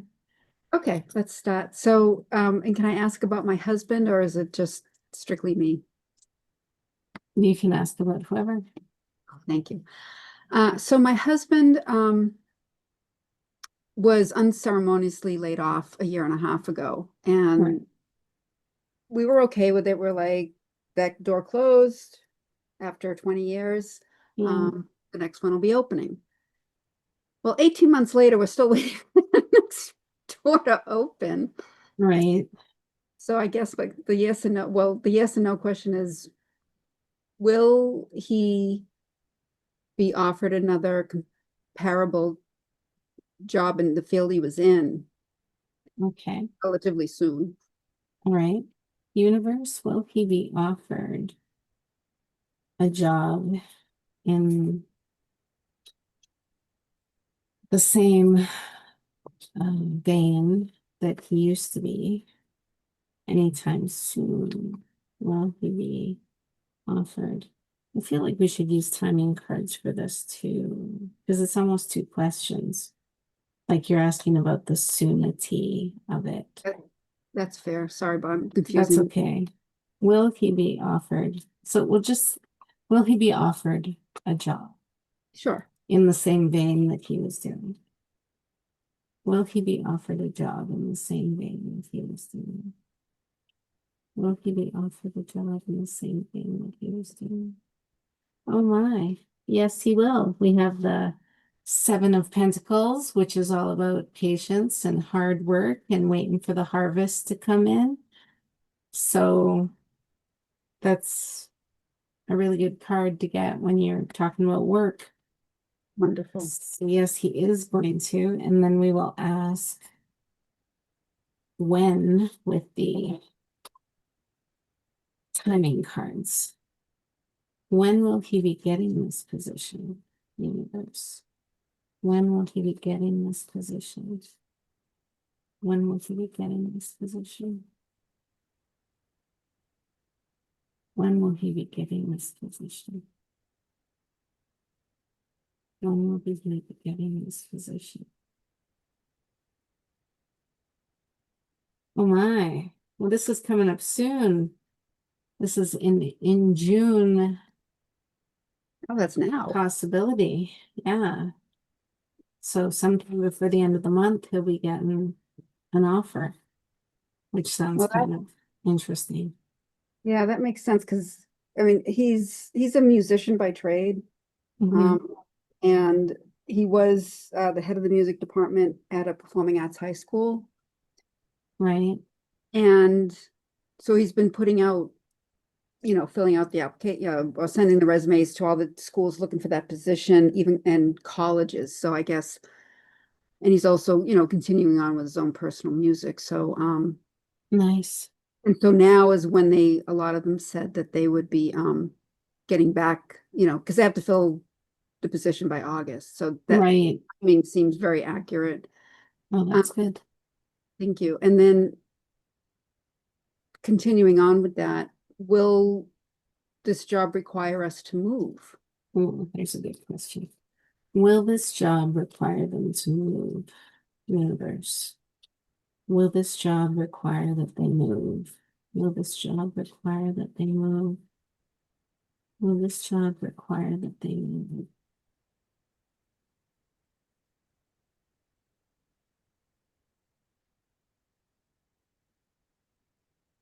No. We have the Ten of Swords, and it's a big no, Okay. sort of thing. So yeah, you won't have to move, which is Okay. nice, especially if you have lots of stuff. Because moving is oh so much fun. Yeah, trust me, I've experienced that. Although oddly enough, I have a similar question to Dylan's. My goal in life is always to live abroad, and somehow I'm still here in the States. But Yeah. You will can I say ever, that again, sister. and I married a man who does not want to move, and I'm like, oh my God. We have to Oh, spend 6 months apart or something. But if I could indulge, and you can tell me no, but will I ever have the opportunity to live abroad? will she ever have the opportunity to live abroad? The Ace of Swords says yes, you will. So Love it. you will Thank- make it happen. You will manifest it. I am. I'm trying. I don't blame you. I wouldn't want to Oh, my be. world out there. Oh, so anyways, thank you very much. That was very helpful. You're very The welcome. question now is, where are we moving? Well, I've had my eye on Portugal, Spain, Yes, that is one of mine. That's on, yes. and I've been to Lisbon. Let me tell you, I worked there. I worked at the opera there for 1 week. Oh, It's a gorgeous city. So see, I am tossed between Lisbon and the Algarves, because the Algarves or has like an area where like digital nomads go. Like there's like a digital nomad island. So I'm like, that's where's the where it's like southwest of the Algarves. Algarves? I don't know if I'm saying it right, the Algarves, or it's on the lower southwest part of the southwest part, Of if that Portugal? makes sense. Yes, yes. Oh, okay. It's part of Port. Okay, okay. Yeah, yeah. I think the island starts with an M or something like that. Not the Maldives. Maybe it is the Maldives. Maybe that's why I'm getting it mixed up with Algarve or something. We'll look it up, but we can be neighbors. Yeah. That's right. You guys can fly over on the same plane. All right. Well, I'm gonna get off now, but thank you, and You're I so will welcome. Okay, thank you so much, Witchy, for putting all this together. This has been wonderful. Sorry, I've been Oh, you're working, very so I've welcome. been a I'm little- glad you're enjoying it. Actually, I'm glad you're all enjoying it if everybody's been enjoying it. So, Absolutely. yeah. All right, Karen. Karen Douglas. I just need you to unmute, Karen. Okay, hello. Hi. Hi. How can I help you? Did you Well, want did you want yes or no? Did you want maybe a yes. So I'm thinking of helping my daughter get a house. okay? Is that a good idea? And then would they be able to take care of a house, she and her husband? Right. Well, those are good questions. Let's see. Should she help her daughter get a house? Should she help her daughter get a house? Should she help her daughter get a house? Okay, the cards is the Two of Swords, and it's saying maybe. Maybe Oh, you should help your daughter. It's uncertain. Let's ask the second question and see if it's more clear. could they take care of a house? Yeah, Could they afford a house, being in a house? yeah. Could they afford to take care of the house? They afford to take care of the house. Could they afford to take care of the house, universe? They afford to take care of the house. Yes, they could. We have the Emperor, which means they could do it. They might even get promoted in their career from doing it. So I don't know why, but that's what the cards are saying. So, but it would be an achievement for them. So Yes. it would make them feel really good and proud. Okay, Do you have any other questions? I'm just thinking about that there. So it's a big commitment to help them financially. That's It all. is, yeah. Well, when you co-sign, it's always a risk. Yeah. Yes. And it means liquidating everything here. Oh, But no. Okay, that's some good point of view there. Okay. Right. All right, that's it. Thank you. You're welcome. Been very interesting. Thanks. Wait a Thank minute. you. Could I ask you one other thing? So Sure. it said maybe. Do you think asking the question another time might be good? Actually, asking the question in a different way might give us a better answer. Like, Okay. Should I buy a house for them? Should I Okay. buy my daughter a house? The card that fell out is the Strength card, which is a yes. Okay. So, All right. Well, yeah. we have this turned. You need patience and courage, but yeah, it would definitely work out. Okay. Thank you very much. You're very welcome. Appreciate it. Have a good night. You too. Thanks. We got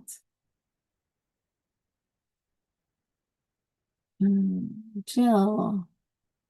Let you unmute. Yes, hi Witchy. Hi. How are you? Pretty good. I just want a general reading. Things are going pretty well, and just life happens, so you never know. But I had a breakup about 8 months ago, and since that was a catalyst for me to reclaim myself. I never thought I'd be this happy single, but am I gonna maybe meet someone? I'm wondering what the cards have to say. Okay, let's check it out.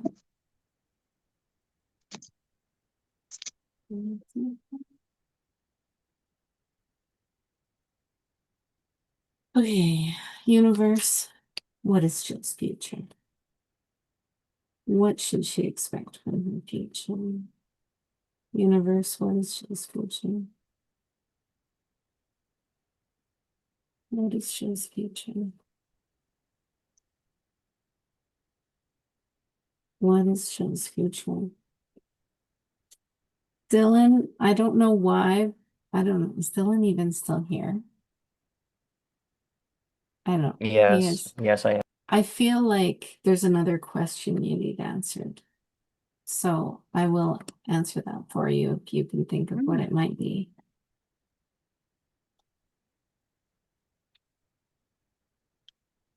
I'm doing Jill's thing right now, though, so just let me know. Okay. Jill, your future is going to be, what do we have here? Okay, yeah, there we go. There's the breakup right there. All right.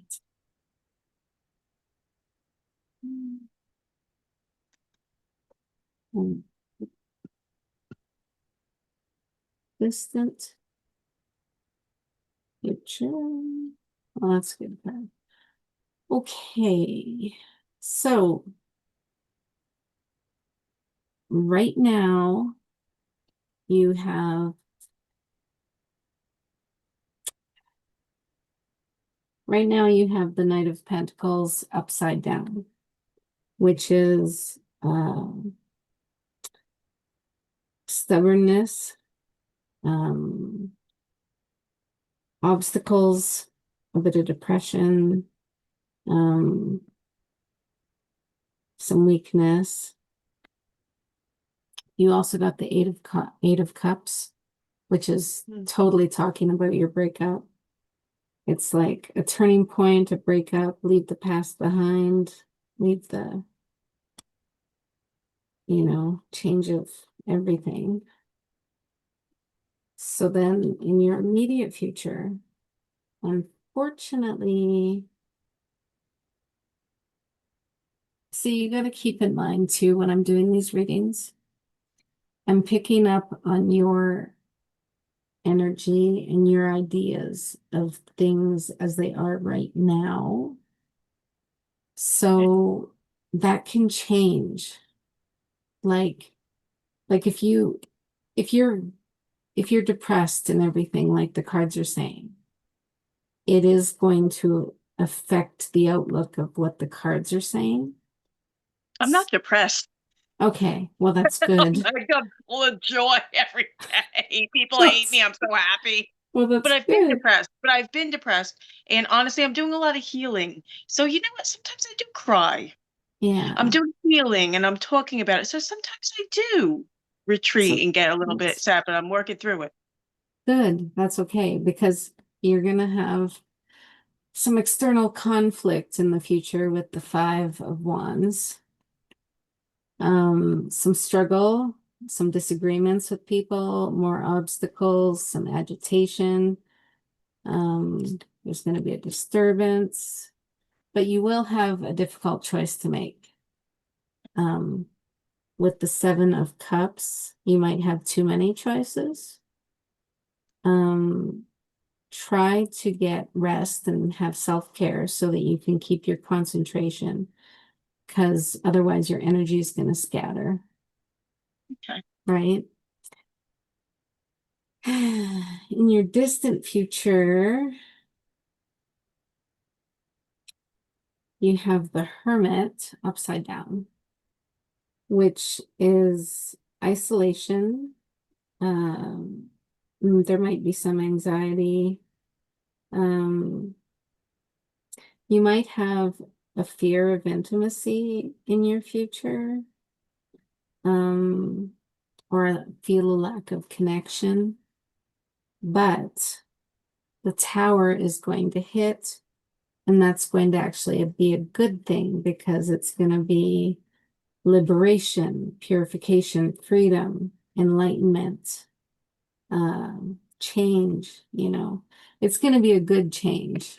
So, and leading the charge, we have the Magician, which is all about action, independent creativity, adaptation to change, the ability to achieve your goals, whatever they may be. So that's a really good card.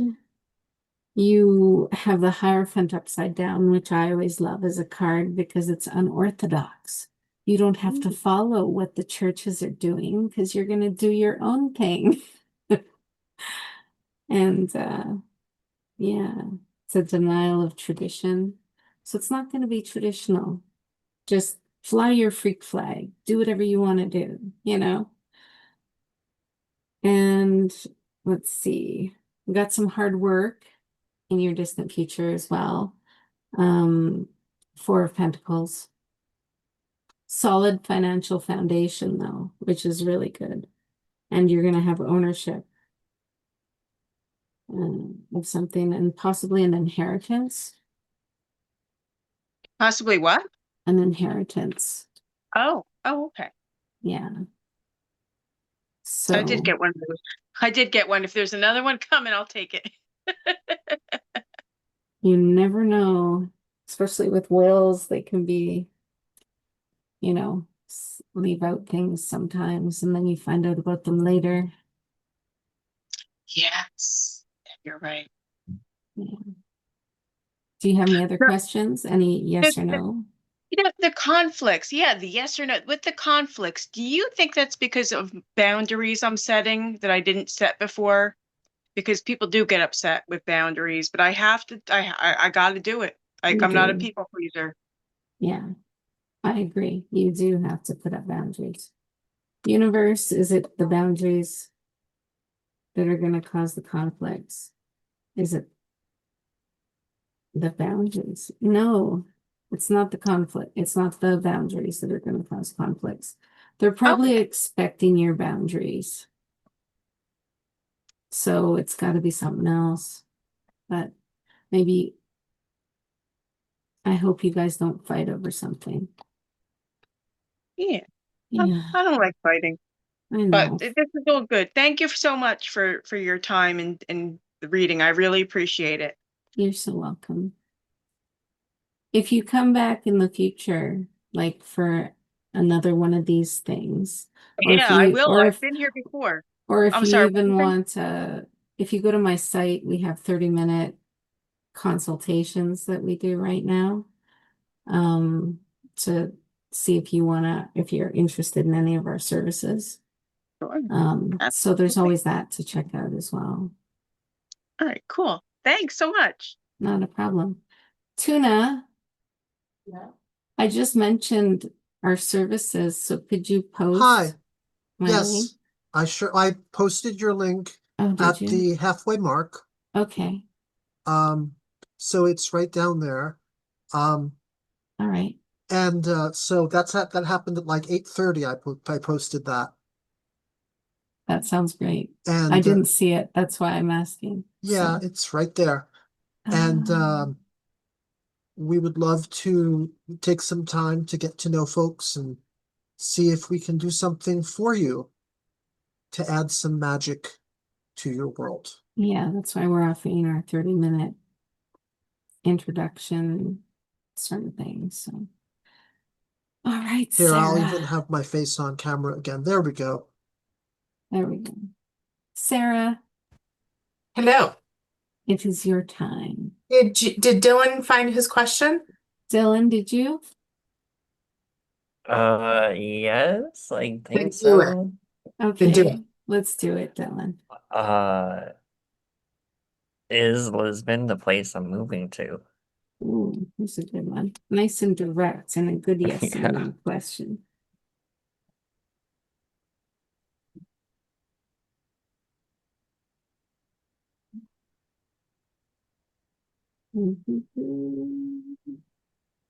And my cards are taking forever to get organized. Probably but- because I've been taking forever to make this decision. All right. Is Lisbon where he's going to be moving? Is Lisbon going to be where he's moving? Is Lisbon going to be where he's moving? Is Lisbon going to be where he's moving? Oh, What is Yes. that? Yes, with the lovers.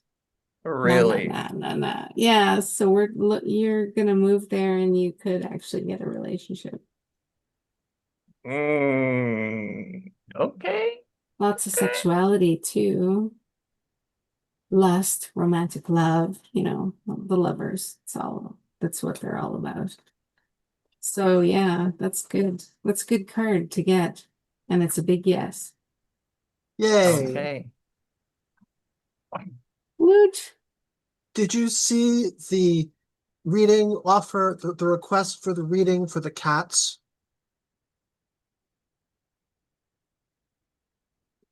What? For my cats? Yes. Or somebody else's cats? I asked if you would do a reading for Jack and Boudica. No, I did not see that. I will do that last. That's fine. That'll be my final reading. That'll be fine. That'll be Okay. perfect. Witchy, I would love to stay, but I do have to start I off to understand. my next Oh, event. no. Well, But thank you this for is staying as long as you did. I'm glad that you and Sarah both did. this has So, been wonderful, a lot of fun. I love the conversations and all of the things that we get to chew on and reflect on right. and plan, since we're all making plans. It's good evil Yes. plans. Yes, I agree. Thank you, Witchy, and thank you, Tuna. And I hope everyone has a wonderful evening. Take care, Dylan. You're awesome. Hugs and fishes. Yay! Woot woot.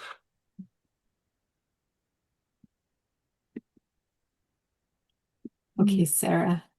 Hello. It's back to Sarah. Hello. Hello. Okay, so I am struggling to figure out if I should be pushing, the stuff that's going to pay the bills. So like career-wise, like Right. really want this, you know what I'm talking about, the health thing, but I there's this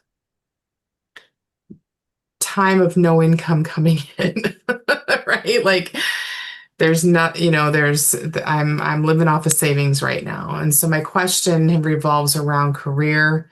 Like if is my career shifting? Like I don't know how you want to phrase this question, because it's like, is my career shifting to really what I want to do, or do I really have to hang out in teaching anymore? Should I be pushing So you for want to know if, okay, so right now your path is focused on my business?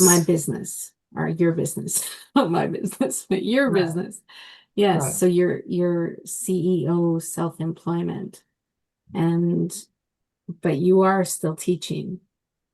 I'm teaching part-time, but there's a potential for a full-time job that they're asking me questions to do interviews. Okay. And another one that said they want to talk to me further, that's not full-time. Like I'm kind of like trying to decide how hard I should push for those. Does that make sense? Like, Yeah, the career cards are calling to me. okay. They're gonna give us some insight. So, what can we tell her about her career? Universe, what do you want to tell her about her career? What do you want to tell her about her career?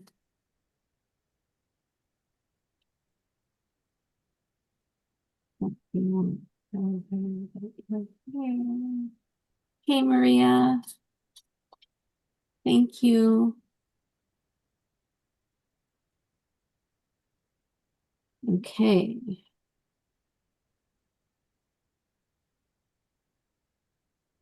Perspective. That's interesting. Okay. The first card that came out is freedom. You need to have more flexibility with your schedule and income. Being self-employed is ideal. Time off will help you get clear. So time off of the teaching will help you get clear about your self-employment. Many choices came out.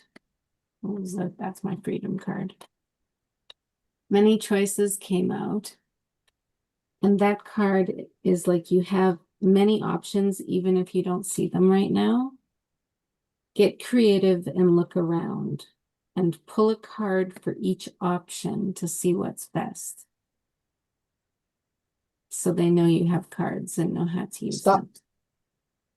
them. Oh, Tuna. In perspective, Sorry, yeah, I was back talking to to the cat. Sarah. Could you mute yourself, Tuna? Yep. Thank you.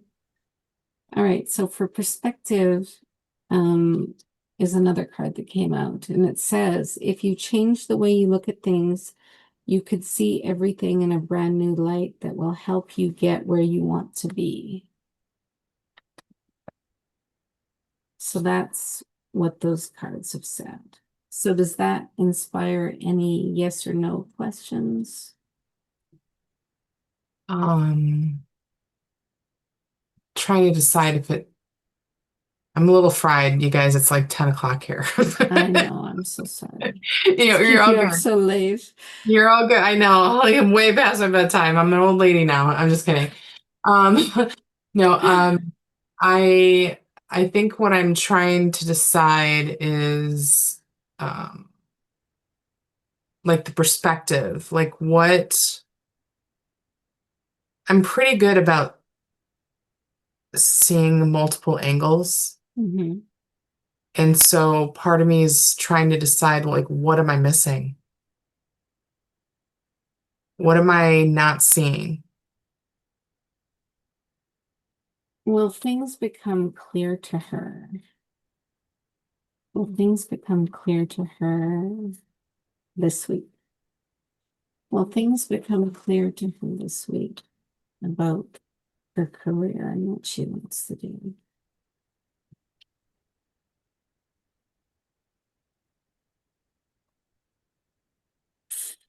With the King of Swords here, it's like an unemotional gentleman. But it's truth and it's a fair decision that you're going to come to. It's intelligence, it's innovation, ambition, self-assertion, diplomatic talent. Does that give you any ideas?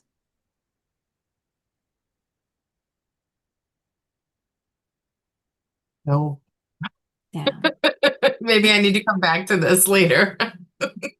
Just message me on Messenger. We'll do this again. Okay. When your brain's not so scattered. Do you feel that? I do. I just feel like I'm like spinny. And that's why I went on here first and raised my hand. And then I was like, no, I don't think I should. So I'm sorry. I'm going over time. You've got Wilma. Thank you.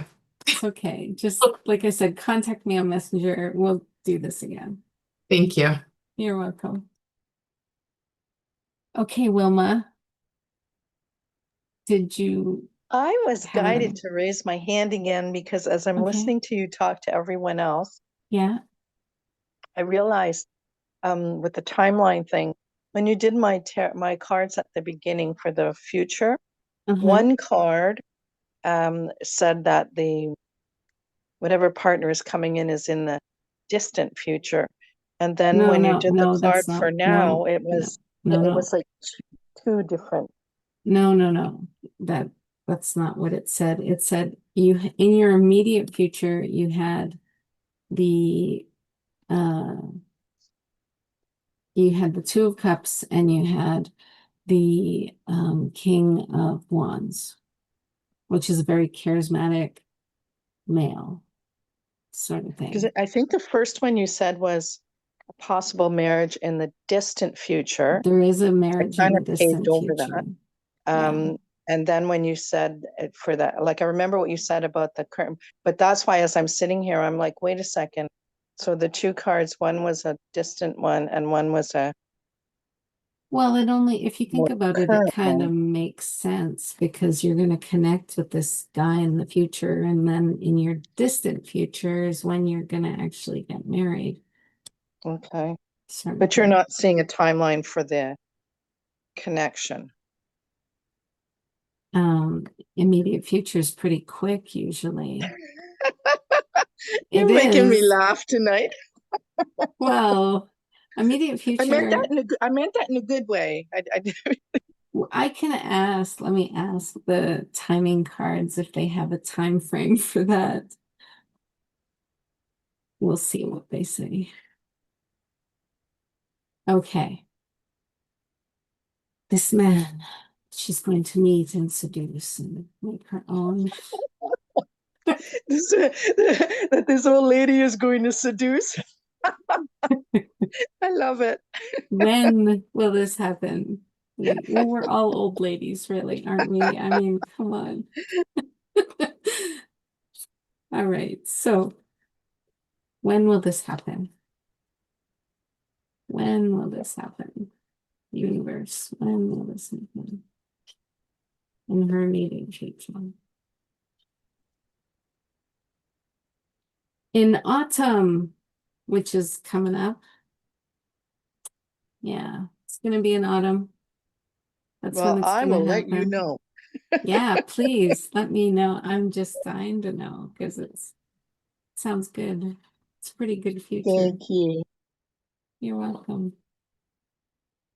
Do I have anybody else? I think that's pretty much. Oh yeah, you want me to do the cats? The cats. Okay, Tuna, come on. You can unmute and tell me what you want to know about the cat's Well, future. now that Jack ripped my leg apart, he doesn't deserve a reading, but he's getting one anyway. So Jack loves me, and he loves me terribly, but I feed him, Mhm. and so he wakes me up. Yes. He wakes me up to feed him, and he has no sense of my space or my schedule, so he's the way that He's he is. he's very selfish. That's right. Mm-hmm. So I would like to do a reading for Jack and Boudica to find about their evil plans. And yes, Let's see. All right. So what is in store for Jack and Boudica? This might be, maybe we'll do one cat at a time. What is in store for Jack in the future? What is in store for Jack in the future? What is in store for Jack in the future? I've never done a reading about my cats before. This is so weird. I originally requested it for a cat for each cat. It was two separate requests. Do It a is reading two for Jack. I'm Yep. doing a reading for So Jack, and I'm exactly. doing a So reading you for did exactly Boudica. what I originally was asking for. It's Oh, just okay. it's very cool. Okay. Oh, victory. Ah, that's lovely. Is Good this for Jack or Jack. Boudica? This is Jack. Jack's gonna have a victory in his immediate future. Oh dear. Let's see. This is gonna be so meaningful. Okay, we got speed exceeded. So he's gonna run around the house faster than he normally does. He's gonna be uncontrolled, over elevated, impulsive, a bit stressed. Um, I left the can right now he's getting a harvest of because the can is open and I never grabbed it from him. Oh no. Okay. That's not good for him. He'll blah everywhere. Yeah. Okay, Oops. he has a happy and secure home, stable life, solid business partnership. With Boudica. Yeah, they do. They work together. So there you go. And then in his immediate future, he has the victory card. Oh, wow. Yeah, Well, because he got the can. accomplishment. Success, good news, conquer. It's so I true. scratched the old man's leg. That's right. Okay, and then let's see. He's going to be a bit of a fanatic. He's going to give you pressure. He's going to overreact.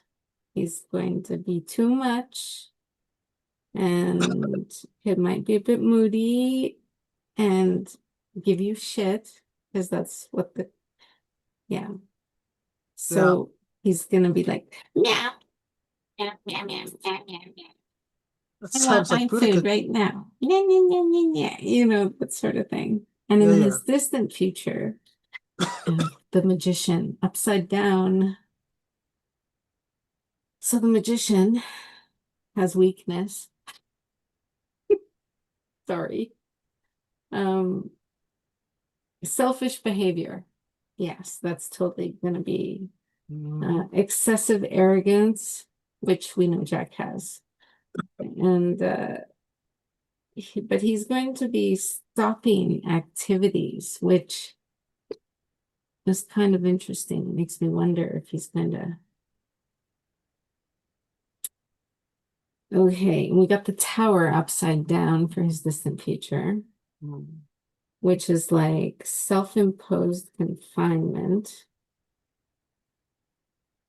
immovable circumstances, inability to change, limited freedom, and slavery of the flesh. Oh. So he's just gonna keep cutting you. He can't help it. And what do we got here?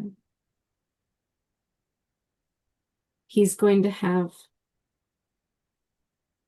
unrequited love, probably from Boudica. Yeah. Yeah.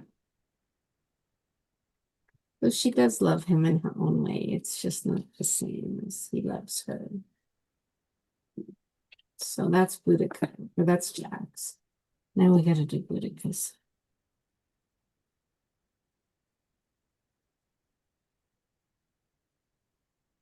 Universe. Oh, universe, what is in store for Boudica?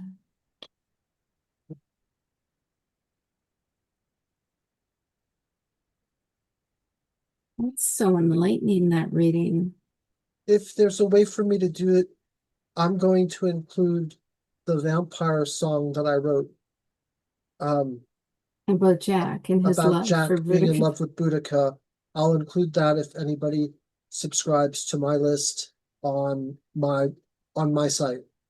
Oh, yeah. By the way, while we're all here, post everybody's offers so that everybody Yeah. gets a final So look hold at on. it. I have your Where's the- offers right here. And I think actually Just put everybody's yeah, offers, let me like find just it. copy paste them. Yeah, give me a moment to get back to it.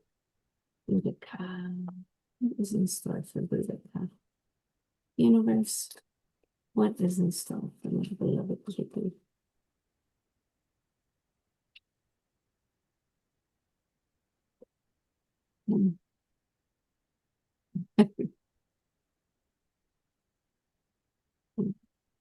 Oh my. What a good card to get, Rudy. It's so unfair.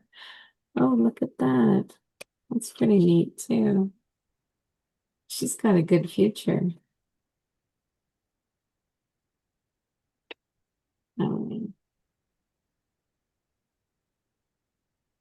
Okay, so right now, Boudica has exaggerated sensuality because she's got the Queen of Cups upside down. She's arrogant and conceited. You think? She has self-indulgence, maybe a bit of self-deception.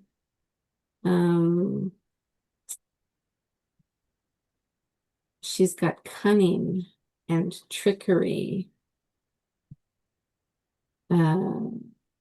She's got the 7 of Swords, which is all about theft and hidden or illegal tactics. So she could be stealing some things, which we know she does. She does that. It's Um, not letting me paste. what? I have all the links Yeah. in the thing. Oh, maybe it's too big.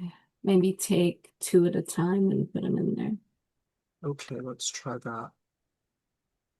Okay, so in her immediate future, she has 2 of Cups. So she's going to have mutual love with somebody.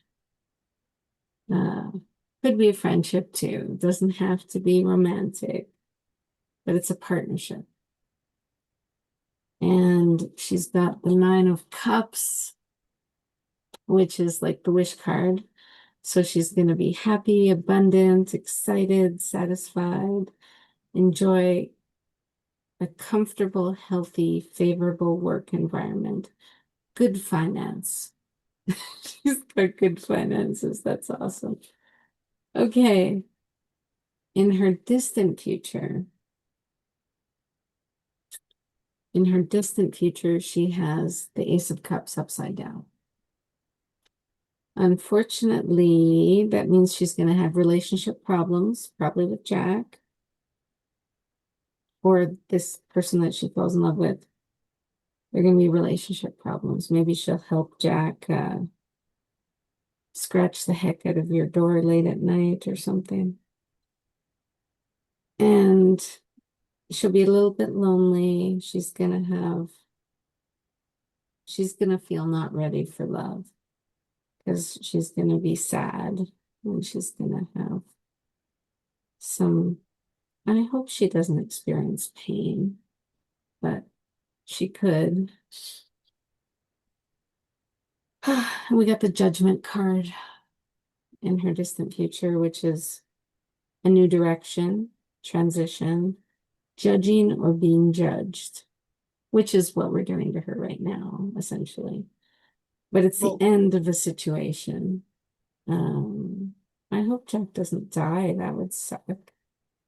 Well, he's got hope because we found out that the world's oldest cat just turned 33 years old. Yeah. Jack is an old cat. He is, but he's not the oldest. No. Okay. There's going to be some sort of trouble about an inheritance. For the cat? For the cat. So she's gonna be mad that she doesn't get something that she should inherit. There'll be internal family issues because she has the 10 of Pentacles upside down right now. And family, oh, it does say family deaths. I don't like that. Financial restructuring. But she's going to have a quarrel. She could just have a quarrel with Jack. Let's hope that that's what it is. So that's Boudica's future. Mind you, Jack's never said anything about death, so right. And I think he'll be frankly, okay. Her future, she will by logics, be around for a lot longer than Jack. True. Just because she's a much younger cat. But she's chunkier. She could have a heart attack or something. That's true. Which I don't really want to think about. That would sadden me dearly. Yes.